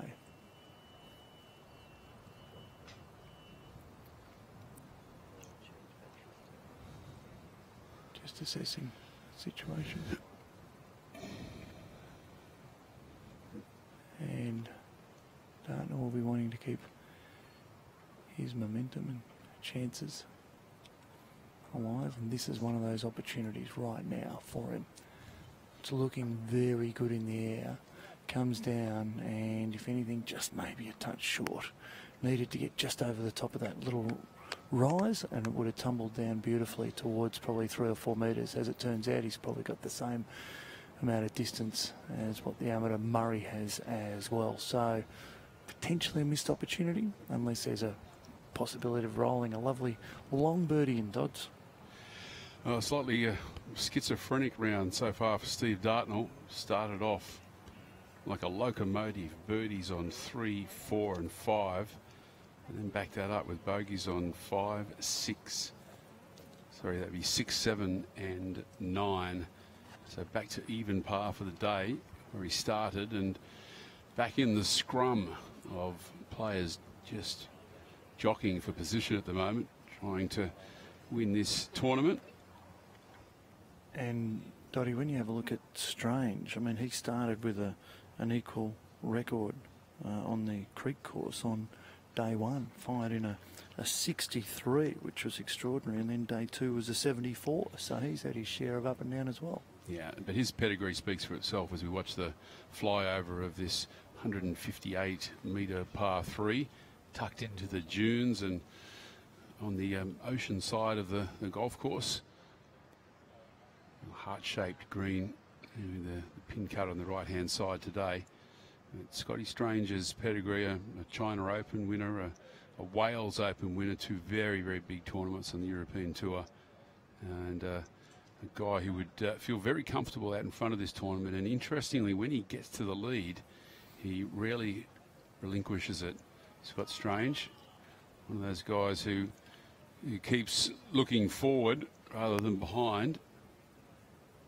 And he'll, at the moment, as we mentioned, he is 1 stroke in the lead of Ryan Carter, who was the hot man on course early. He's cooled off a little bit, but still 5 under for the round, and just 2 holes to play, including the 18th, which offers a gilt-edged birdie opportunity for the men in the field. Although the breeze just starting to quarter around back into the tee shot on 18 today, which may mean that hole is no longer as reachable as it was. We've seen a lot of players on that green and 2 putting for eagle, but the wind conditions not as favourable now as what they were earlier in the day. Well, playing to that as well, Dottie, is the fact that Josh Geary is safely in the clubhouse at 10 under. He's posted that score.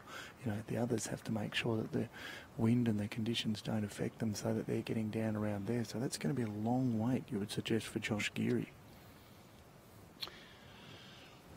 Just looking at Scott Strange's action, and you would think that this is buried in the bunker. His practice swing indicating a very steep angle of attack. Yeah, and it certainly is. Bad break for our tournament leader.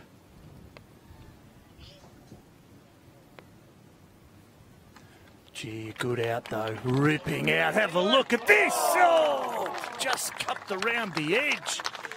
But from an almost impossible position. Dottie, you called it and you said he's got a really tough line there, and he certainly had that.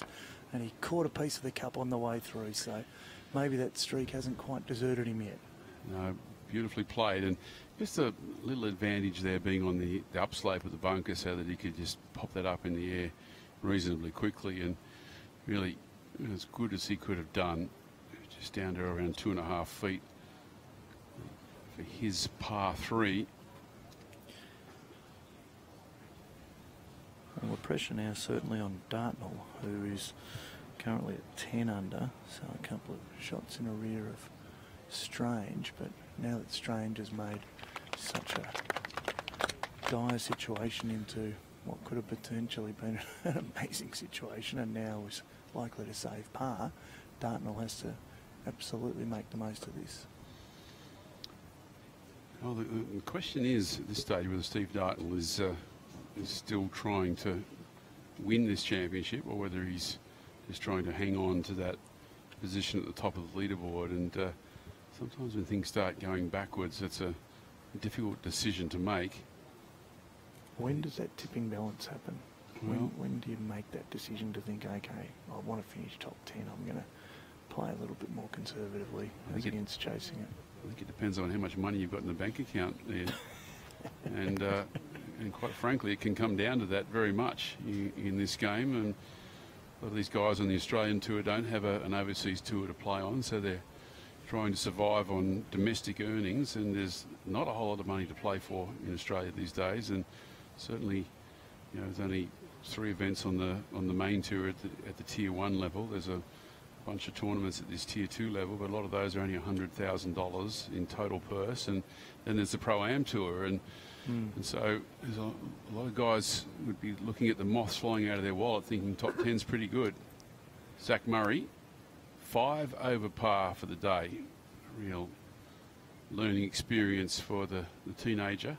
No doubt learning experience for him, and when you have a look at the guys he's playing with, you know, he's seen them head towards the top of the leaderboard, so he'll take something out of this Sunday though. Well, you always learn something, and always thought though that you learned more from your successes than you did from your failures. I always thought that was a bit of a self-defeating kind of a view, that when you had a really tough time you would learn something. He will, but and he'll definitely be back in tournaments in the future, because he has got a big future in this game. But this will leave a pretty bad taste in his mouth, there's no question. So, Murray to save the par there, so now it comes down to Strange and Dartnell.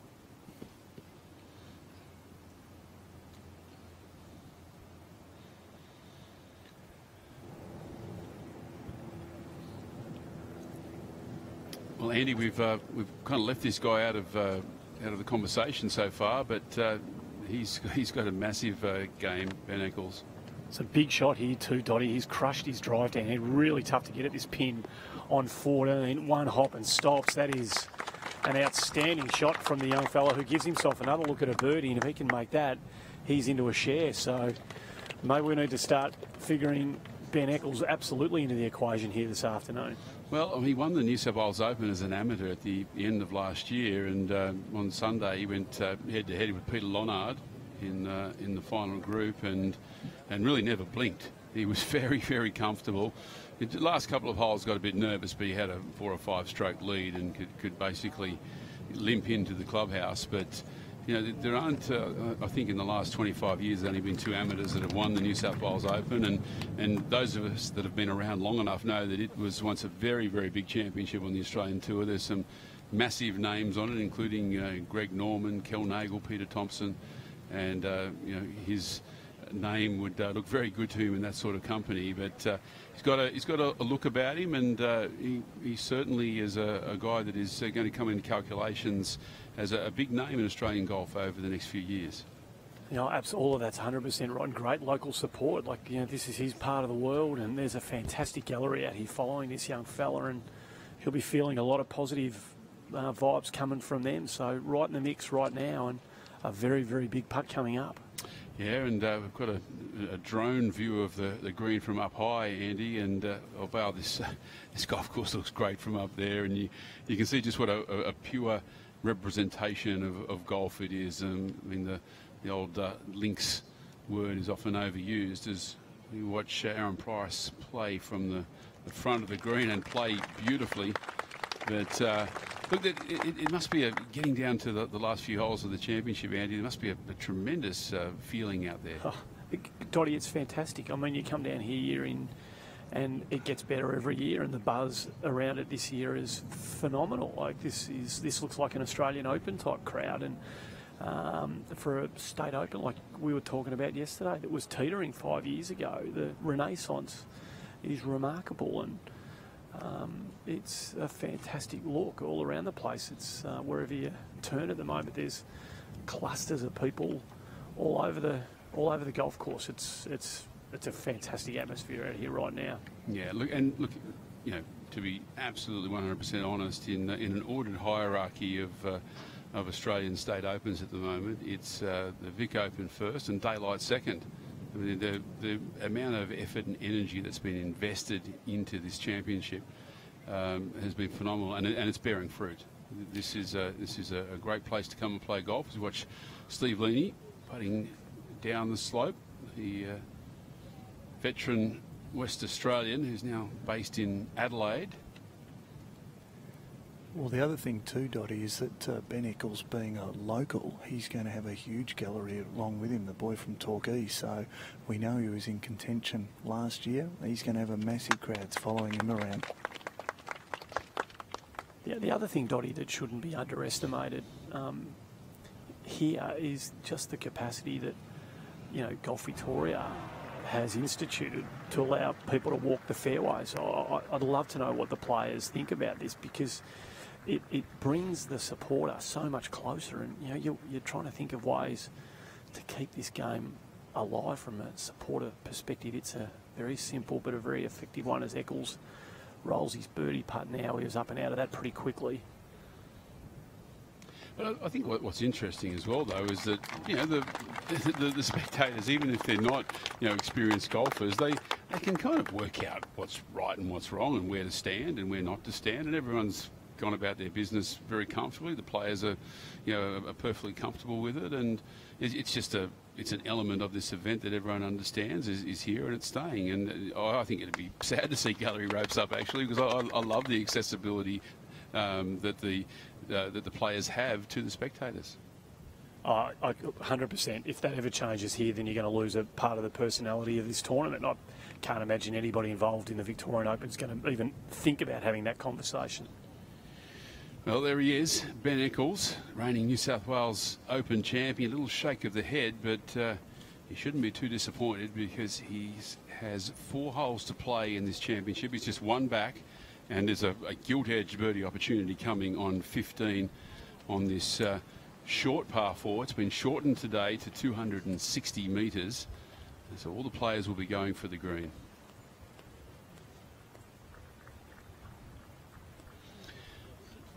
Over to 18, and very colourful dress of the Brazilian Victoria Lovelady. This is for a birdie on 18 from downtown. And well, should she be happy. What a great way to finish. And, well, we don't know a whole lot about Victoria Lovelady, but in the year that Brazil is holding the Olympics. That's it's a pretty good habit to start getting into, rolling in 60 footers on the final hole and still smiling about it.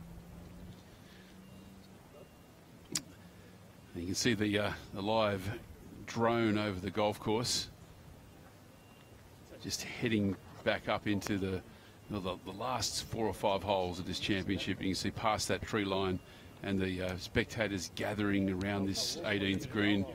You can see all the cars parked over in the car park. All the car parks absolutely full here this week.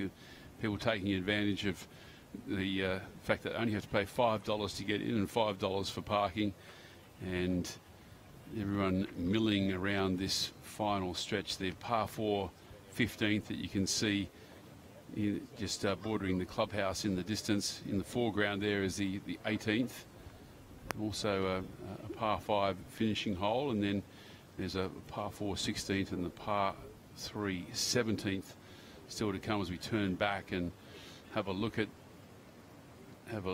that 18th hole with the 14th green behind it as we pan back down into the section where our leaders are currently competing. And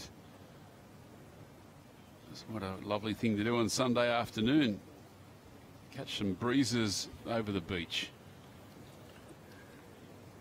And this is the group of Marianne Scarpnord and our leader Georgia Hall, along with Justine Dreyer. And what? Well, Doddy, we talk about defining moments, and we know we're getting to the business end of this, but Georgia Hall has put it into the bunker, and that is the second bunker in. It's not the bunker closest to the green. You can see her in the background just practicing the bunker shot. It's sitting fairly comfortably. It's just on where the edge starts to come up from the belly of the bunker. And of course we saw an amazing bunker shot with the previous men's groups with Strange, and Georgia Hall has also managed to save her situation and has done very well. But this is a genuine look at Marianne Scarpnord with a birdie opportunity here. Dreyer is closer to the pin, but Scarpnord, the defending champion, we know how good she is. Richard Green said, though, putting, they've been trying to work on it together. He's been trying to give her confidence. Well, if she manages to get this one in, she'll have plenty of confidence because she'll be back in a share of the lead. Just quietly, a pretty good coach to have for your putting, Richard Green. One of the best putters that I can recall playing with in my professional career. Just great ability to read greens and to hit putts on line and at speed, and just that inherent confidence that seems to go with being a left-hander in this game on the putting surfaces. So this one from Scarpnord here, really, really important. She might be able to get back into a share of the lead if she can train it. You can see the distance there. She's working with 4 or 5 metres to try and, probably more, maybe 6 or 7 metres, to be able to get it into this back part of the green. Scarpnord over the ball at the moment. Set sail for home, and well, in the end, Dottie missed it by a bit of a margin.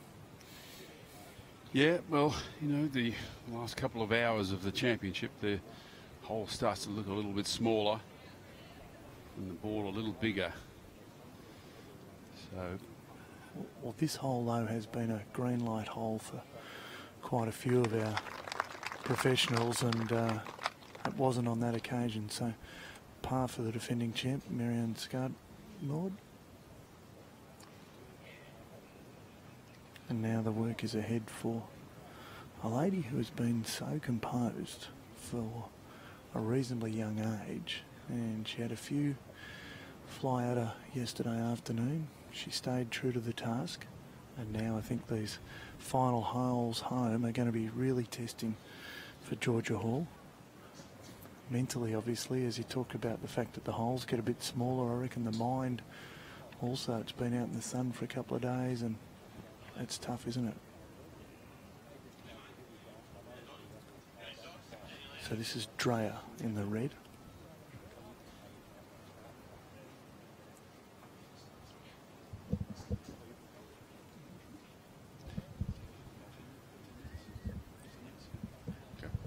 Justine Dreyer from France. And again, not on the target she wanted. She picks up, so this is Hall's third. 3 or 4 metres.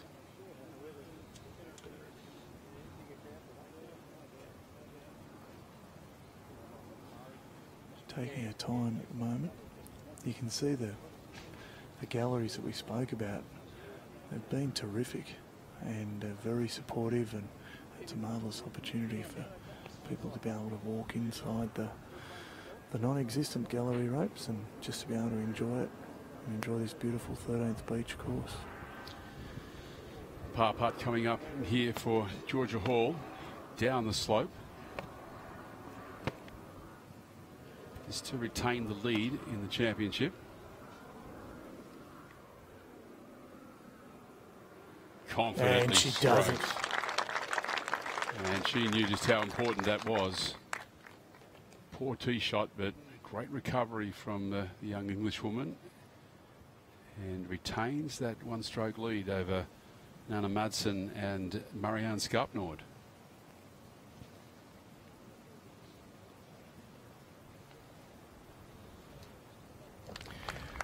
And Dreyer finishes off our leading women on the 12th.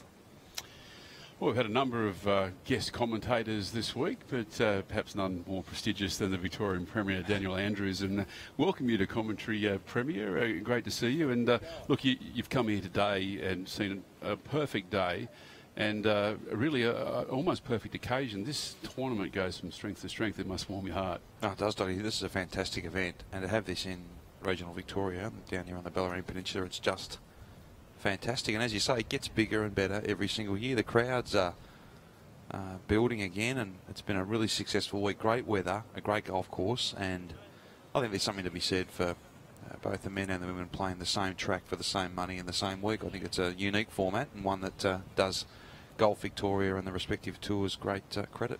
Much has been made of your enthusiasm for golf, and tell us a little bit It far exceeds my ability. You know what, though, but that's the great thing about the game. There's a thing called handicaps, which evens everyone out. But tell us a little bit about yourself as a golfer. So my parents moved to country Victoria. We all moved up to northeast Victoria when I was about 10, I think, and we moved literally next door to the local golf club. So I finished up playing, and it turns out it's the only kind of game that I'm half decent at. And just half, just half. But I'm lucky enough to play Kingston Heath. I play off 10 there, or so Golf Australia tell me. Nice. What's the lowest handicap you've held? 6.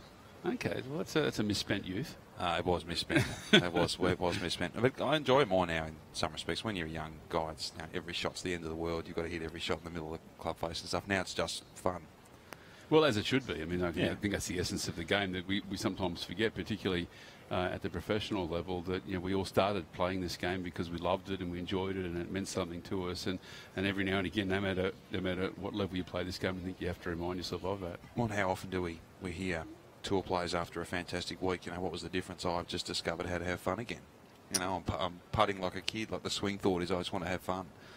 I mentioned before that this tournament, in terms of the state opens in Australia, is, I mean, it's Victorian Open first and Daylight second. I mean, nothing compares to this. And I mean, this hasn't just happened overnight either. And I mean, you've got behind this event. I mean, how important are major events to Victoria and to your, I guess, ethos in government? Well, look, at the end of the day, major events and a strong program, a strong calendar of major events is all about keeping people in work. We've got about 200,000 Victorians who are employed in the tourism and hospitality sector, and when you run a good program, and it's not just big events like the Grand Prix and the Spring Racing Carnival and things of that nature, or things on at the National Gallery, it's also about regional Victoria, and this has got to be one of the most successful events outside of Melbourne, and a great golfing event, unique in its format. But look at the crowds here today. I don't think there's too many state opens. They don't play for this sort of purse. They don't have the unique men and women format. And I doubt they've got this many people seeing such a high calibre of golf.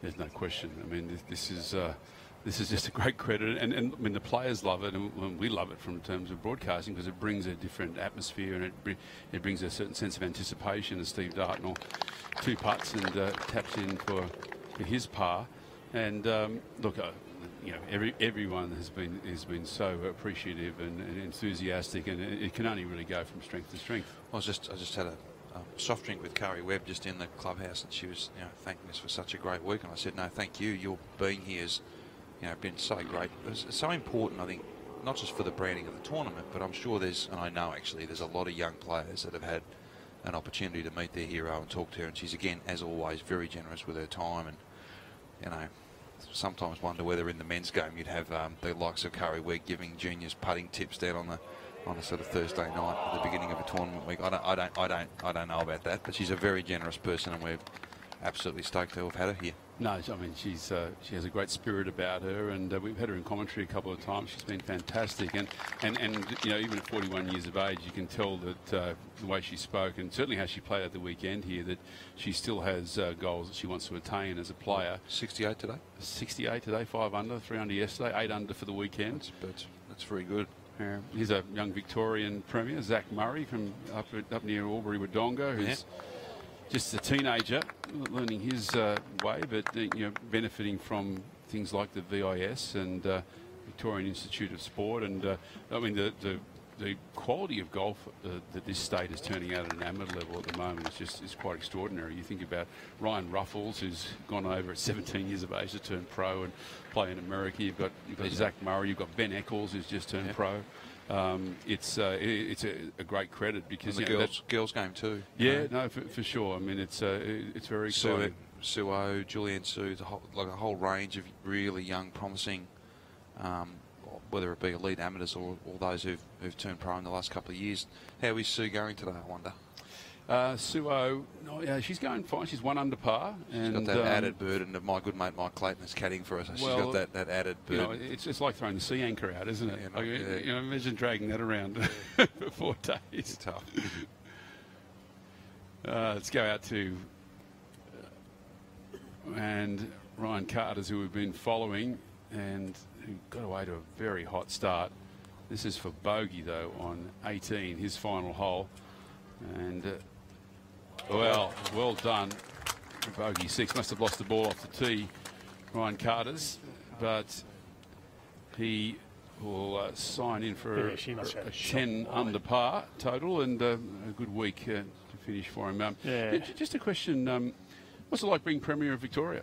Oh, look, it's a great honour. We work really hard every day to deliver on all the promises we made, but also to always listen and find the new ideas, the new and different ways in which we can keep our state strong. We've got a lot to be very proud of here in Victoria, and we're not boastful, but we're very proud of all that we've built. This is the progressive capital of our nation. It's the ideas capital of our nation, and we aim to keep the place strong. So anytime you get an opportunity to play a part in that, improving people's lives, that's special. So that's a long way of saying it's a great honour, it's a great privilege, and I don't take any of it for granted ever. Is it what you expected it to be? Like, I mean, in terms of the level of scrutiny and you know, the challenges that, you know, being constantly in the media, you know, involved. Oh, look, that's always challenging, but at the same time, you know, you've got a clear sense of that. You know that that's going to be part of the job. Where it gets a little bit challenging sometimes is with family, just trying to balance that out. You know, I probably do more explaining of what I do around our kitchen table than most dads have to do. I would think, just because kids read things in the paper and see things in school and all that sort of stuff. But look, it's not that it's surprising or that it's very different to what I thought it would be. It's just it's kind of confirmed a whole lot of things for me. It's hard work, but it's a great honour, and you know, important work's never really easy. Adam Blythe. Yeah. He had a bit of work to do too, Dotty, because he was right in the rough there, and he's at least brought himself back into contention for par. So the overnight leader has had, well, not the round that he's been looking for, but at least he's hanging in there, and that's half the battle, isn't it, with this logjam? That you got to be there, got to be in contention. Well, he's not out of it at all. I mean, you know, despite being 3 over par, he's still only 2 out of the lead, and We keep talking about those birdie holes to come on that final 4-hole stretch, and anything can happen. And I tell you what, you'd be a brave person to bet against a playoff at the moment, and potentially even more than a two-way playoff. There's a lot of players still in contention here. Michael Long brought his up just a little bit short. Miller was really lucky. It took the outer edge of the bunker and then kicked through. So Miller can count his lucky stars on that one, and he's at least on the surface. So you can see what's ahead for Michael Long. He's currently 11 under, and again I go back to the experience that he's got, how that's going to factor in coming through these final couple of holes. So 15, 16 metres for Long. He sets sail for home. It's a bit of a downhill run, and I don't think he's bought enough real estate round the outside. He hasn't. Beautiful length on it, but just needed to get a bit more towards that high side so that it wasn't quite as shallow. Miller would have gone to school on that, and he'll learn. A fantastic tournament for Michael, isn't it?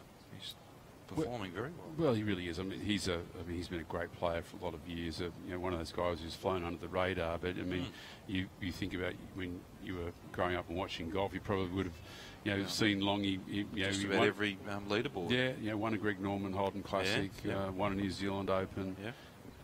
He's had a very successful career. Now he's an administrator, general manager of a club over in Perth, and a member of the board of very involved in the tour, isn't he? PGA, and still able to turn up here and contend in championships. Well, he played in.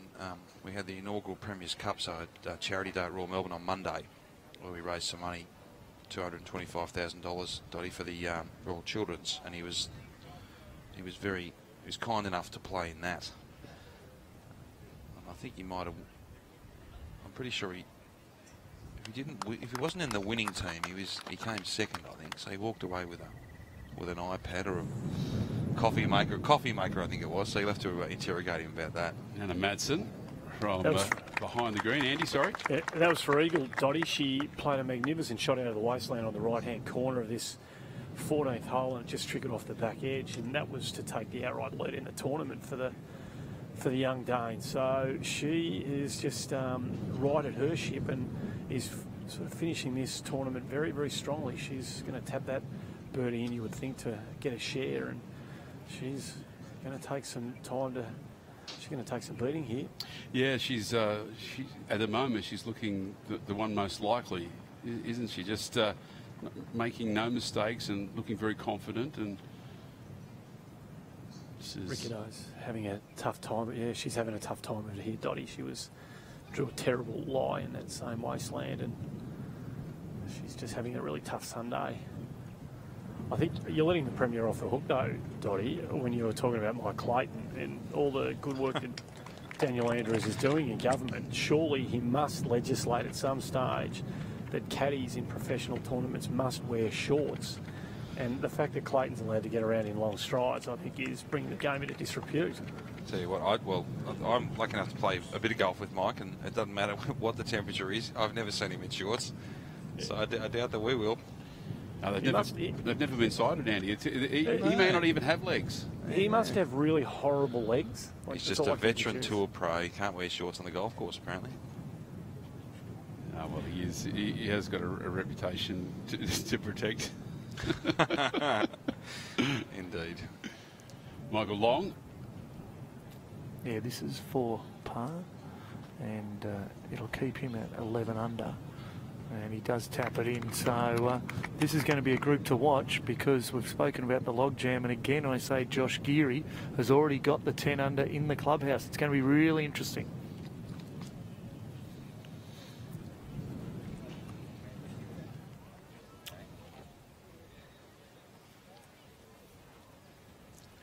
Over to 14, 13, second at 13, Marianne Scarpnord, middle of the fairway, right down the flagstick. Oh, what a shot! What a shot from the defending champion. And this is just heating up at the moment. How exciting is this, Premier? And watch Nana Madsen with her birdie putt.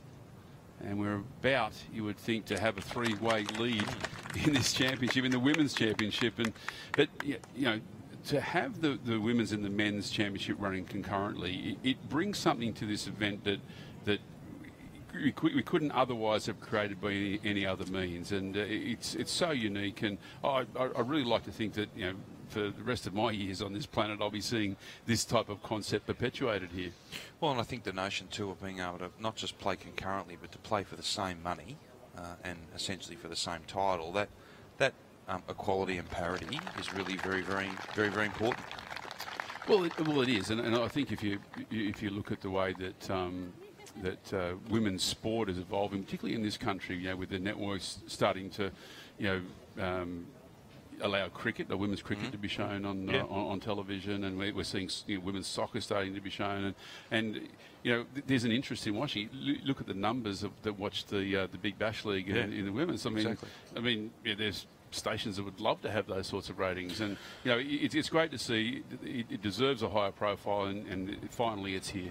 Well, and I think it's everything from, for instance, we're spending, I think, $10–15 million doing up a whole lot of change rooms at local community sports clubs, so there can be proper facilities so that girls and women can be involved, whether it's in footy, cricket, soccer, all these different codes, right the way through to providing a boost this year, next year and the year after. I think we get to about 500,000 men and 500,000 women for the 2018 Vic Open. So brilliant. Scott Strange. Through the fairway there, Dotty. So he didn't look like he had the greatest of lies. If this can check, geez, yeah, he's played a great shot from there. Particularly out of that lie. I mean, he was kind of knee deep in it at that point. Great shot from Scotty Strange. What's the best club in your bag, Premier?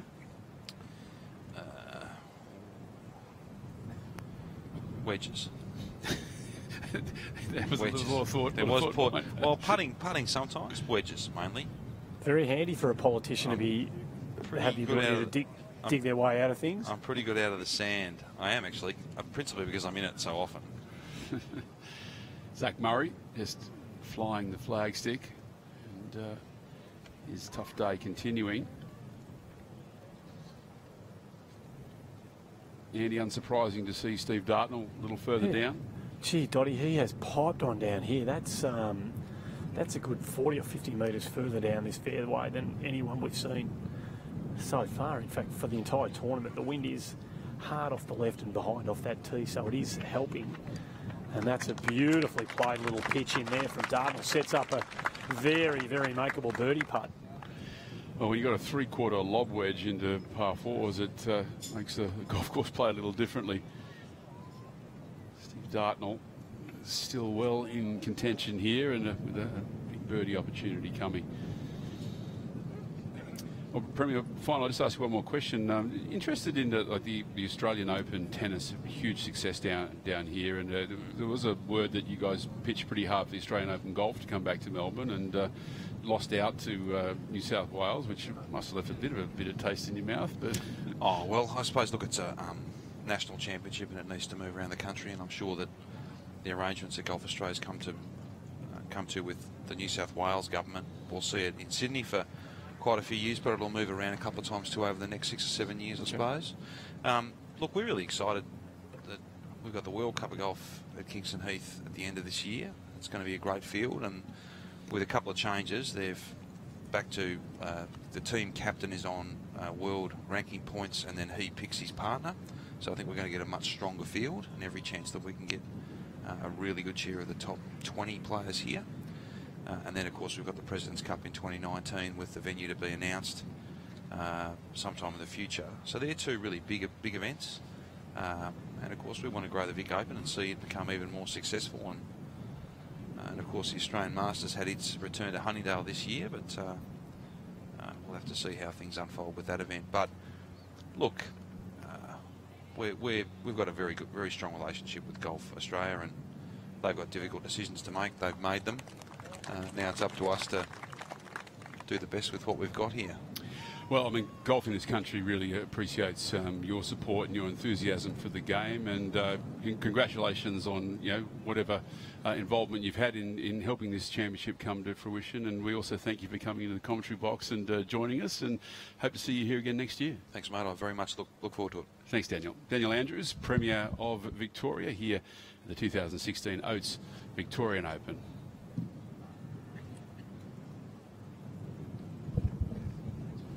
Yeah, he's a great supporter of the game, Dotty.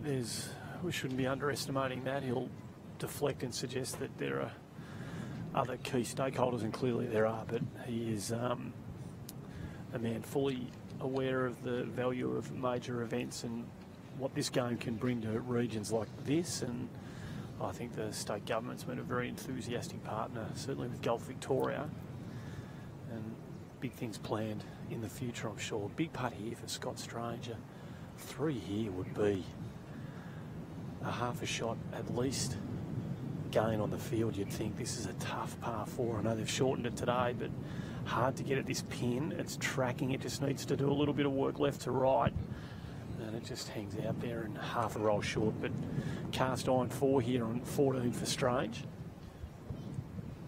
He's going to take some running down. He's had a tough time of it up in Singapore last week.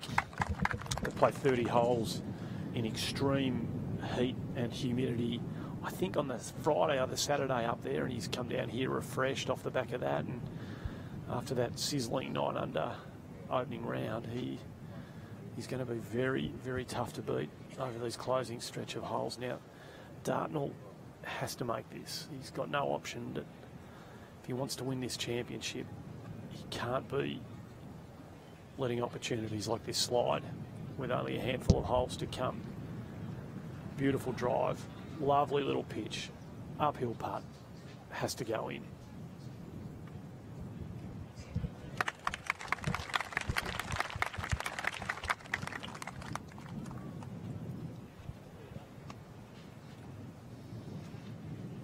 The plot thickens. Dotty, Zach Murray, who you've talked about, has had a tough day, the young fella.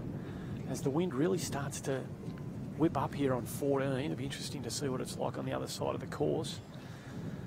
And the travails for this young fella continue at the moment.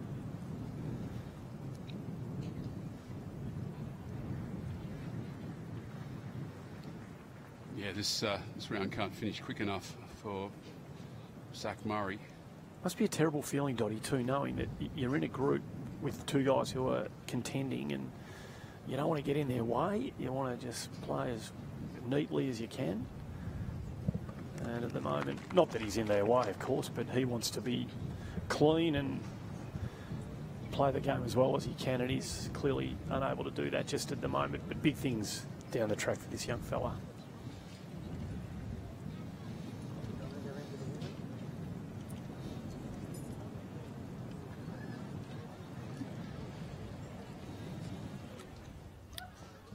Right down to the closing holes of the men's and women's championships for the Victorian Open, the Oates Victorian Open of 2016, and it is a packed leaderboard on both sides of this draw.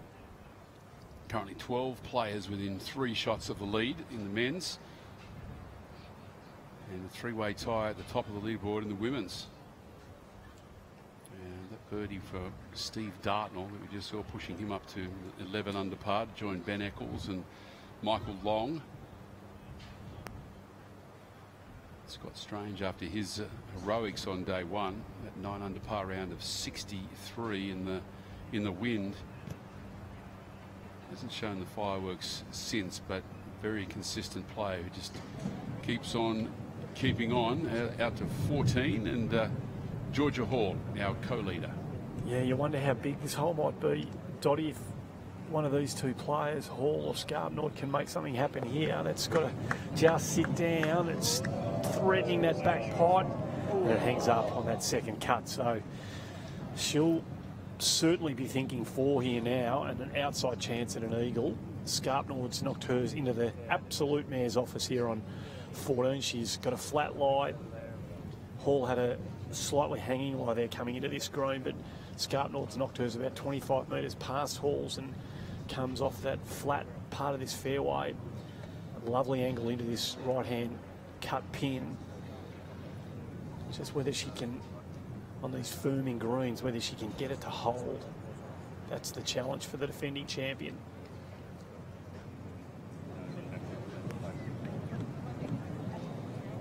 Oh, just died on that front jet. If that had been another metre on, that could have been coupling up alongside the pin. So she's on the front edge, putt for eagle.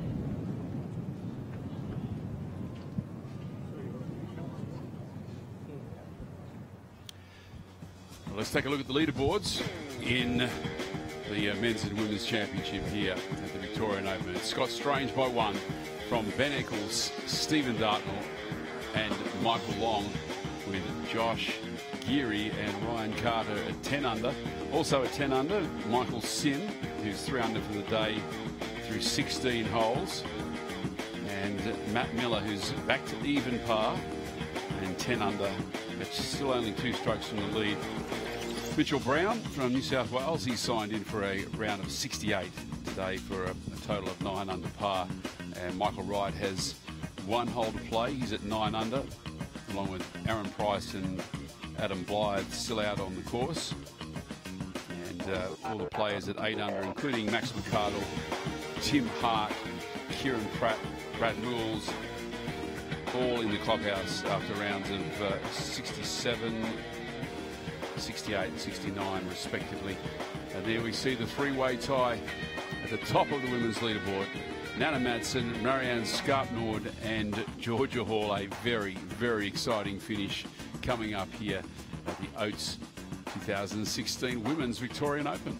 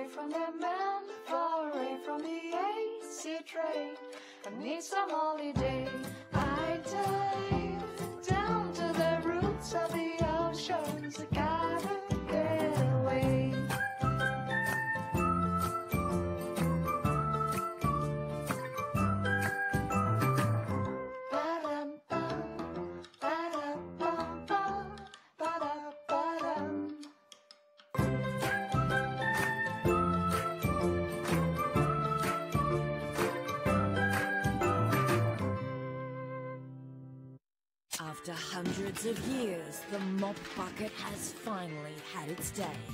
Introducing the all-new Oates Easy Squeeze Ultra Bucket.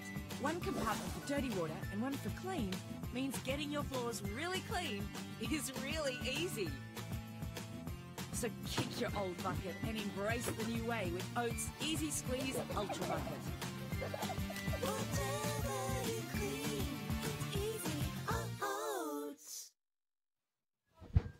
We're at the Oates Victorian Open at 13th Beach in Torquay. I'm going to talk to you today about the short game downfalls I see from playing with the amateurs and from doing my lessons.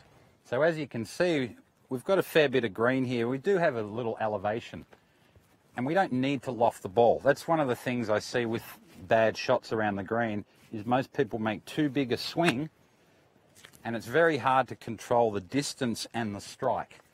So in this situation, in links golf here, we want to keep the ball out of the wind and we want to use the contours of the ground. So this time, instead of hitting that sand iron, I'm going to hit an 8 iron, and it's a much shorter swing and I can just get the ball running along the ground. It's still going to get up that contour and get close to the hole. And then it just takes a bit of practice. Now I'm going to use a 6 iron and do the same thing.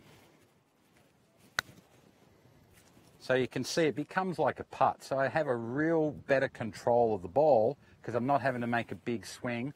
Shorter the swing, the less that can go wrong. Of course, Bradley Hughes, the great Australian player who's now becoming a very good coach around the world, a multiple Australian Masters winner, And great to see him providing some tips here at the Oates Victorian Open. And well, the revolving door of co-commentators continues, and the man sitting next to me is the CEO of Golf Victoria, Simon Brookhouse, who must be one of the happiest men in Victoria at the moment with what's happening in this tournament. Well, thanks. First of all, thanks for having me, Grant. It's fantastic to be here and have such a coverage of the event. But yeah, absolutely.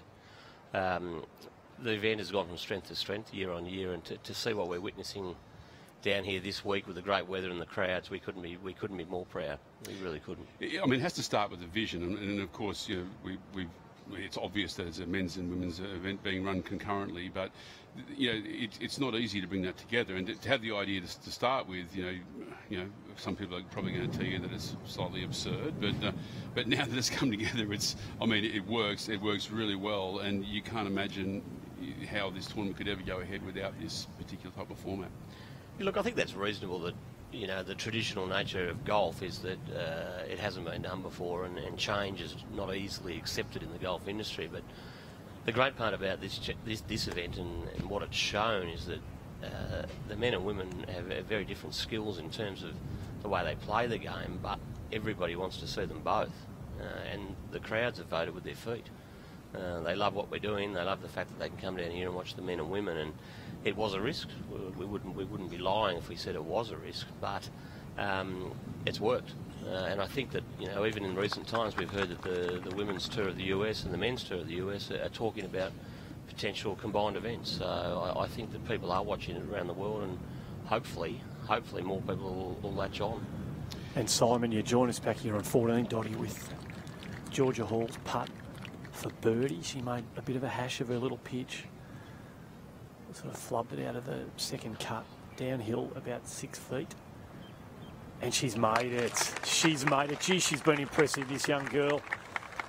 So she's momentarily back in the lead. It's over to Marianne Scarpnord now, who from the front edge raced her putt past the hole up the hill, about the same distance that we've just seen Hall make from. So Scarpnord will have about 6 feet straight down the hill to match Hall's birdie here, as this women's side of the Vic Open Championship drawing to an absolutely nail-biting conclusion with the defending champion right in the mix. Really interesting, those two putts that she's had on 12 and here on 14. She has not blinked at all. Like they've gone into the hole at good speed, and a really positive, confident stroke, which is exactly what you want to see. Well, that's the one thing that we're not surprised about, Dottie. We spent a bit of time talking about her the last couple of days, and she has revealed to us, you know, in a short space of time, that she's got the makings of a competitor. Can Scarpnord match? Driven to defend. She's right in the mix for birdie, and in it goes. So this is thrilling stuff here at 13th Beach. Birdie met by birdie. And the third member of this group of challengers, Nana Madsen. Yeah, this is her second shot here at the Richard Green hole, the 15th here at 13th Beach. And we've seen the Thai girl, who was fantastic, Sarah Sampan, almost put it in with her second shot. It finished about 3 inches away from the flag. So for Madsen, who's at 9 under at the moment, it just needs to kick a little bit further and further. Gee, terrific. So she's really hitting a rich vein of form at the moment. Unlike her playing partner, though, in Marianne Recaudeau, who's in the orange, and her day can't finish quickly enough. She's already at 4 over for the day and just 1 under the card at the moment. But for Madsen, it's been a real conquest on this early part of the back 9. Yeah, and these three have just cleared out now, Ian, as Hu Yu Sang is at 6 under, along with Siri Sampant. Although she's likely to go to 7, she makes birdie here. But it does look a race in 3 at this stage. Well, Madsen's certainly keeping herself right in contention in this race in 3. Recaudeau is the one currently over the ball. And as I said, she hasn't finished the way she would want to, and maybe she can salvage something from these final couple of holes. But it's been a pretty tough day at the office for Marianne Recaudeau of France. The wind's really starting to whip up too here on 15, coming from the clubhouse straight down the middle, and so these girls were able to get it right up to pin high. Recaudeau sets sail, and well, when you're having one of those days, Dottie, you're just having one of those days, aren't you?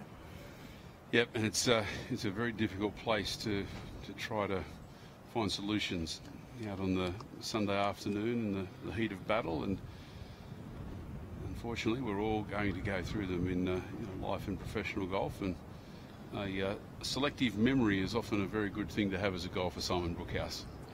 Yes, I think it is. I think there's no doubt about that. Put the negatives behind you and move on.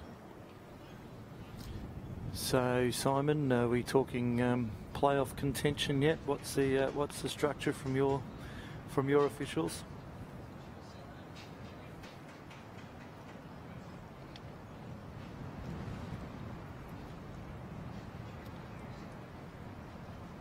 So Madsen again with an opportunity to square this one, and successful in doing so. So if it is a race in 3, Simon, are we looking at potential playoffs for both the men and the women? Well, that'd be exciting. We've had playoffs for the men in multiple years, but we haven't actually had both. So we certainly like to extend the play for the crowd and the sponsors, which is important. Absolutely. Well, let's take a look at this 15th hole, and Simon Brookhouse, you've got an intimate knowledge of it. Why don't you take us through it? It's been shortened to 260 today as well, so it's going to be a very exciting hole in the outcome of this championship. Yeah, look, it was a change we made, Dottie. We obviously played the first couple of years off the standard club tees, and we decided to move the tee really right on top of the clubhouse to get the people involved. And for those who were obviously involved last year would have seen all the coverage of Richard Green's albatross where he came out of the bunker and into the hole.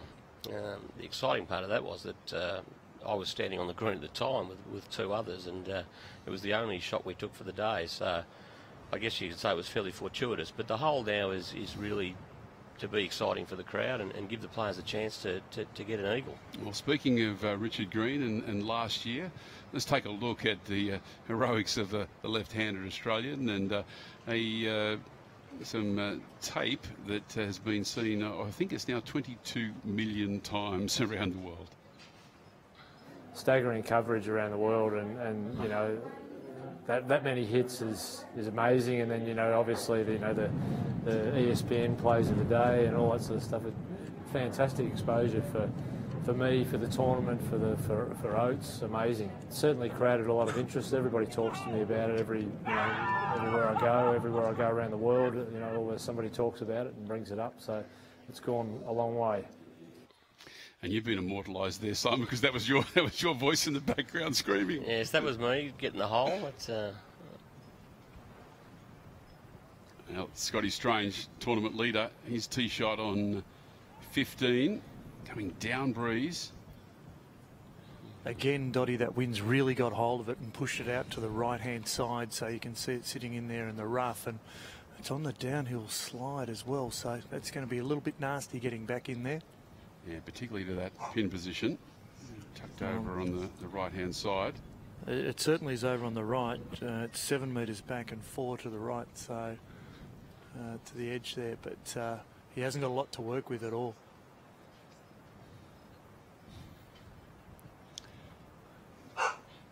Zach Murray.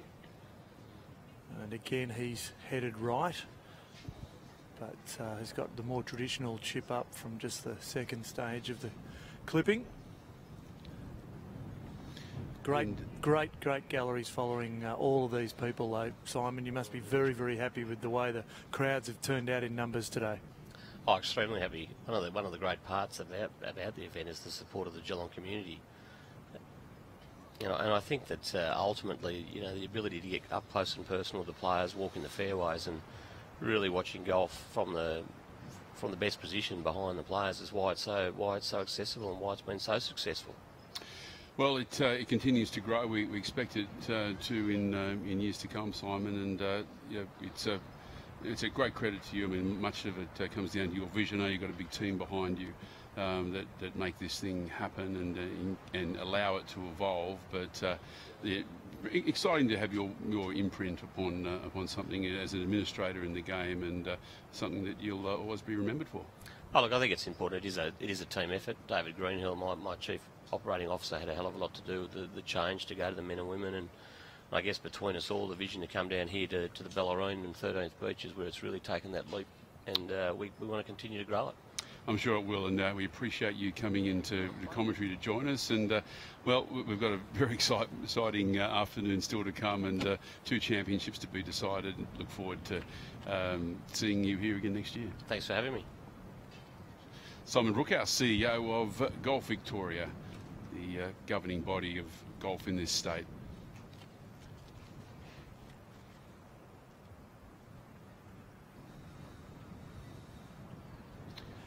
On 15 here, you can see the tall frame of the young amateur Zach Murray, and he necessarily hasn't had the best Sunday that he was looking for. But Scott Strange and obviously Stephen Dartnell very much in contention here, and Dottie, it will be interesting to see what they can make of this and if they can try and get something out of this, because I spoke, initially to Simon about playoffs, but that's got to start to come into figuring at some stage, doesn't it?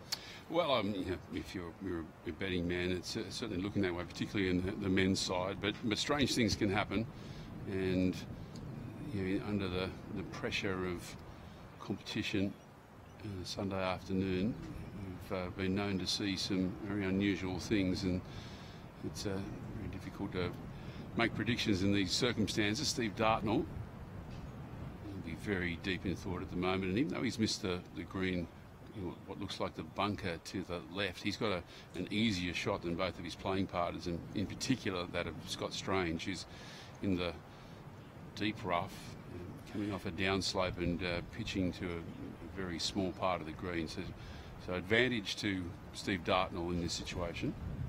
The Scott Strange one is really an awful situation for him to be in right at the moment, because he needs, as we all do, as many things to go their way as possible to try and notch that score. But it's going to be very, very tough. You noticed obviously that there's not a lot of green for him to work with.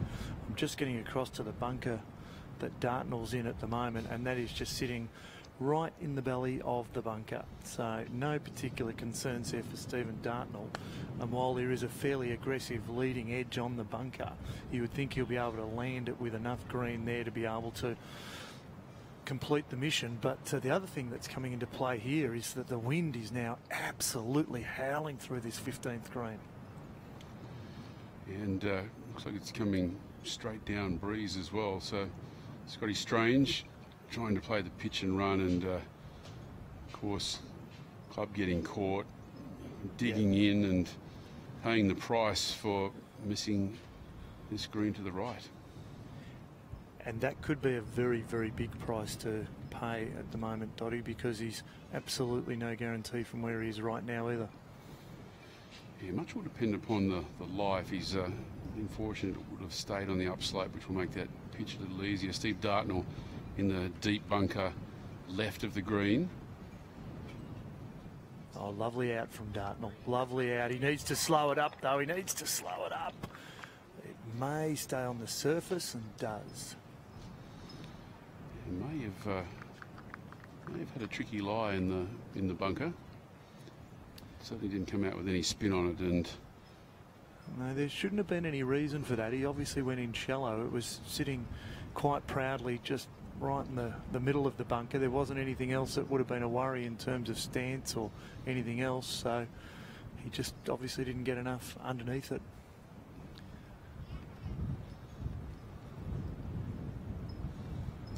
Zach Murray. Good lie. He'll just take out the wedge and slide it under.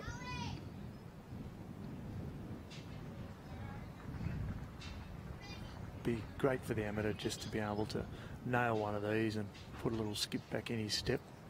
He's punched it very low, hard, went very close to the hole, but without any great elevation, so it ran through 2 metres.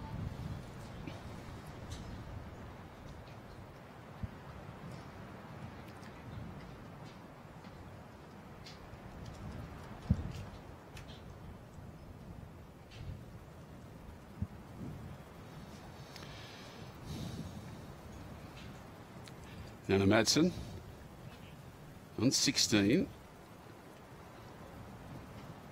Really finishing off this championship very well and giving herself another opportunity for birdie. Joining me in commentary at the moment is Karen Lunn, the Executive Officer of the ALPG, who, like everyone, has been having a great time this week and just enjoying I guess the joy that surrounds this championship, the feel of it, and you know, and the example that it sets for, I guess, for the future of professional golf in this country. Absolutely. I mean, what Golf Victoria have created here is a really, really special event. And even from Thursday, we had quite a few crowds out here. The atmosphere is just not like this at any other event. It's really hard to explain. As a player, I was fortunate enough to experience it as well. And from a player's point of view, it's just fantastic. The girls enjoy it as much as the guys, I think. And we'll go over to Scotty Strange, playing his third shot, our leader. And he is on the upslope. Not a particularly difficult shot here on 15 for Scott Strange. And, well, dare say he was trying to chip that in. But, I mean, what's how this tournament has evolved. I mean, the women have become such a an integral part of the championship, and really, to be honest, bring more than their share to it. I mean, you think about the quality of the field. Steve Dartnell just slipping one by. We see Hall of Famers like Laura Davies here all the time. You know, Kari Webb this year, the greatest female Australian golfer in history, and it lends legitimacy to the event that it wouldn't otherwise have. Yeah, I think so. And I think that the players have been the greatest advocates of the event. I think every year, I think Mariana Scarpinaut has been the greatest salesperson ever for the Oates Victorian Open.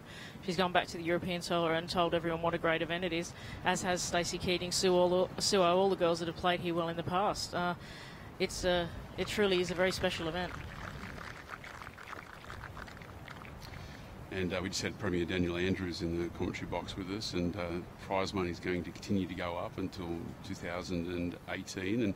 And what's if we can get to that stage, say with $500,000 in purse, what's the potential for the tournament in terms of co-sanctioning with other tours? Yeah, I think that the potential is absolutely there, but I think this week has proven that if we have the prize money, the players are looking for places to play at this time of the year.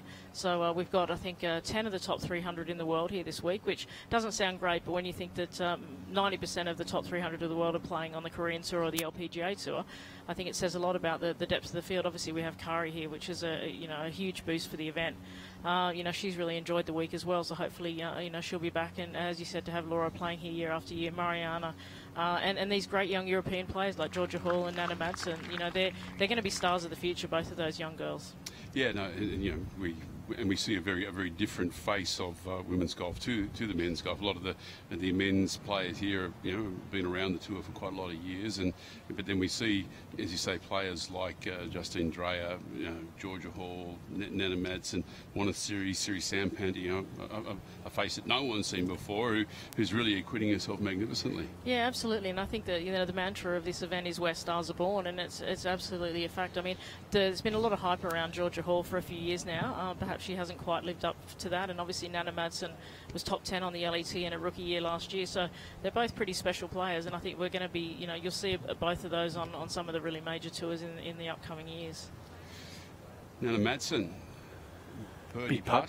Yeah, big putt, Dottie, really big putt. The first 2/3 of it are uphill, and then it's going to hit this little plateau that this pin's cut on and break a little bit left to right as it flattens out and probably goes a little bit downhill in the last third of its journey. So she's got a bit to contend with here, but it's not unmakeable.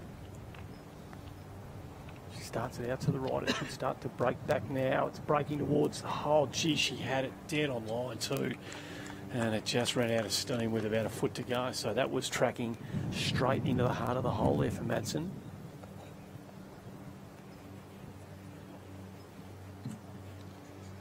So, assuming that she taps that in, she'll stay at 10 under par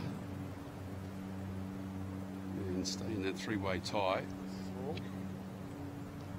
It'll be really interesting to see how these girls go. How these young girls go down the stretch here. Obviously, you've got Scarpnord, who's the experienced player, defending champion, won on the LET, very accomplished player against two players who really are in uncharted territory. I know Madsen finished third in New Zealand last year, but she wasn't really in contention, and it'll be very interesting to see how they handle the pressure.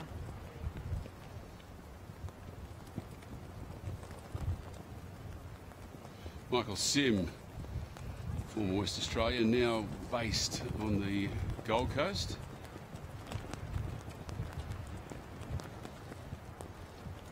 And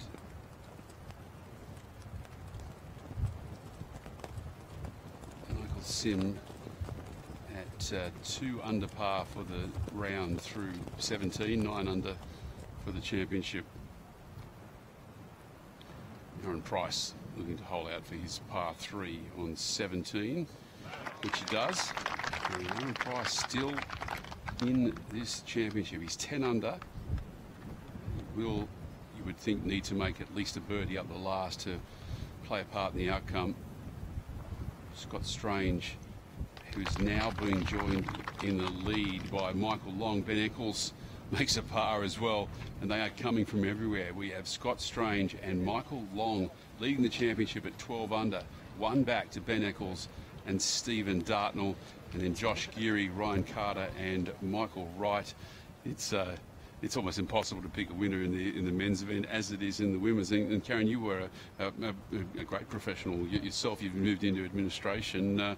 You know, what's the difference, and you know, what have your experiences as a player allowed you to bring to your role in this job? Yeah, I think it's allowed me to bring a lot. I mean, perhaps I was lacking something on the business side, but I think, you know, my experience of playing for 28 years all over the world, I played on all the major tours, so I think that, you know, that's helped me a lot. I was chairman of the LET for 10 years prior to taking up this role, so I think I had a little bit of experience on the other side. But no, it's been great. You know, the girls really are a credit to all of us that they're playing on all the tours. We get great feedback every week about, you know, how they are in the pro-ams and stuff. As former champion, it's Matthew Griffin. Yes, Matthew Griffin, of course, just tapping in to finish off his championship, and Matt Griffin at 8 under par. Well, down to 15, and an exciting hole to have in the final few holes. A downwind par 4 that's reachable for most of the field, and let's go down to Ian Cohen. It certainly is reachable for most of the field, and our English overnight leader Georgia Hall has sent it pin high, but she is to the right hand side of the pin and in that small valley. She's sitting almost in the base of the valley. Dreyer is midway down the fairway, and you can see a couple of gentlemen just in blue, a couple of spotters there near the Dreyer ball, and Marianne Scarpnord has gone into the bunker on the left hand side. It's the first of this series of 4 bunkers, but it is lying fairly cleanly. Just walking over to have another look at it now, so she won't have any issues in regard to stance, and certainly needs to get underneath it because that wind is absolutely stiffening and is now howling from tee to green. And so Scarpnord comes up to the bunker now. You can see Dreyer in the red is pacing out what she needs to get done, and Georgia Hall in the blue has gone to the right hand side of the green, though camera left. So that's what's ahead for these ladies. Scarpnord and Hall, of course, with a share of the lead at 10 under, along with Masden.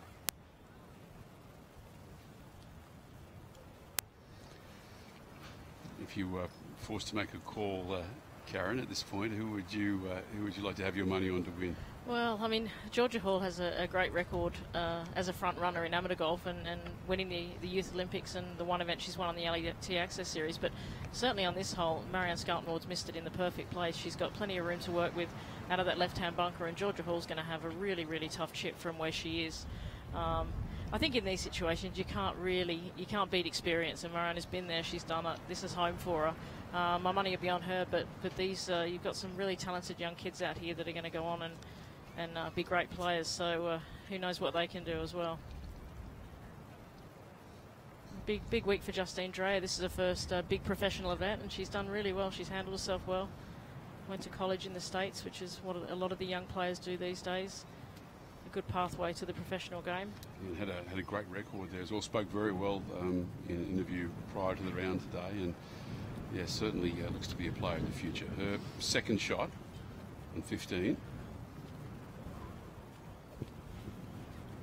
Well, she's played that really well. She's played that really well. She just made it bite in at the top of the green and has given herself a genuine birdie chance.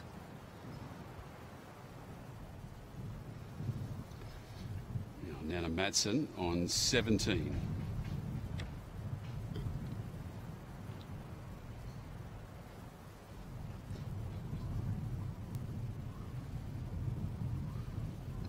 Well, 17 is not the longest of the par threes, but it's into the wind off the left today. That's a tough wind. It looks to have come up a little bit short there. It's a big green too, Karen. It's you can be on the putting surface here, but be basically in almost a different state. We're in Scarpnord, greenside bunker, 15, the second. And she's played that very well. Not an easy shot, just landed it on the crest of the bunker and let gravity take its effect.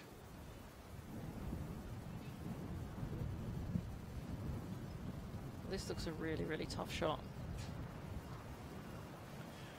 Yeah, Karen, look, this is really, really tough. She's driven beautifully, pin high. She needs to just get it over the top, and she's done really well there, but it is such a game of inches. All of a sudden, if she brings that short, she's back down in the valley. She's managed to get it up on top, and she'll have a good look at this. Well, it's the preferable side of the hole to be putting from, that's for sure. And she's holed out. You may not have seen it, she's holed out beautifully over the last couple of holes. You know, just really positive strokes. You know, trusted her line, and the ball's gone in at good speed. So she doesn't appear to be, too much affected by the circumstances surrounding her. No, it'll be interesting to see. Yesterday she spoke of how she felt that playing in the wind the first 2 days had really affected her rhythm on the putting, and she just really felt she lost her rhythm for a while yesterday. So it's good to see she's managed to work that out. She certainly worked it out, and Karen, her level of composure for a young teenager has been great, because a lot of the young golfers wouldn't be comfortable in that position as a front runner as she has been for 3 or 4 days. So she's really showing a great resolve and a great constitution to be at the pointy end of tournaments. Yeah, she has a fair bit of experience in her young career. As an amateur, as I said, there was a lot of hype around her. She always got really good pairings at the British Open. She said yesterday she played with both Kari and Laura.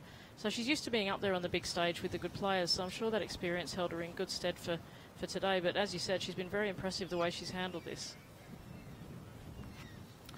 So a pivotal moment here for Georgia Hall.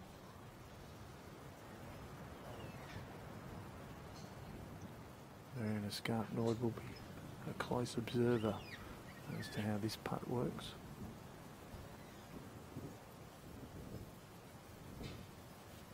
And Georgia Hall, that is fantastic. From a lie that really didn't put her in a key position, she's managed to do that and snare a birdie.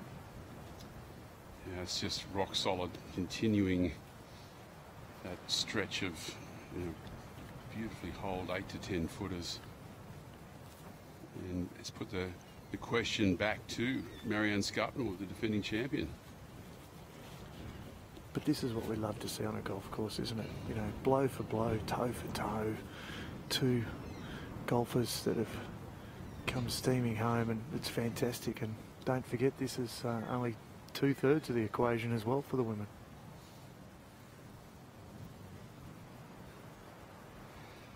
Karen, the question here is who's going to blink first, because at the moment it's coming down to a battle of wills and a battle of the putts, and you know yourself, quite often when someone holds a putt of that length, these putts just start to look a little bit longer. It becomes a little bit like match play, doesn't it? You know, if Georgia had have missed that putt, then you would have put any money on Mariana holding hers. But you know, Marianne's a great putter.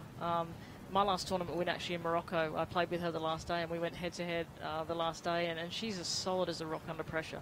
I certainly would think that she would make this. The greens on the beach course have been absolutely superb. The players have been raving about the quality of the greens. I'm about to find out.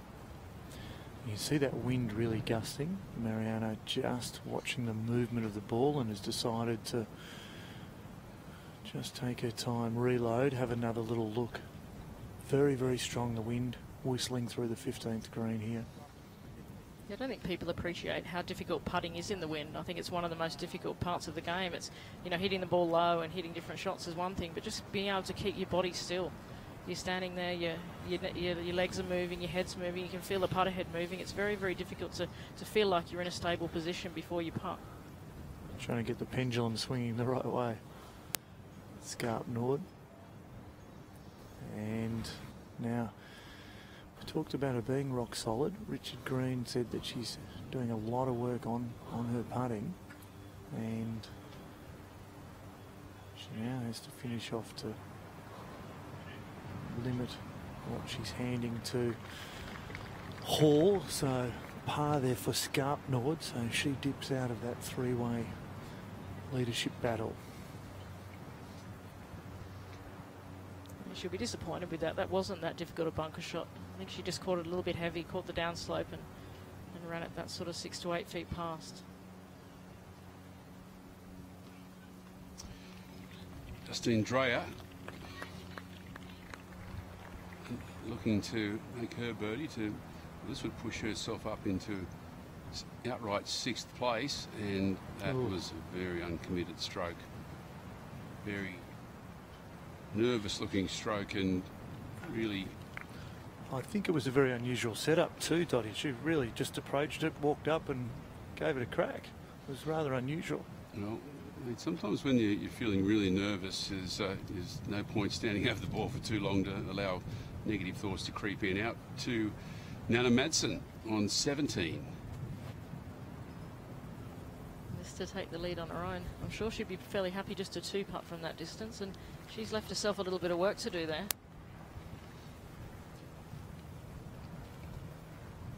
Isn't it interesting, Karen? You look at a putt like that, and if that was about 2 inches closer, you'd say it was a gimme. And it's amazing your perception of the length of putts as to whether they're absolute certainties to knock in or whether they're ones you've got to sweat over. Especially given the position. You know, she's trying to win a first professional tournament. She's on the 17th hole. It probably looks 10 feet to her. Well, we're back to the final group in the men's championship. And this is Michael Long, who has gone very quietly about his business, and he holds a tie for the lead and has that right up there pin high on 15. Yeah, it certainly is pin high, but again it's gone to that right hand side. At least he's on the uphill side of it though, and we'll be able to have a traditional chip. Not a lot of work, not a lot of green to work with, obviously, with the pin placed very much in that front right quadrant.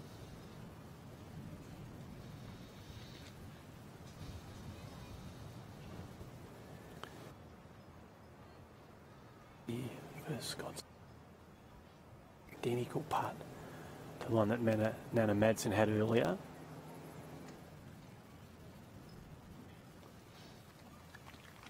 It's back to Matty Miller while we had some camera troubles, and Matthew Miller, what a shot.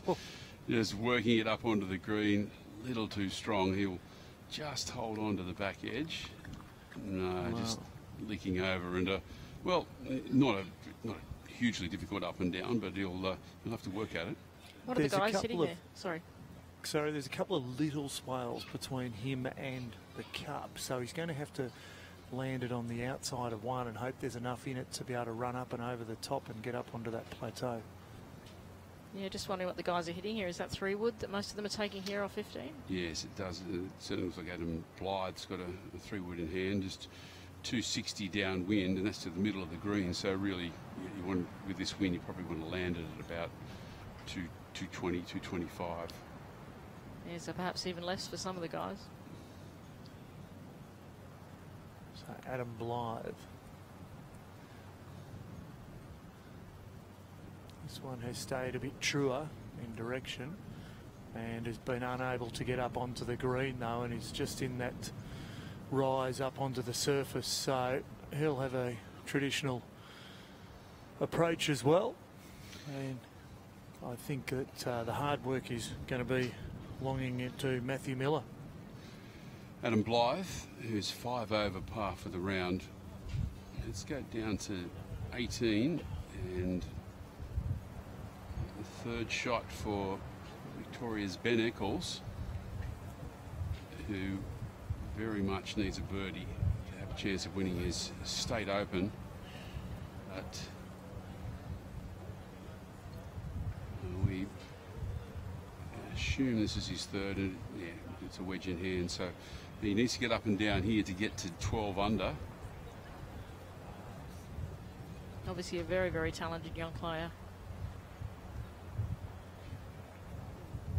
Won the New South Wales Open? Yeah, he did as an amateur. Yeah, as an amateur out at Stonecutters Ridge in Western Sydney, and went head-to-head on Sunday with some pretty good players, including Peter Lonard, and really never gave anyone a sniff, and had a few hiccups coming down the stretch, but it was a very impressive victory, and he's got all the tools, both mentally and physically, to make it in this game. Really a mix of youth and experience with the guys as well as the girls, really, isn't it? It's fantastic to see. It's one of the few sports where you can compete against people regardless of age or health. It's also interesting, Karen, to see how, I guess the advances in sports science and an understanding of bodies and health and nutrition is extending players' careers. I mean, you look at, I wouldn't accuse Peter Senior of being too concerned about his physical training and stuff, but there's a guy who won an Australian Open at 53, who's still competitive at 56, and these guys are looking at the possibility of having 3 and 4 decade careers now. It's incredible, in the women's game, Julie Inkster really sets the benchmark. She's competing week in and week out on the LPGA Tour, and, having top 10 finishes, and as you said, Peter Senior is just incredible. I played till I was 47, and getting up in the morning sometimes wasn't that easy. It's a tough game physically. I don't think a lot of people appreciate that. But well, I think particularly when things start going wrong as well, because if your body's in reasonable shape, things are okay. Once you start getting back problems and knee problems and shoulder problems, it's really difficult to get on top of as you get older. Over to Aaron Price, just short of this green for 2, and also short-sided. Not an easy pitch. We saw Curry Webb there earlier, and that's a fantastic shot. Yes, he made that look easy, because short of that green, its ball lies very tight to the grass, and you look down your lob wedge, and the bounce is just sticking up in the air a little bit. Yeah, if you're not confident, they're your worst nightmare. Yeah, if you've got some heebie-jeebies with your short game, you'll certainly find them in front of that 18th green here. Yeah, absolutely. At 13th Beach. So Aaron Price with a gilt-edged chance to make birdie and go to 11 under and at least give himself a sniff. Much will depend upon what Michael Long and Scott Strange do in these final few holes, particularly Michael Long here on 15, with who's only 10 paces from the pin for 1. And Ian Cohen, have you had a chance to have a look at these lies? Yeah, I certainly have. They're pretty good for Blythe and also for Long as well. All eyes will be on Miller though, and Miller just paced out. It was 19 paces to that second little rise that he knows he's got to get over the top of. He's got a rise directly in front of him, and then there's a small dip, little valley, and then a second rise as well, and that was the one he paced it out to. This is now Blythe who's going to play, and he's actually putting. He's got the putter in hand, so he's on the middle of the fairway, but the course is in such good nick that he's going to be taking the putter in hand here. Adam Blythe, who's had a bit of a horror run after being the overnight leader. And he's given it just enough oomph to get up and get going. It needs to have a little bit more, and it finishes 1.5 meters short of the hole.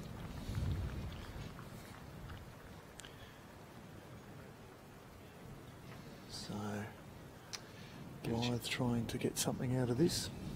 Yeah, well, there's certainly plenty of prize money to be made. And he's 5 over for the round, but he's still in 13th place. And if he could finish, make a birdie here and then perhaps a birdie on 18 and get himself to 10 under, well, he still can eke out a top 10 finish. And it's there's certainly still plenty to be played for, Karen. Absolutely, and sometimes those dollars at the time when it's all going horribly wrong and you just want to get off the golf course, when those dollars are added up at the end of the year, they can make an awful lot of difference. You know, we've seen people lose their card on different tours by maybe $20 at the end of the year, so you just have to keep grinding. He's certainly doing that at the moment. Now Miller comes to his ball, and he's really quite deep in that, and he's managed to get it over that second rise. This is a terrific shot. It's pulled up a bit short on him, but great effort from where he was. Yeah, that was a tough pitch. He had to get that absolutely perfect, didn't he?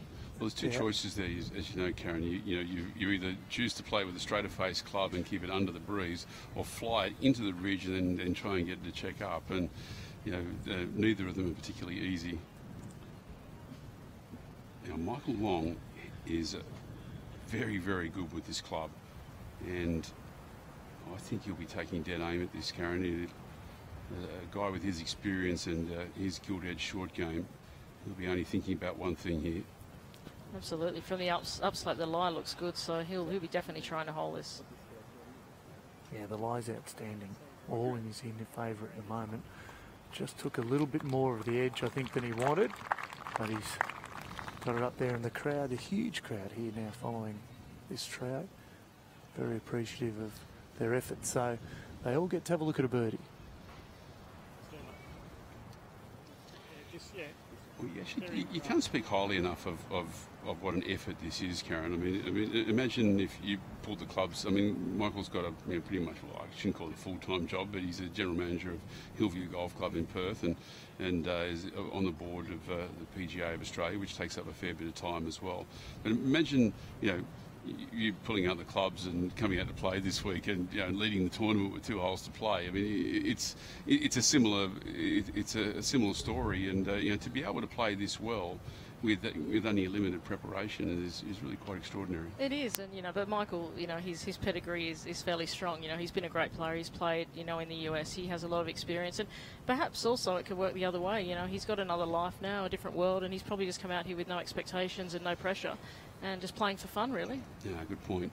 And well, let's not discount this man either. He's got a heart like Farlap, Matt Miller. And he has a birdie putt here to go to 11 under to keep himself within range. That unusual putting action, and it lips out, took the left-hand side, but just kept going. And so he finishes with a par after driving through the green, and gets up and wonders what could have been. Well, there's nothing wrong with his tee shot, was it? Just that it got the wrong bounce and ran through the green, and he had a really tough chip there. But I think that putting action, you'd certainly think that his bad putt would miss on the left, and that's what happened there. Wasn't a lot in it, Karen, and the breeze is blowing in that direction, so just needed the smallest little gust, and I think it might have pushed it. There's a really strong breeze now behind Adam Blythe.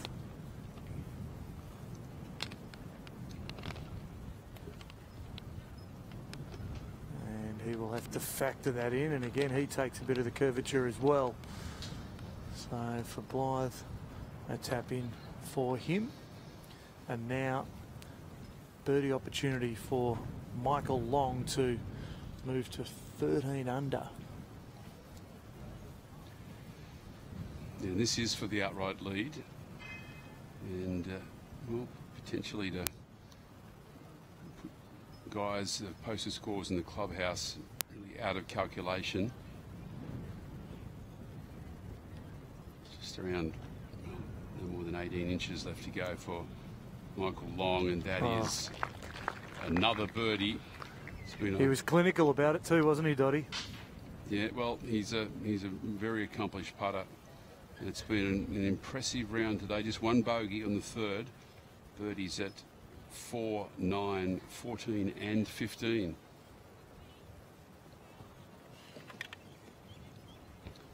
Now Georgia Hall, her second at 16. Great line. What a shot. That's great distance control under the circumstances, Karen. Yeah, she's certainly showing no signs at all of wilting at this stage. I'm really, really impressed with.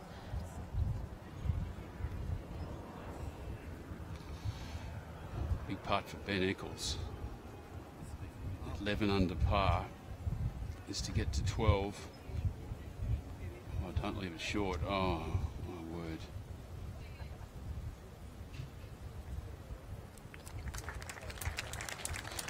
Sometimes those putts can haunt you at night, can't they? You know, an opportunity to potentially win, to leave it short in the jaws. Yeah, there's nothing worse as a player, is there?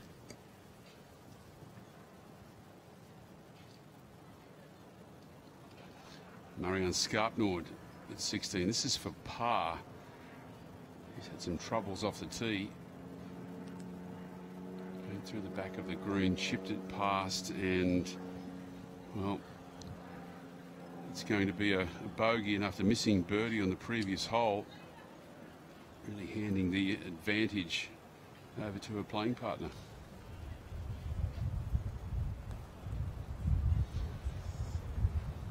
After that fantastic chip here on the 18th, this is just a tap in for birdie for Aaron Price.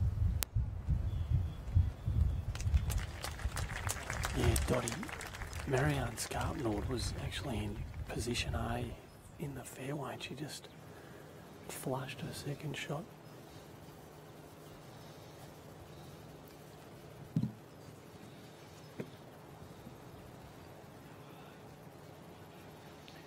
And he might be a bit close here to Justine Dreyer, who has a birdie chance. There's also a lot to play for Justine Dreyer this week. She's one of our international members, and she's trying to qualify for the Women's Australian Open in a couple of weeks' time. And, a top 5 finish here would almost secure that, so I'm sure that's in the back of her mind. And of course, remembering too that the winner of this championship, if they're not already exempt, gets into the Australian Open, and for a lot of the LET girls who don't play on the LPGA Tour, there's a massive carrot there as well. Absolutely, and if Georgia could make this, she's going to take some catching. As you said, she's holed out really well this week. Another one of the young players we see with the cross-handed or left-hand low grip. It wasn't a good stroke though, was it? Very, very tentative. Maybe she does have nerves. I don't doubt it for 1 minute that inside that heart is pumping overtime. She's managing to conceal it pretty well. Scott Strange, just camera breaking up momentarily. But this is a 17th green. A group of Scott Strange and Steve Dartnell, along with the amateur Zach Murray. And we assume that this is for a par for Steve Dartnell.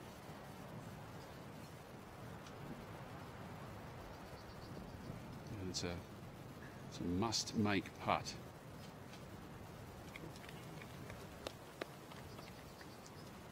It's back to even par through 16. We've made it, but there's been some opportunities that have gone by today for Steve Dartnell. Bogeyed 16, parred 17. He'll need something quite dramatic of the last. Well, Andy, that bogey there for Marianne Skarpnord makes a big change in the complexion of this championship. Oh, it sure does, Dottie. She was in position A off the tee, and she just flushed her second shot straight over the back left edge of this green and drew a terrible line, the fluffy sort of third cut, and she did as well as she could have to sort of flop it about 15, 20 feet past, but left the putt dead short, a foot and a half away. So it was. She's going to be kicking herself. I can't tell you, the position she was in to come into 16 was perfect. So she's just obviously over clubbed, or maybe the adrenaline's pumping, and she just hit it straight through that back edge of the green. And Karen, on moments like that, championships turn, don't they? Just the decisions. It's all about decisions. Yeah, and the wind today is actually gusting a little bit more. The other days it's been more steady, but it really has got up at times, and perhaps she just caught a gust of wind, or, as you said, a bit of adrenaline, or a combination of all of those factors. So, but she will be kicking herself to hit a perfect drive down there and make 5. That's unforgivable, really.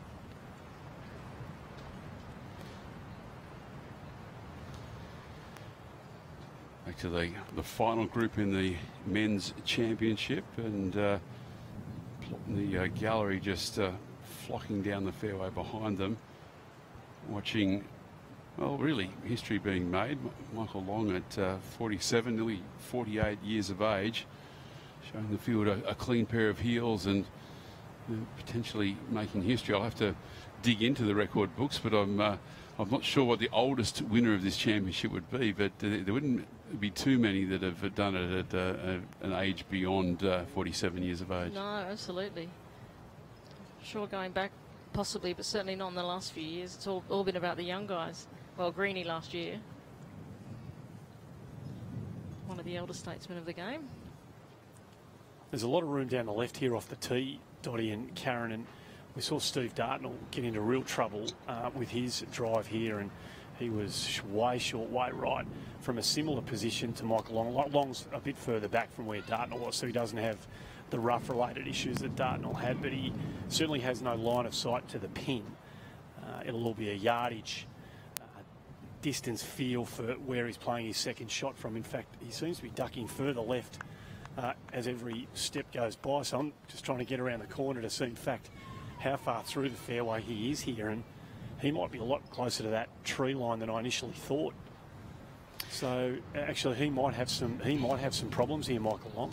We'll jump back to you in a minute, Andy. We'll just jump forward to number 17, the tee shot of Georgia Hall, who has come up a little short, just leaked off the front edge of that green, and that will leave her a very long putt for birdie. Yeah, the 17's not the longest of the par threes, but with the pin at the back today and hitting back into that left to right wind, it's a really, really tough shot.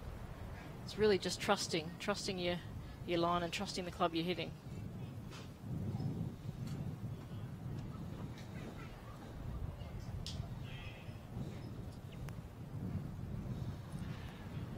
Justine Dreyer.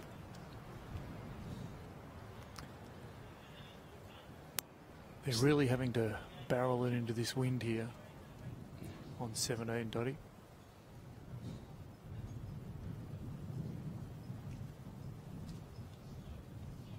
Looked like that started a little bit right.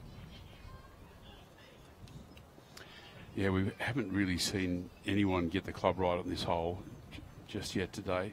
That back pin really tucked onto the back ledge, extremely difficult to get at, and of course no one really wants to go long to that particular pin position, although you would suggest at the moment that Marianne Scarpnord is going to have to take dead aim if she wants to defend this title. She's drifted 2 back of Georgia Hall, and it's pretty much all or nothing now. She needs a birdie finish. Yeah, and she'll know that. As you mentioned, though, you know, if you go long here with that back pin, it's an automatic bogey, really, unless you get so lucky and hit the pin with your chip. But that looked like it started left. And going left. That is a bad shot. Yeah, just fighting that left to right wind, double crossed herself, and that's not what she was looking for. It's the hardest shot for a right-handed player, isn't it? You always know that you want to try to hold it up into the breeze because you don't want it to get on the wind and go straight right, but always that last foot in the impact, I might just give it a little bit more right-handy. Absolutely, yeah, it's such a tough shot. It's yeah, probably, as you said, for a right-hander, the toughest shot in golf, and into the wind off the left as well. You know, if it's downwind off the left, maybe not so much, but into that wind. Do you miss playing? A little bit, yeah. I've played golf for such a long time. I think that now I'm just enjoying, doing a few other things. I don't really want to spend every weekend playing golf anymore, but I've kind of got the bug back, I think, now. I might try and get back into a little bit once our tour's done this year. Still a little bit of a bit of fire in the belly, maybe, to do something creative at some point on the golf course? Yeah, well, the USGA announced last year they're going to have a US Senior Women's Open in 2018. So I figure I've got a couple of years left before I have to start practicing for that. But that'd be a goal. It'd be great to play it. What a great shot that was. Absolutely brilliant shot there from Matthew Miller, who, despite not making birdie on 15, has given himself another chance, and he never gives up. Matty Miller, he's a great role model for people coming up in the game to say, you just got to keep trying on every shot until the end of the championship, because you never know what might happen. Absolutely, he's a real grinder, isn't he? As you said, and I hate that word journeyman, but I guess he is the definition of it. He plays a lot and plays all over the world, and yeah, it's a tough gig. It's to keep doing it year after year. Well, particularly, a lot of people don't really understand just how much money you have to make just in order to break even as a tournament professional. You can't stay in Australia and be a tournament professional. There's just not enough money here.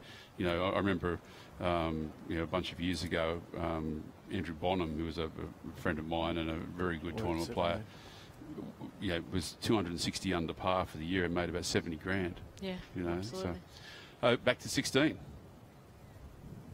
Yeah, we've got real troubles here for Michael Long. Dottie, he chunked that ball from around the trees.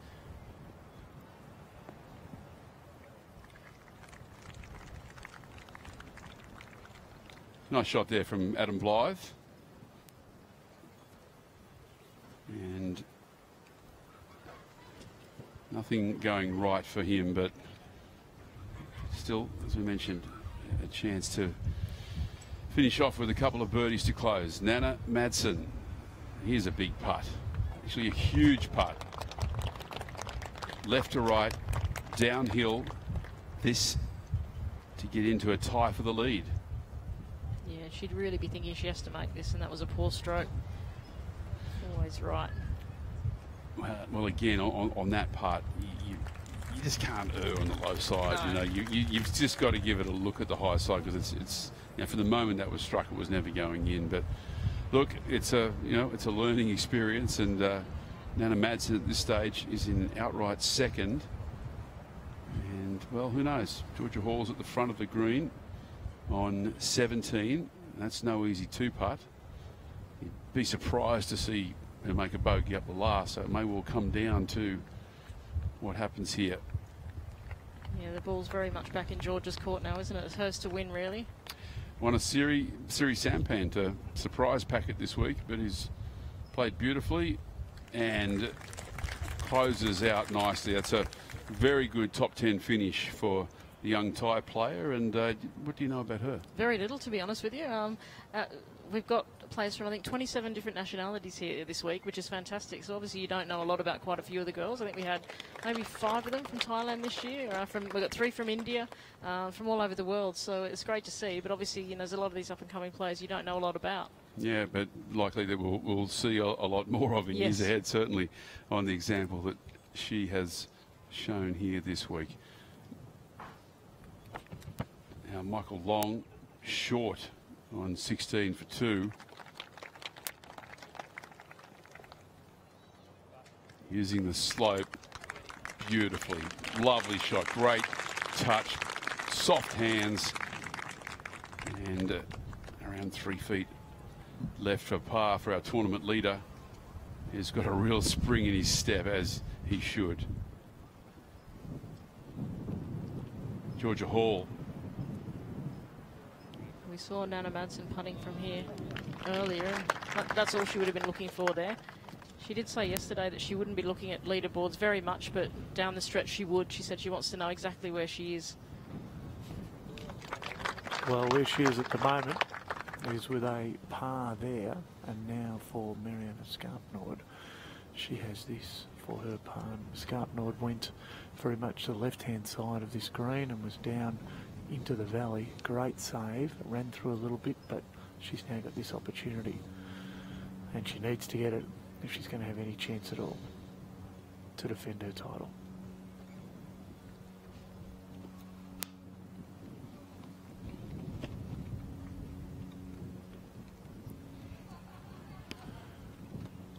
So this, Karen and Dottie, without putting too fine a point on it, is one of those moments in tournaments The shot's bigger than really what it is.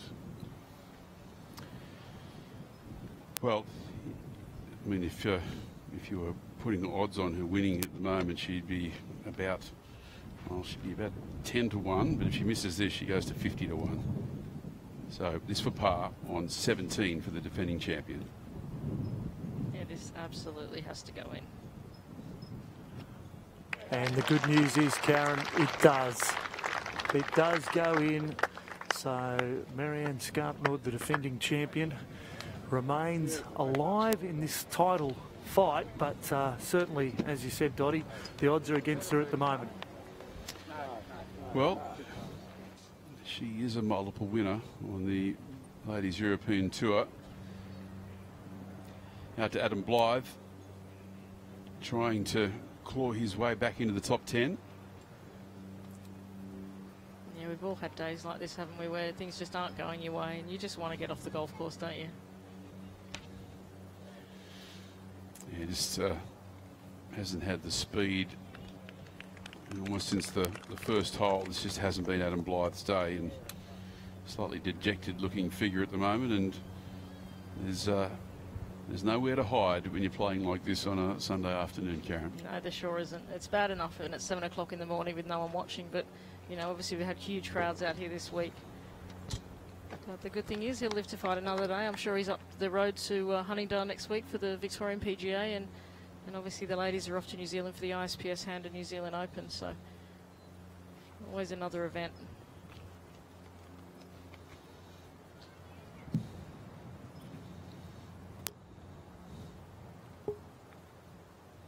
We saw this fantastic second shot here on 16.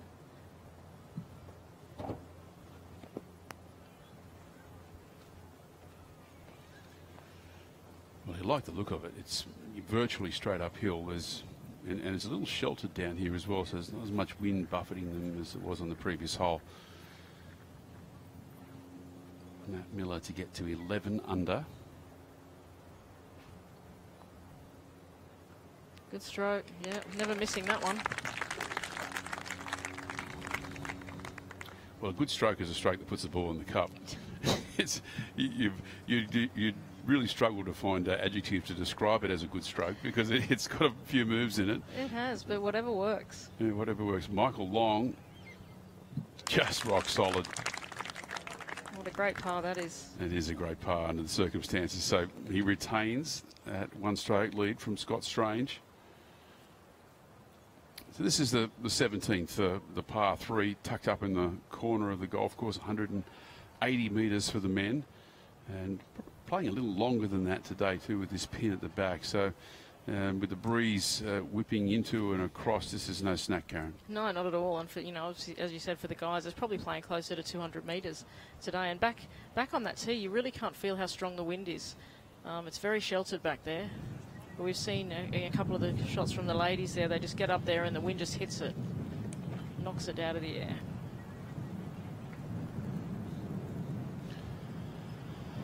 Well, Matt Miller, with that birdie, moves to within 2 of the lead.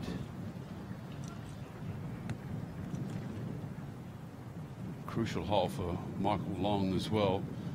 A par here, and with the par 5 18th to come, it really suggests that someone is going to have to get to 13 to beat him. And just had an update to our leaderboard as well, and Scott Strange has made bogey to go back to 11 under. So now Michael Long holds a 2-stroke lead. Rescue for Matt Miller. It just tells you how strong that wind is. You very rarely see the guys hitting rescue clubs into par 3s, do you? Must be playing long. So difficult to get back to that back right pin there. Well, we literally haven't seen anyone within 20 feet of that pin today, have we? Steve Dartnell, we're told this is second shot on 18. It was a very lofted club. Big hitter, that's straight at the pin. I was watching him hit balls yesterday. What a golf swing that young fella's got. Well, it's an amazing swing, and without being sound like a broken record, we just marvel at the amount of potential that hasn't been realised in his game yet. He's been out here for nearly a decade and really doesn't have much to show for it in terms of victories or even top 10 finishes. But he may find his mojo at some point. But here is a massive shot for Michael Long. Leads by 2. That's going left. Right. Wow.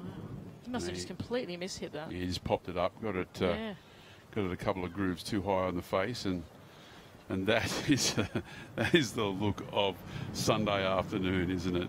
The heart pumping, the hands sweating, and there's nothing you can do. You've got to cop it. You've got to swallow it, and you've just got to try to find ways of using that nervous energy to your advantage. Yeah, absolutely. And it's not easy. And I think that, people out there watching have absolutely no idea of the feelings a professional goes through under pressure. And I'm sure, and it doesn't actually get easier. It doesn't matter how many times you win. You still feel those nerves. It's just, as you said very rightly, you just have to learn to find ways of dealing with them. That's another shot that's come up short right. Yeah, wind just humming back into their faces. So just getting an update, scoring that may have been the 3rd shot for Steve Dartnell. So he will have a birdie putt. He's at 10 under par, even for the day. In a tie for 4th. And a birdie here would make him a lot of money. He's in a tie, well, he's in a 7-way tie for 4th. A birdie would move him up into a tie for 2nd at the moment. So he may not be completely aware of it, but this is certainly going to make Sunday dinner taste a whole lot nicer, Karen. Yeah, this could be like a 20 grand putt. Absolutely. Probably best if he doesn't know that, but be interesting to see if he's been looking at any of the leaderboards coming up here. But it's a downhill left to right putt as well on this very exposed green. This for birdie to close out the championship.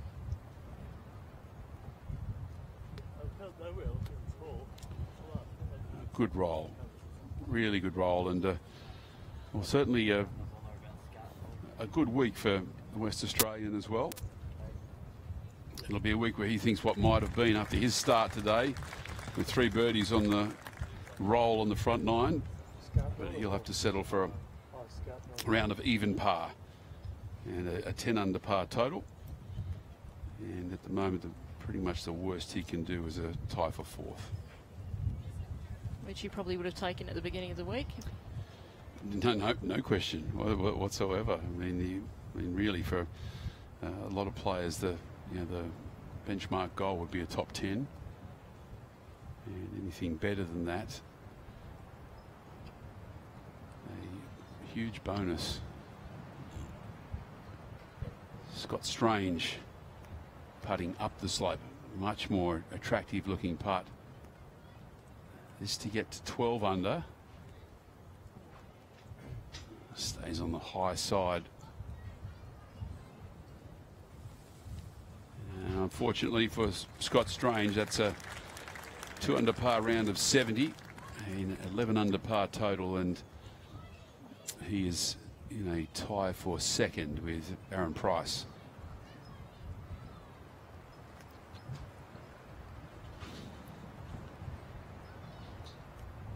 Hopefully the final shot of the week for Zach Murray.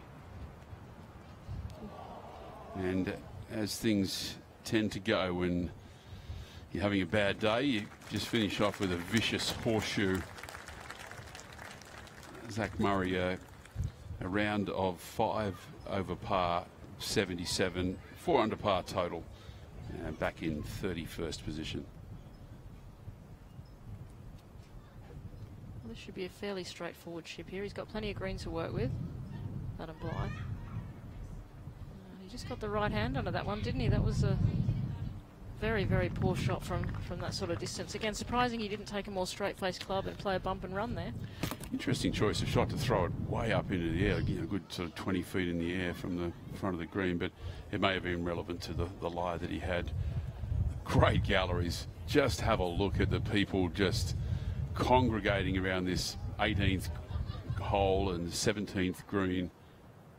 Just a magnificent atmosphere. Kids in the compound here enjoying the golf and the atmosphere, the food, and Justine Dreyer trying to finish off her tournament in style.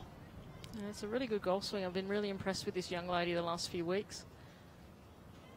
Oh, that wasn't far off. Just caught the greenside bunker there, I think. Well, actually, she'll hope she's in the greenside bunker, because the other shot is a really tricky one, short-sided, very little green to work with. I've been impressed. She stayed aggressive all day today. And this is the shot of the tournament here for Georgia Hall. Good drive. Got about 160 to travel, Karen, from here. That pine tree over to her right-hand side is at 175. So she's got a straight up look at it, travelling over the wasteland. Fires it in. She's called it going left. She's called 4, and it's bounced right over to the left-hand side, almost over near the traditional scoreboard. That's where she is. Well, I mean, it wasn't her best swing of the week. It was a very nervous swing, but the positive, Karen, is that she has got an enormous amount of green to work with, and unless she's behind one of those tufts of Parramatta grass, she's going to be able to give herself a birdie opportunity. Yeah, and I'm sure she was probably aiming that at the left edge of the green anyway. And again, just hooked it a little bit. If anything, could have been compensating for the wind too, which has been blustery from that left to right side. The wind is a bit like a mad woman's knitting at the moment. Michael Long, what a shot! What a shot on 17. My word, sorry to interrupt you there, Ian, but we went back to Michael Long's shot live on 17 from the front of the green with a 60-degree wedge. Nearly chipped it in, literally half a roll short. And his gilt-edged short game just holding him in good stead once again. And he will take a 2-stroke lead into the final hole. What a shot from Michael Long. And Karen, we saw the pressure that he was showing on the tee there, but in that situation, not at all. We'll go forward to 18, and Marianne Skarpnord, and I think Andy Marr might be down there with this group. I'm still with the group at the moment with Skarpnord, and she has just had to chip it into this mid-fairway position from a very ordinary lie from her first shot. And now she's looking at her third here. Bunkers obviously out of play to that left-hand side, but the bunkers to the right-hand side of the green very much in play for this one. She'll be taking dead aim here. She has to make birdie. Well, she's given herself a marvellous opportunity, Karen. Terrific shot, and the huge gallery here following her. Very appreciative. Gee, the scene looks fantastic here on 18. Absolutely brilliant. Yeah, I mean, from our commentary box, I'm looking down the fairway. I can see the crowd milling around the tee at the last, and on the 18th tee over to Maddie Miller, putting on 17. Oh, Matthew Miller. Oh, my word. He just never knows when to quit, this guy. He has not got an ounce of quit in him. And just when you think that all the possibilities have been exhausted, Karen, Matt Miller just puts his hand up once again. Well, what a putt that was.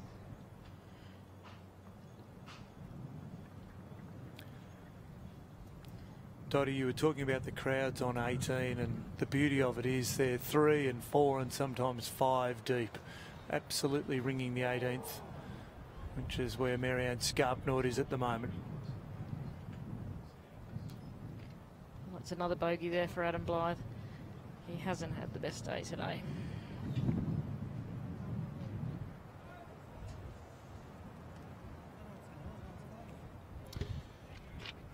Well, Ian, have you had a chance to go over and see the lie of Georgia Hall at all? Haven't had a chance to get over there. Waiting for the men to be coming down following their run at the moment. So actually, Andy Marr's just walking down the front there, and that was Justine Dreyer playing from just short of the green. Lovely soft hands there, Karen. And well, it's all happening here at the moment. We've got commentators running in all directions. We're trying to collect as much information as we can. Andy Marr's gone over to check Georgia Hall's lie, and yeah, it looks okay, Dottie. It's not too bad. So she's got a lot, as you said, she's got a lot of green to work with. The ball's sitting up okay. It's got, she's got no tufts of grass around the ball, particularly behind it. So there's nothing really difficult about the shot other than the moment that she finds herself in. It's all up, yeah. And Andy, wish you would have seen the leaderboard right behind her as she walked up to her ball. She'll know exactly what she has to do here. And gee, the pressure she must be feeling at this point in time. Well, that was her first false swing of the weekend coming in here. Yeah, Tita Green, she's been absolutely flawless this week. She's done That's pretty well. Yeah, it's a pretty good lead, Karen. That's uphill, 8 feet, 2 putts for the title. Yeah, she's been rock solid. That was a smart shot too, making sure she left herself below the pin there. She obviously knew exactly the situation. Michael Long probably hasn't seen a leaderboard. He's taken driver up 18. And, well, blocking it out right. He'll certainly be blocked out for his second shot. And I guess just opening the door a little bit for Matt Miller. There's only one back. Yeah, that long putt Matt Miller made on 17 certainly put the cat amongst the pigeons, didn't it? We all thought he was home and hosed, but he's really opened the door here. And obviously you can just see perhaps it is the nerves that are getting to Michael Long a little bit. Well, I mean, there's no question. I mean, this means a lot to both of these players, both in their 40s. You know, both wanting to see their name on a trophy which has some of the greatest names in the history of Australian and world golf on it. And it really counts to both of them. And what Matt Miller did there on 17 just brings a smile to your face, because we have a real contest with one hole to play.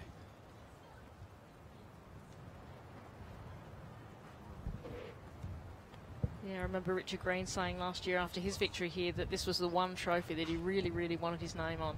As you said, some fantastic names of Australian and international golf on the men's trophy. The women's event hasn't been running anywhere near as long, but for the guys, it really is a big deal to get your name on that cup. Well, it's come down to this for Georgia Hall.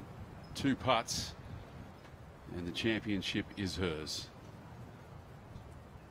I wouldn't have thought she'd be hitting this one too firmly. That's all she needed, though.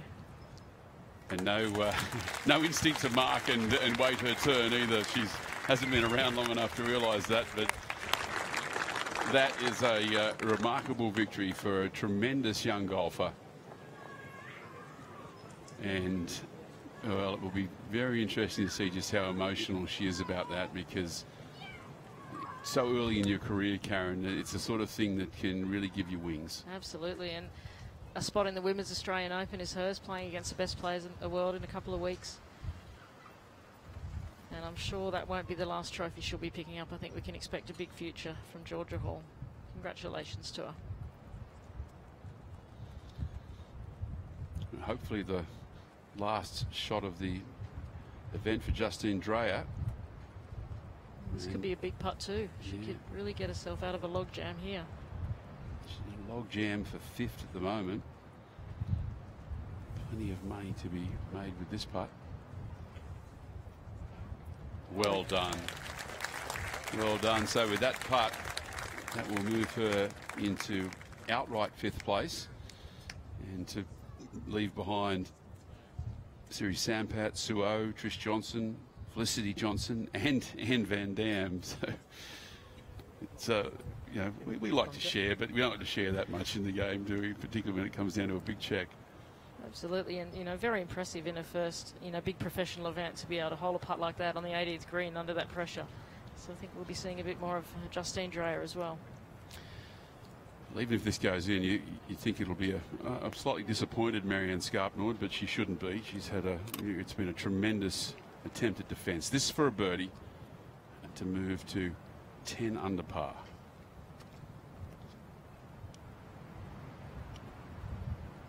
Nicely done. Well, she's a huge favourite in this part of the world. I think a lot of people are aware of the fact that she's moved down here to live with her partner Richard Green. They have a house on the golf course, and a very, very popular figure, and a great ambassador for this championship, Karen, and a great person to boot. Let's go out to Andrew Marr.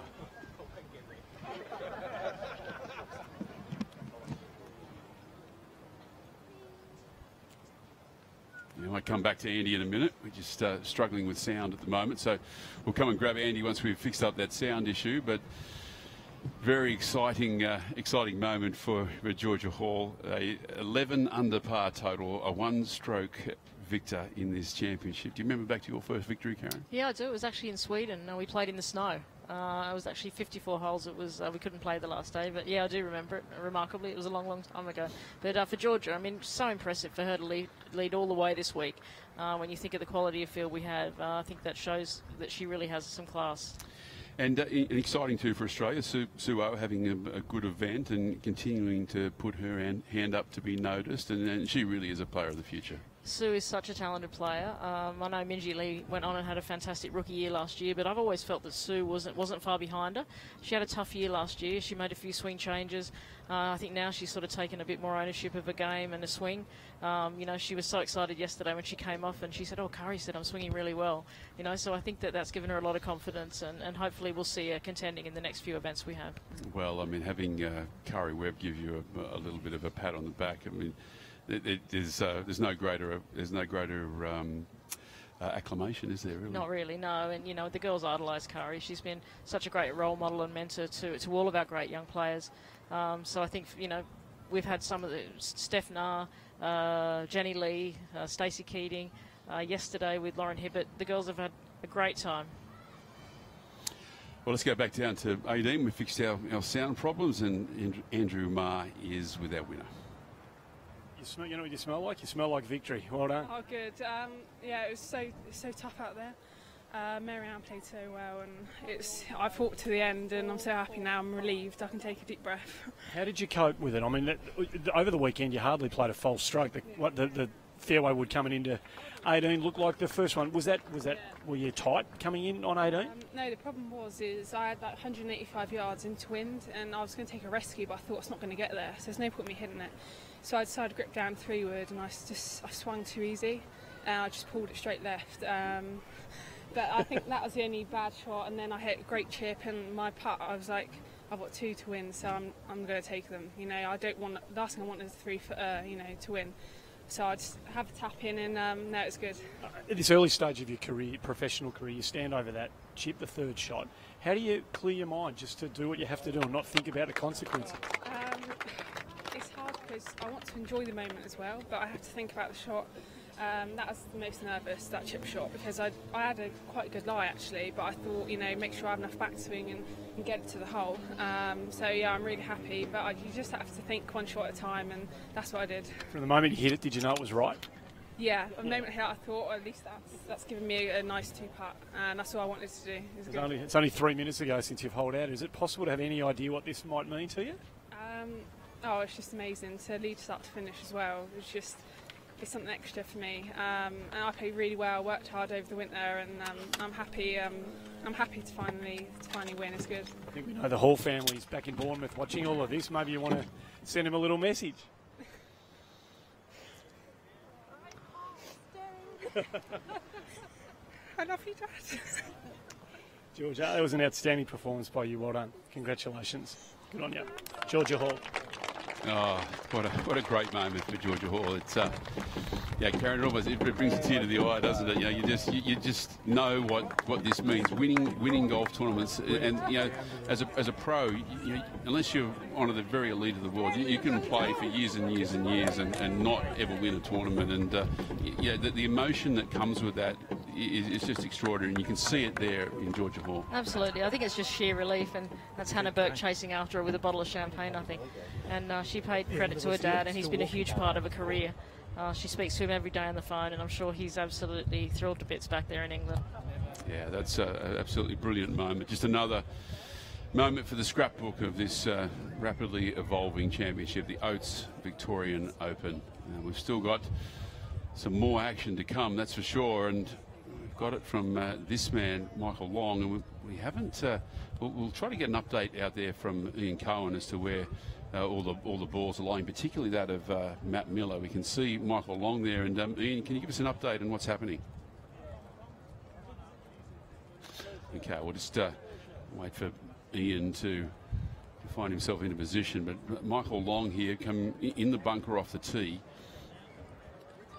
and has laid up. And Karen, that's a fair way back as well. And with that pin tucked onto the right, is a big decision to be made here. Absolutely, yeah. And it's all dependent on Matt Miller's position as well.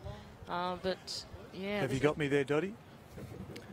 Just coming in from the 18th now, and Matt Miller's in a superb position.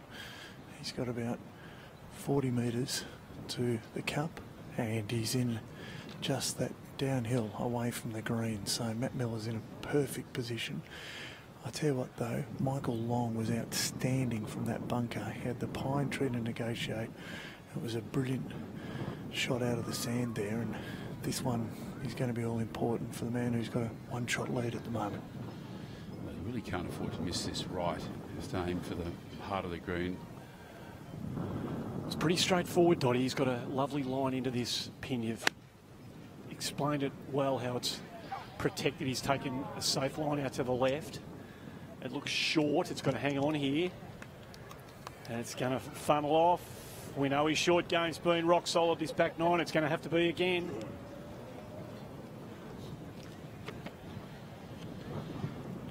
Just didn't have enough on it, Murray, to be able to get up onto the dance floor proper, and it's a disappointing result for him. And Miller now will have just the 30 metres. He's got a bunker to negotiate though, Miller, after we get the play of Blythe. Dottie, if you're Matt Miller right now, what are you thinking? What's going to be your play when you step up over this ball, knowing where Michael Long is right now?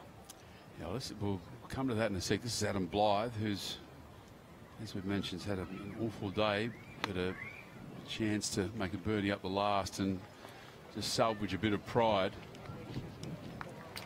Well, in getting back to your question, Andy, that's a really good question, because, yeah, I mean, depending upon, I can't see where Michael Long's ball has finished, but it's he's got plenty of green to work with, and he's got a great short game. You'd back him to get up and down for a 5, and so it really does put the acid on Matt Miller to be aggressive and to pitch it as close as he can, and in doing that, he also then puts a little bit more heat back on Michael Long. So it's come down to a game of match play. It's a game in two here with two very experienced veterans of the PGA Tour of Australasia, and really we're going to find out here right now whose nerves are the best.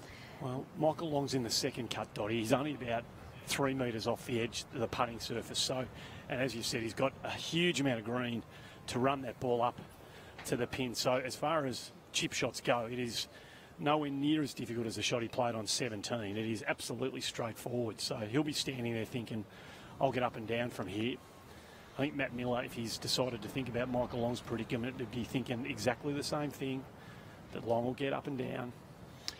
Actually, having seen his shot now, he has a really difficult shot. I mean, that ball lies very tight. Curry Webb was talking earlier about just how tight the grass is there. He's coming directly over the bunker, so he cannot afford to be too cute with it. And opening the face right up. Massive shot here for Matt Miller. I think the positive thing is he's a little bit further back, so he might be able to get some spin on it, but I think a little bit thin there, I think. Perhaps thinking about the tightness of the line, not wanting to catch the ground before the ball.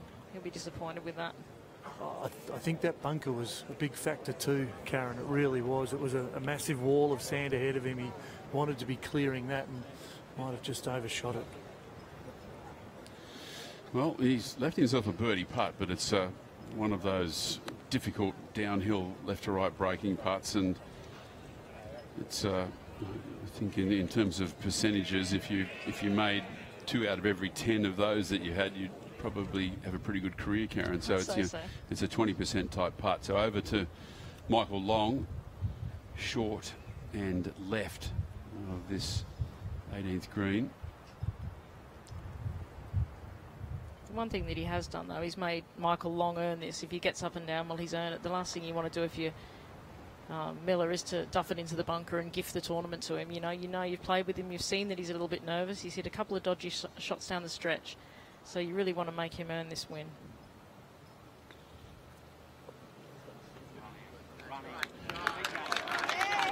He's a great chipper, Michael Long.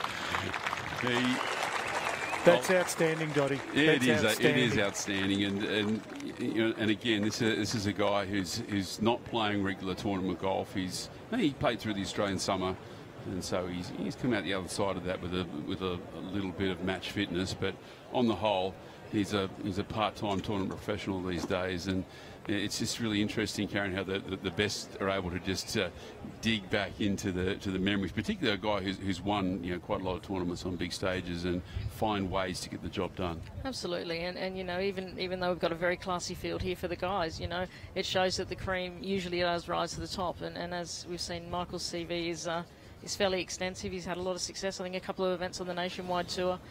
You know, you don't win out there unless you've got a lot of game, and he's been a great player for a long time. He certainly has. Adam Blythe, 6 over par, the 54-hole leader, back to 7 under par now, and he's gone from 1st to 19th. Although a birdie here would see him move up to 15th place. Wouldn't you love to see him hold this? Well, certainly would bring the house down. Yeah, we've all been there and done it. Golf, when it's going well, but it can certainly bite you very quickly.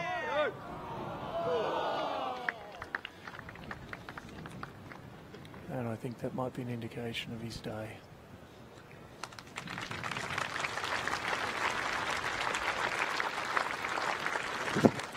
He'll try and take the positives away from this week, but right at this moment, I think he just wants to get off the course. Yep, very disappointing day for him.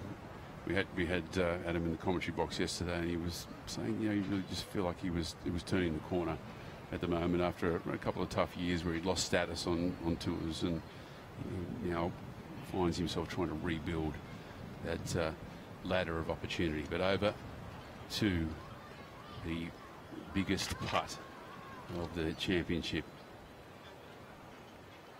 Matt Miller, that's a really good camera angle of what faces him. It's definitely downhill. Will move from left to right. And he knows Michael Long's putt isn't a gimme, so he'll be desperate to make this, just to make sure Michael Long has to make his putt to win. And as you said, this is a very difficult putt. And let's not forget the putt that he just holed on 17, and he also made a birdie on 16. Matt Miller at 12 under par has this to join the lead.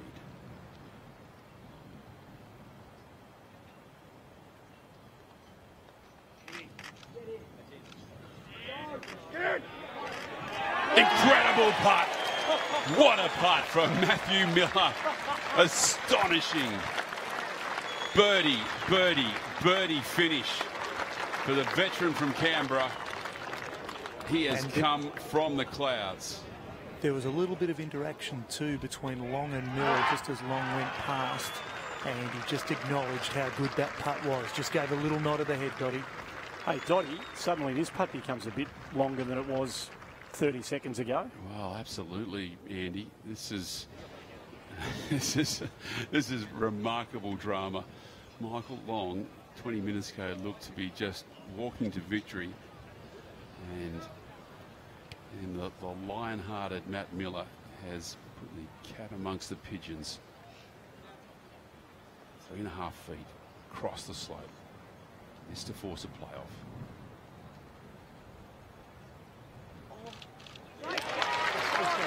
Well, the drama of the Oates Victorian Open continues. Just a remarkable finish in the men's championship, and we will head back to the 18th tee once cards have been signed, where Michael Long and Matthew Miller will contest a playoff for getting their name on the trophy and for the Lions' share of the $300,000 purse. Andy Marr, he's grabbed the man of the moment, Matt Miller. He's been good enough to give us 30 seconds before he goes. Mate, you knew what was on the line with that putt. Just tell us what you were thinking and what you're going through right now. Yeah, look, it was a make or break, I guess. You got to think that Longy will get up and down, and you hope that he does too. He's a good fella, so. I had to just, put all my concentration into it. I missed a couple out there early on, which I, from the range I don't normally miss many from, and just sort of, lost my way in the middle with a couple of shots and managed to refocus the last 4 holes. And as I said to the caddy, if I can birdie 3 of the last 4, obviously 15 was going to be one of them, but there's another one of those putts. But look, I just mustered everything I could to try and get to where we are now. So, we'll go and see. It's clutch, mate. Go sign your card. Good luck in the playoff. Matt Miller, Dotty. Over to Michael Long. Absolutely, Dotty. We're here with Michael Long, and Michael, take us through the last 2 holes, really. Yeah, I didn't hit too many good shots off the tee, and 18 was a little unlucky. I hit the drive well, and then but you're in that bunker, and to be honest, I think it was probably the best shot out of the last 3 holes to get as far down as I did. I was really rapt with that. But now's the playoff, and Matt, 3 birdies to finish. That's a fairly solid finish around here. When he drained that putt, you went over and there was just a little nod of the head. You acknowledged the sort of sport he'd been playing, but for you still had that other metre-long putt to get yourself. I just told myself he's going to make it. So I was quite prepared when he made it. It wasn't like a shock to me. It was, okay then. Now I do have to make it. What's the emotion going into the playoff? I don't know, I'll tell you. I don't know. It's I played a good round of golf. Matty came home strong as well, so looking forward to it. Good luck. There he is. Michael Long heading in. You could see he was taking the card apart, getting it ready to be signed. The drama here, Dotty, continues at the Oates Vic Open. It certainly does, and there's still a few formalities to be done yet. Of course, cards need to be signed and checked. And once that's done, they'll be off with tournament officials in the buggies back to the 18th tee.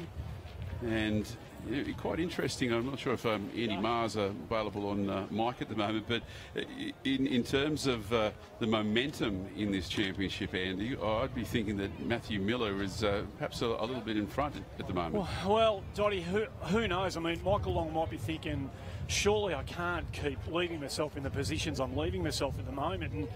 But he's going to go back up 18, and the conditions are getting stiffer and stiffer by the minute. So he's got to try and find a way of finding the middle of the club face on his off the tee and in approaches to the green. Whereas I think you're probably right, Matty Miller, if he can just take a couple of big, deep breaths now and regroup, he can, knowing that he's doing what he's doing with a flat stick at the moment, he can feel supremely confident. If it comes down to a putting contest, as good as Michael Long's short game is, Matt Miller must be really feeling it with a blade at the moment. The other thing, Andy, it's interesting with the wind direction on 18, it's going to be difficult for, Michael's the longer hitter of the two for sure, and if he catches a good drive, in normal conditions he can get home in 2, but the wind is certainly not playing to the advantage of either of them, and we could end up in a situation where it just comes down to a wedge contest where the players have to lay up and whoever can get it up and down and make birdie. Yeah, unless one of them can play some sort of career second shot in here. That could, you're right, you're 100% right. And back into this breeze, that's a big ask, because when you turn the dogleg here on 18, you're straight back into it. So if they can find you know, a career shot with their second shot in, then who knows? It might come. Well, let's just wait and see, Dottie. It's going to be fun either way. Yeah, it certainly is. And, well, it's been fun to watch Matt Miller all week and all summer, really. He's been the man of the moment, the PGA of Australia Player of the Year. Let's have a look at some of his highlights from round 4. You can see that his short irons were right on target and able to find the middle of the cup on a regular basis.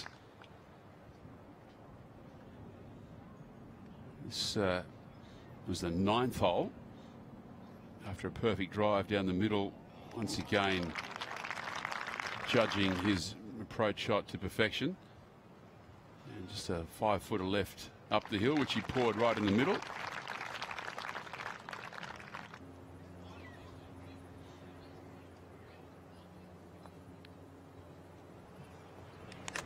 It doesn't always go back straight, but the ball has a habit of going in the middle of the cup. For Matty Miller, very experienced player. He's played on the European Tour for a number of years. He's been back in Australia now. He's took the teaching job at Gold Peak Country Club in Canberra. Well, they may not be seeing much of him for a while if he keeps this sort of form up. Magnificent birdie putt on 17, and then this to bring the house down the slope for birdie. The must-make putt was never going anywhere, but straight in the middle.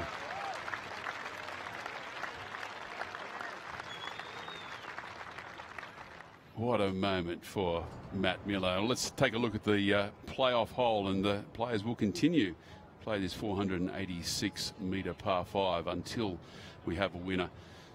And you can see that pot bunker up the right-hand side. That's the one that Michael Long made it into for his tee shot in regulation. A good drive, the fairway cambers from right to left, and a good drive using the slope can get you down to pretty much within range. It's not a long par 5 at 486, but the wind also playing a big factor. And you can see the dog leg out here. That really doesn't come into play for most of the players here. After a good drive, they'll be taking it over those pots in the middle of the fairway that guard the approach. And the best miss, of course, here is left. You want to avoid that hazard and scrub that runs up the left-hand side. The pin today tucked over on the right-hand side behind that bunker. And so anything short and right makes for a fairly difficult pitch shot. Well, it's come down to this in the men's championship. A playoff between Michael Long and Matthew Miller, and there's a rules official Andrew Langford-Jones just laying down the law. And I believe that is the CEO of Oates. And he'll be tossing the coin.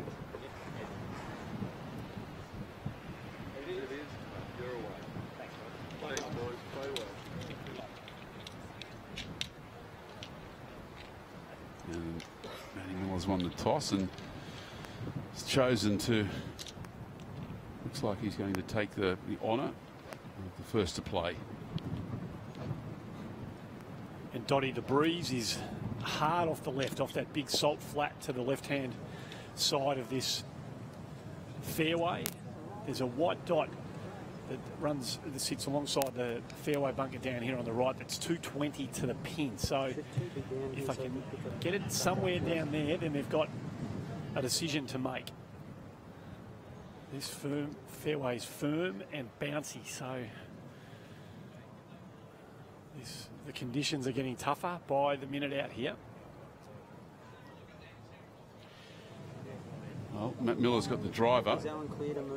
No intent to take a more conservative strategy. A very straight driver of the ball too, Matt Miller. He's not the longest, even by his own assessment. He does hit a lot of fairways, and he's got the honour, and he's certainly got the momentum coming off the back of 3 birdies. First hole of the playoff in the 2016 Oates Victorian Open. He's pushed, he's sort of blocked that right body. That's looks like it might miss the fairway here, down the right short of that fairway trap. So that's a long way back. It's going to sit up okay in the first cut, but that takes any opportunity that he might have had to go way out of the equation. So it'll be about the layup now for Matty Miller, and he'll be a long way back even for his third shot, I suspect. Any wind direction into and off the left? Off the left, Dotty, yeah. And then straight into them once they sort of turn this 45 degrees into the green. So it's hurting off the tee, but then when they turn to play their seconds, it's just straight back into it. Well, he hasn't made many really solid swings in the last few holes, Michael Long. Tee shot in 18 wasn't great. 16, nor was 17. Chance to redeem himself. Starts it down the left edge, just fading on the breeze into the middle of the fairway. This is a beautiful drive from Long. And that's going to stop. In fact, it's just going to bounce past that white marker that I told you. So he's going to have about 210 to the pin and the perfect line to have a crack at it. So advantage Long, certainly off the tee. Yeah, that's eminently reachable for Michael from that position. And as you suggested, Matty Miller's going to be laying up short. And you know, no matter where you lay up, Andy, from way back here, you're left with a difficult third. I mean, the layup area on the fairway means that you're basically approaching that pin over that huge hot bunker that guards the right-hand side of the green. And Dotty, I'm down over the Miller ball right now. He's drawn an okay lie, but he's on a bit of a downslope. And he's going to need to get this ball up. He shouldn't have any troubles covering the pine trees that are about 60 metres in front of him, but he's going to do well here to kind of flush it off that lie. It's just on a bit of a downslope, and it's a patchy sort of area that the ball lies in between some wispy grass. It's certainly not a bad lie, but given the fact that it is on that little bit of a downslope, it does create just a minor problem here for Matt Miller.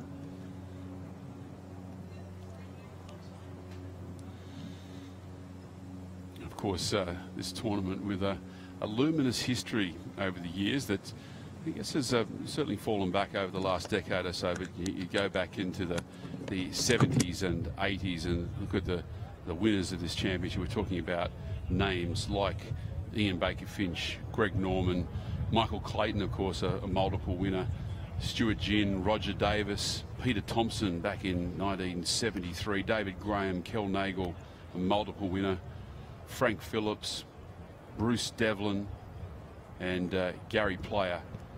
And of course another name back there, 1957, Ozzie Pickworth, one of the all-time great Australian golfers. And so this tournament really has an enviable history, and for both of these players it would be a massive honour to have their name adorning that trophy.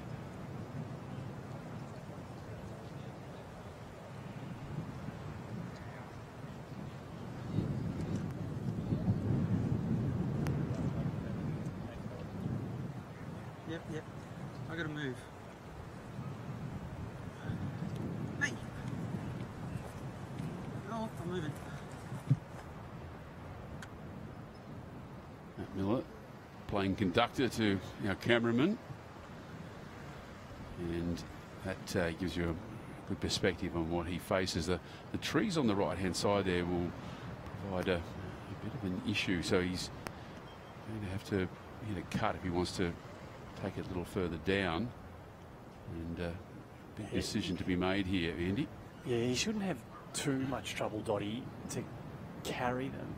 It's just where he's wanting to play his third shot from, and if he's going to pick a spot, you know, to the right of the waste, that sort of grassy wasteland that wraps itself around the fairway here, then he'll be thinking, okay, I want to have one, give himself a number 140 in, so I need to get this, you know, 160, 170 down there somehow. He's just all about target now. Find an area that he's comfortable coming into this pin with his third shot from, and try and get this ball to that area as best he can. And as I said, there are some issues. The wind is hitting him hard off the left and into. He's got those trees that are more a visual challenge than anything, I suspect. But the lie is just marginally problematic. As I said before, it's on a downhill lie. So in terms of getting elevation, that's going to be a challenge. And he's taken a fairway medal here, which is a very, very interesting play. It looks like one of his hybrids, Andy, so a little bit more loft on it, probably about 19 or 20 degrees, and he's very handy with this club. And under the circumstances, that slightly bigger head and the ability to cut through the rough, it's a club that he's very comfortable with. And although it looks like the angle that he's taking is way up the right-hand side, which is going to leave a much more difficult angle in for his third. So, second shot, Matt Miller. Oh, that has just carried. Oh, Dottie, I tell you, that has just got over the top of those pine trees. That came out low and hot, and just, had that been a foot lower, that might have taken the fronds of the pine trees and dropped straight down. Well, he's, I guess that was what I was kind of alluding to earlier, because he's a very low ball. He has a very low ball flight, Matt Miller. Doesn't hit it very high, and he's great at penetrating under the wind, but particularly out of that lie of a slight downslope, getting it over the trees is quite an achievement. So over to Michael Long. 210 to the pin, 3 wood in hand, ready to go.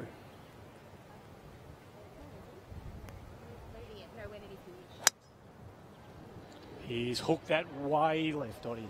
Way left. That's left of Georgia Hall. That's scoreboard left. In fact, that's left of the scoreboard. That's in the hazard, Andy. That I can't believe how left that's gone, Dottie. That has missed the target by 60 metres left. And you know what? It was interesting because he was very upright, and that club got way across the line, and came in with a very shut club face. And well, the nerves of the moment. That's a dejected-looking Michael Long, but he may need to go down there and see if they can find that ball first, because I seem to be pointing at it, Dottie. So I'm about 180 metres away walking down there now, but it does look like Angels have ID'd the ball so they can see it. They have, Murray. I'm just on my way to it now, about 20 metres away, just across the front of the green. So there was a couple of gentlemen who were standing here just quietly minding their own business, not expecting that sort of projectile. And it's not only rough, it's heading towards hazard territory. So just going across to get an eyeball on it now. But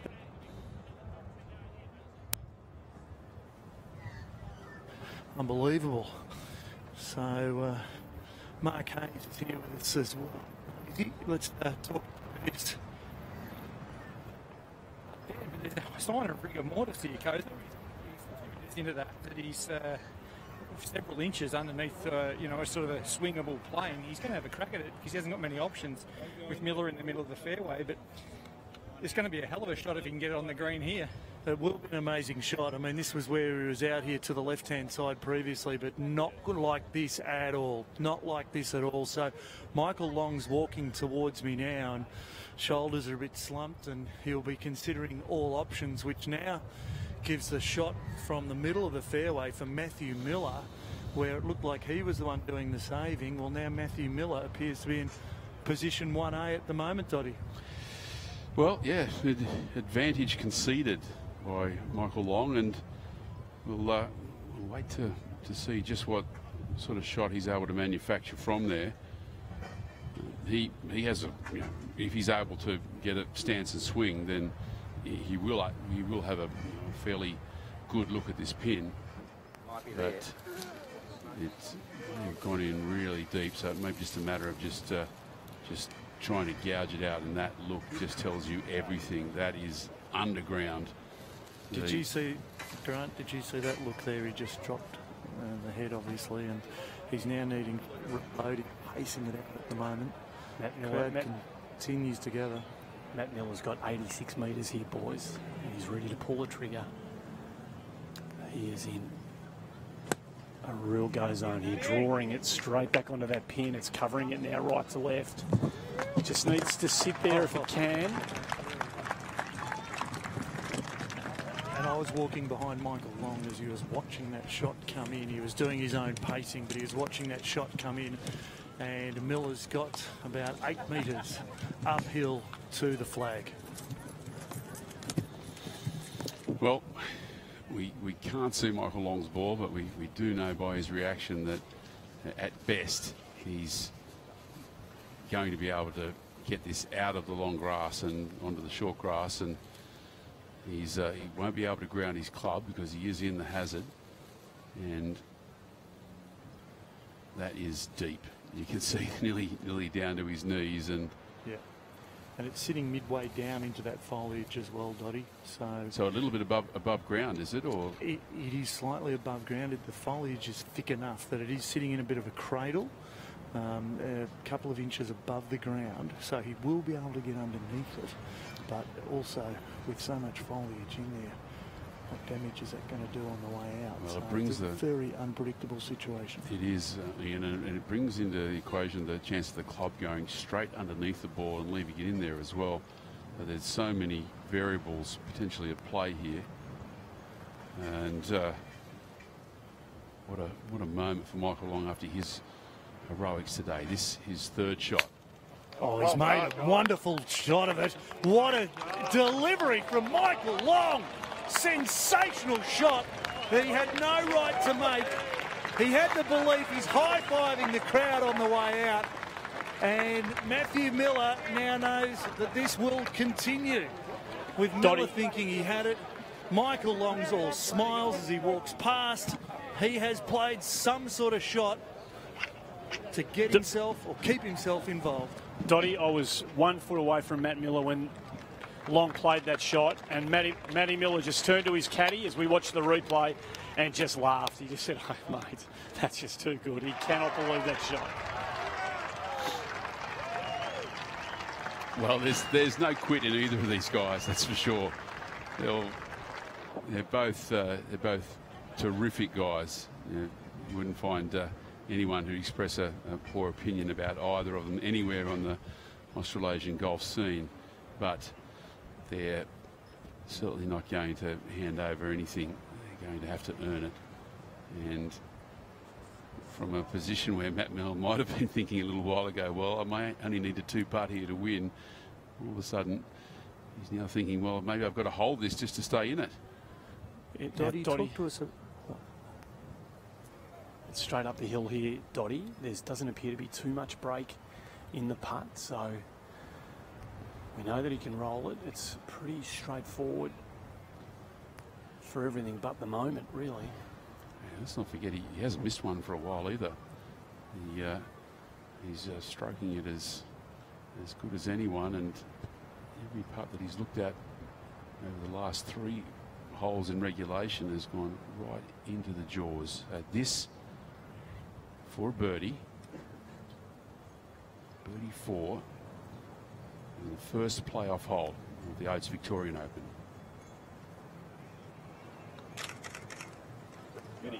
Get in. Oh, hasn't given it enough.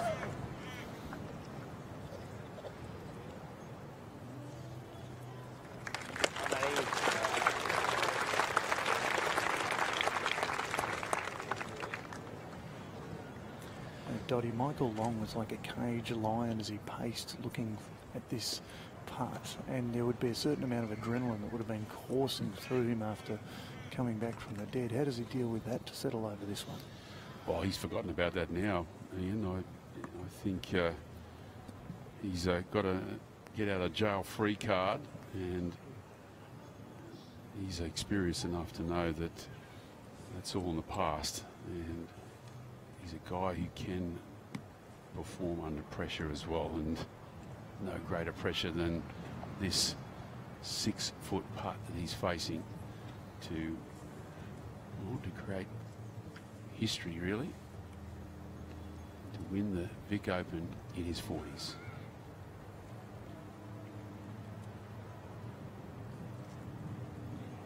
Remarkable win. Michael Long, the champion of the Oates Victorian Open for 2016, with the most unlikely birdie on the first playoff hole. And what a way to round off an absolutely remarkable week.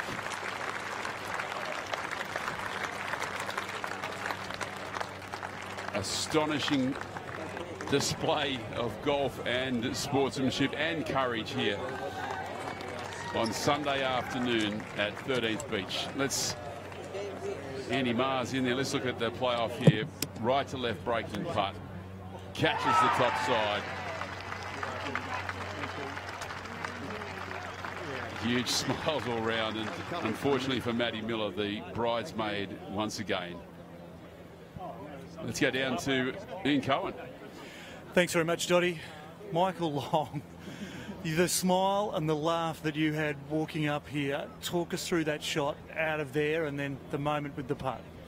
Well, I don't know what went on the final 4 holes, and I just kept on missing everything. And luckily someone found it. I didn't know they were going to find it, and it's sitting up high, it's a little baseball shot. And I said to my caddy, well, here we go, it's a wing and a prayer. And I came out perfect. And what can you say? It was just, I'm going to say it's pure fluke. I had some idea what I was going to do, but I could not do that again in probably 100 attempts.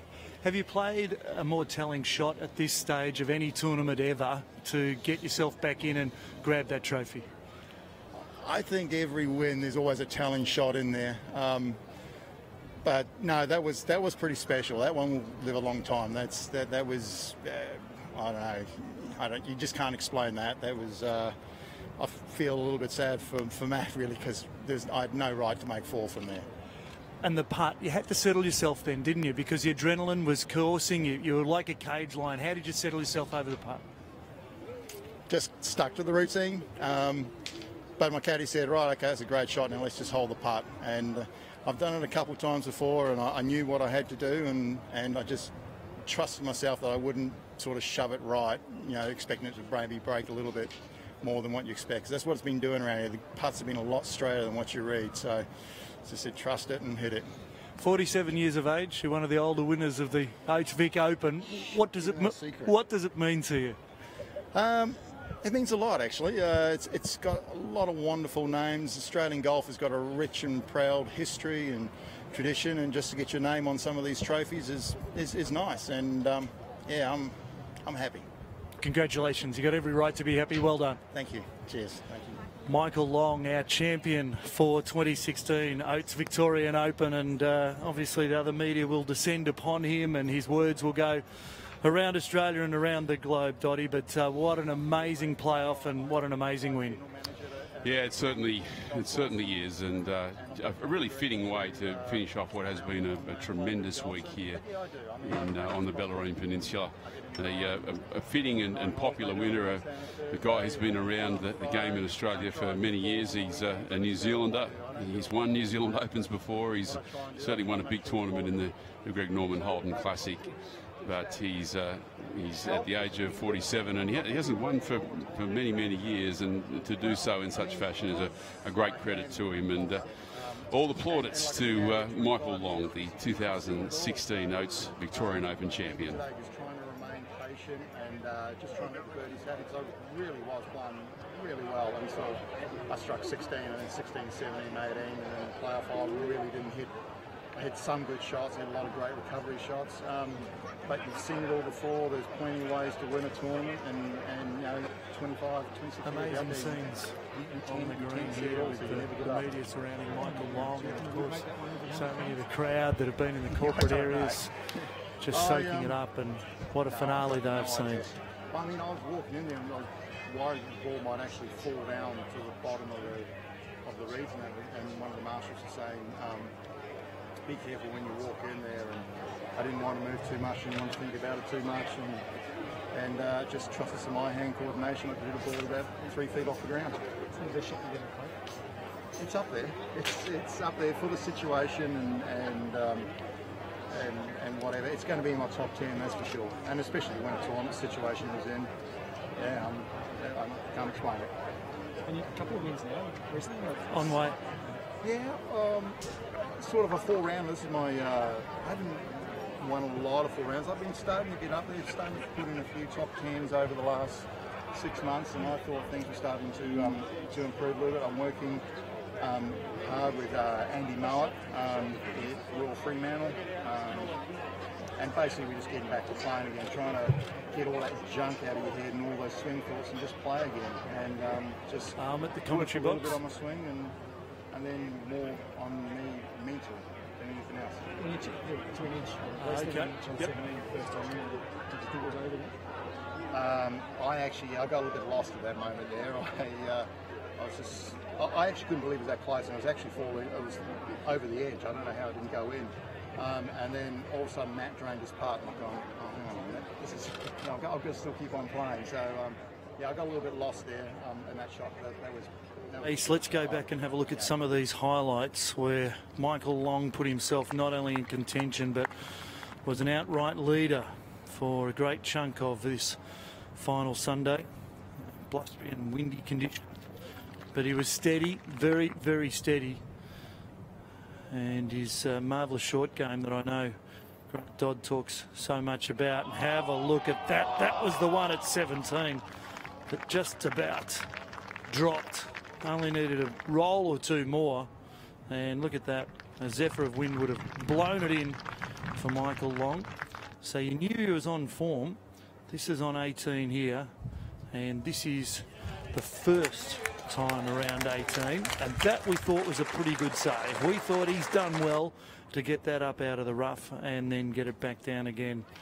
And you can see the massive crowds in here at the Oates Vic Open. Wonderful scenes, and that was enough to force the playoff. There was great interaction between the two and terrific respect, and then this was the one with the ball cradling up in that foliage. One of the best shots of his life. He said it's up there in the top 10, and to play it in this situation when a title is in the offing, and that was enough to give him this 6-footer to be able to take the Vic Open title. And watch the reaction as it goes in. Punches the air, and so he does.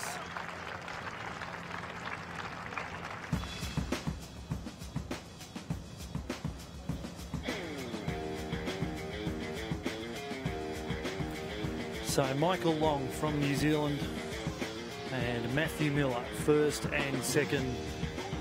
Then going back to the tie for third place, Aaron Price, who had been the overnight leader after the second round, Scott Strange, and Josh Geary, Ryan Carter.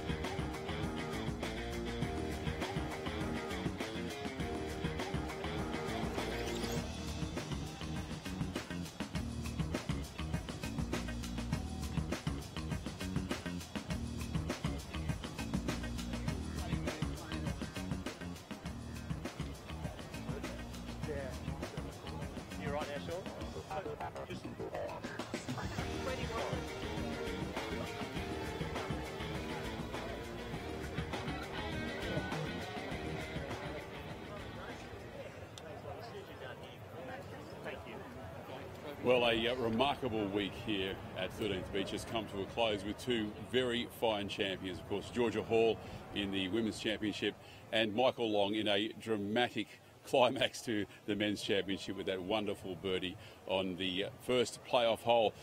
Many people to thank for such a great week. Of course, Golf Victoria and the Victorian government. Many sponsors have got behind this event, but none more than Oates, who've provided a sterling backbone for this event. Many thanks too to all my co-commentators, Andrew Marr and Ian Cohen, and also to all the production crew, including producer Sean Mulcahy. Well, we're looking forward to coming back here again for another dramatic championship. Many thanks for joining us on this very first live stream of the Oates Victorian Open, and we very much hope that it won't be the last. Thank you very much.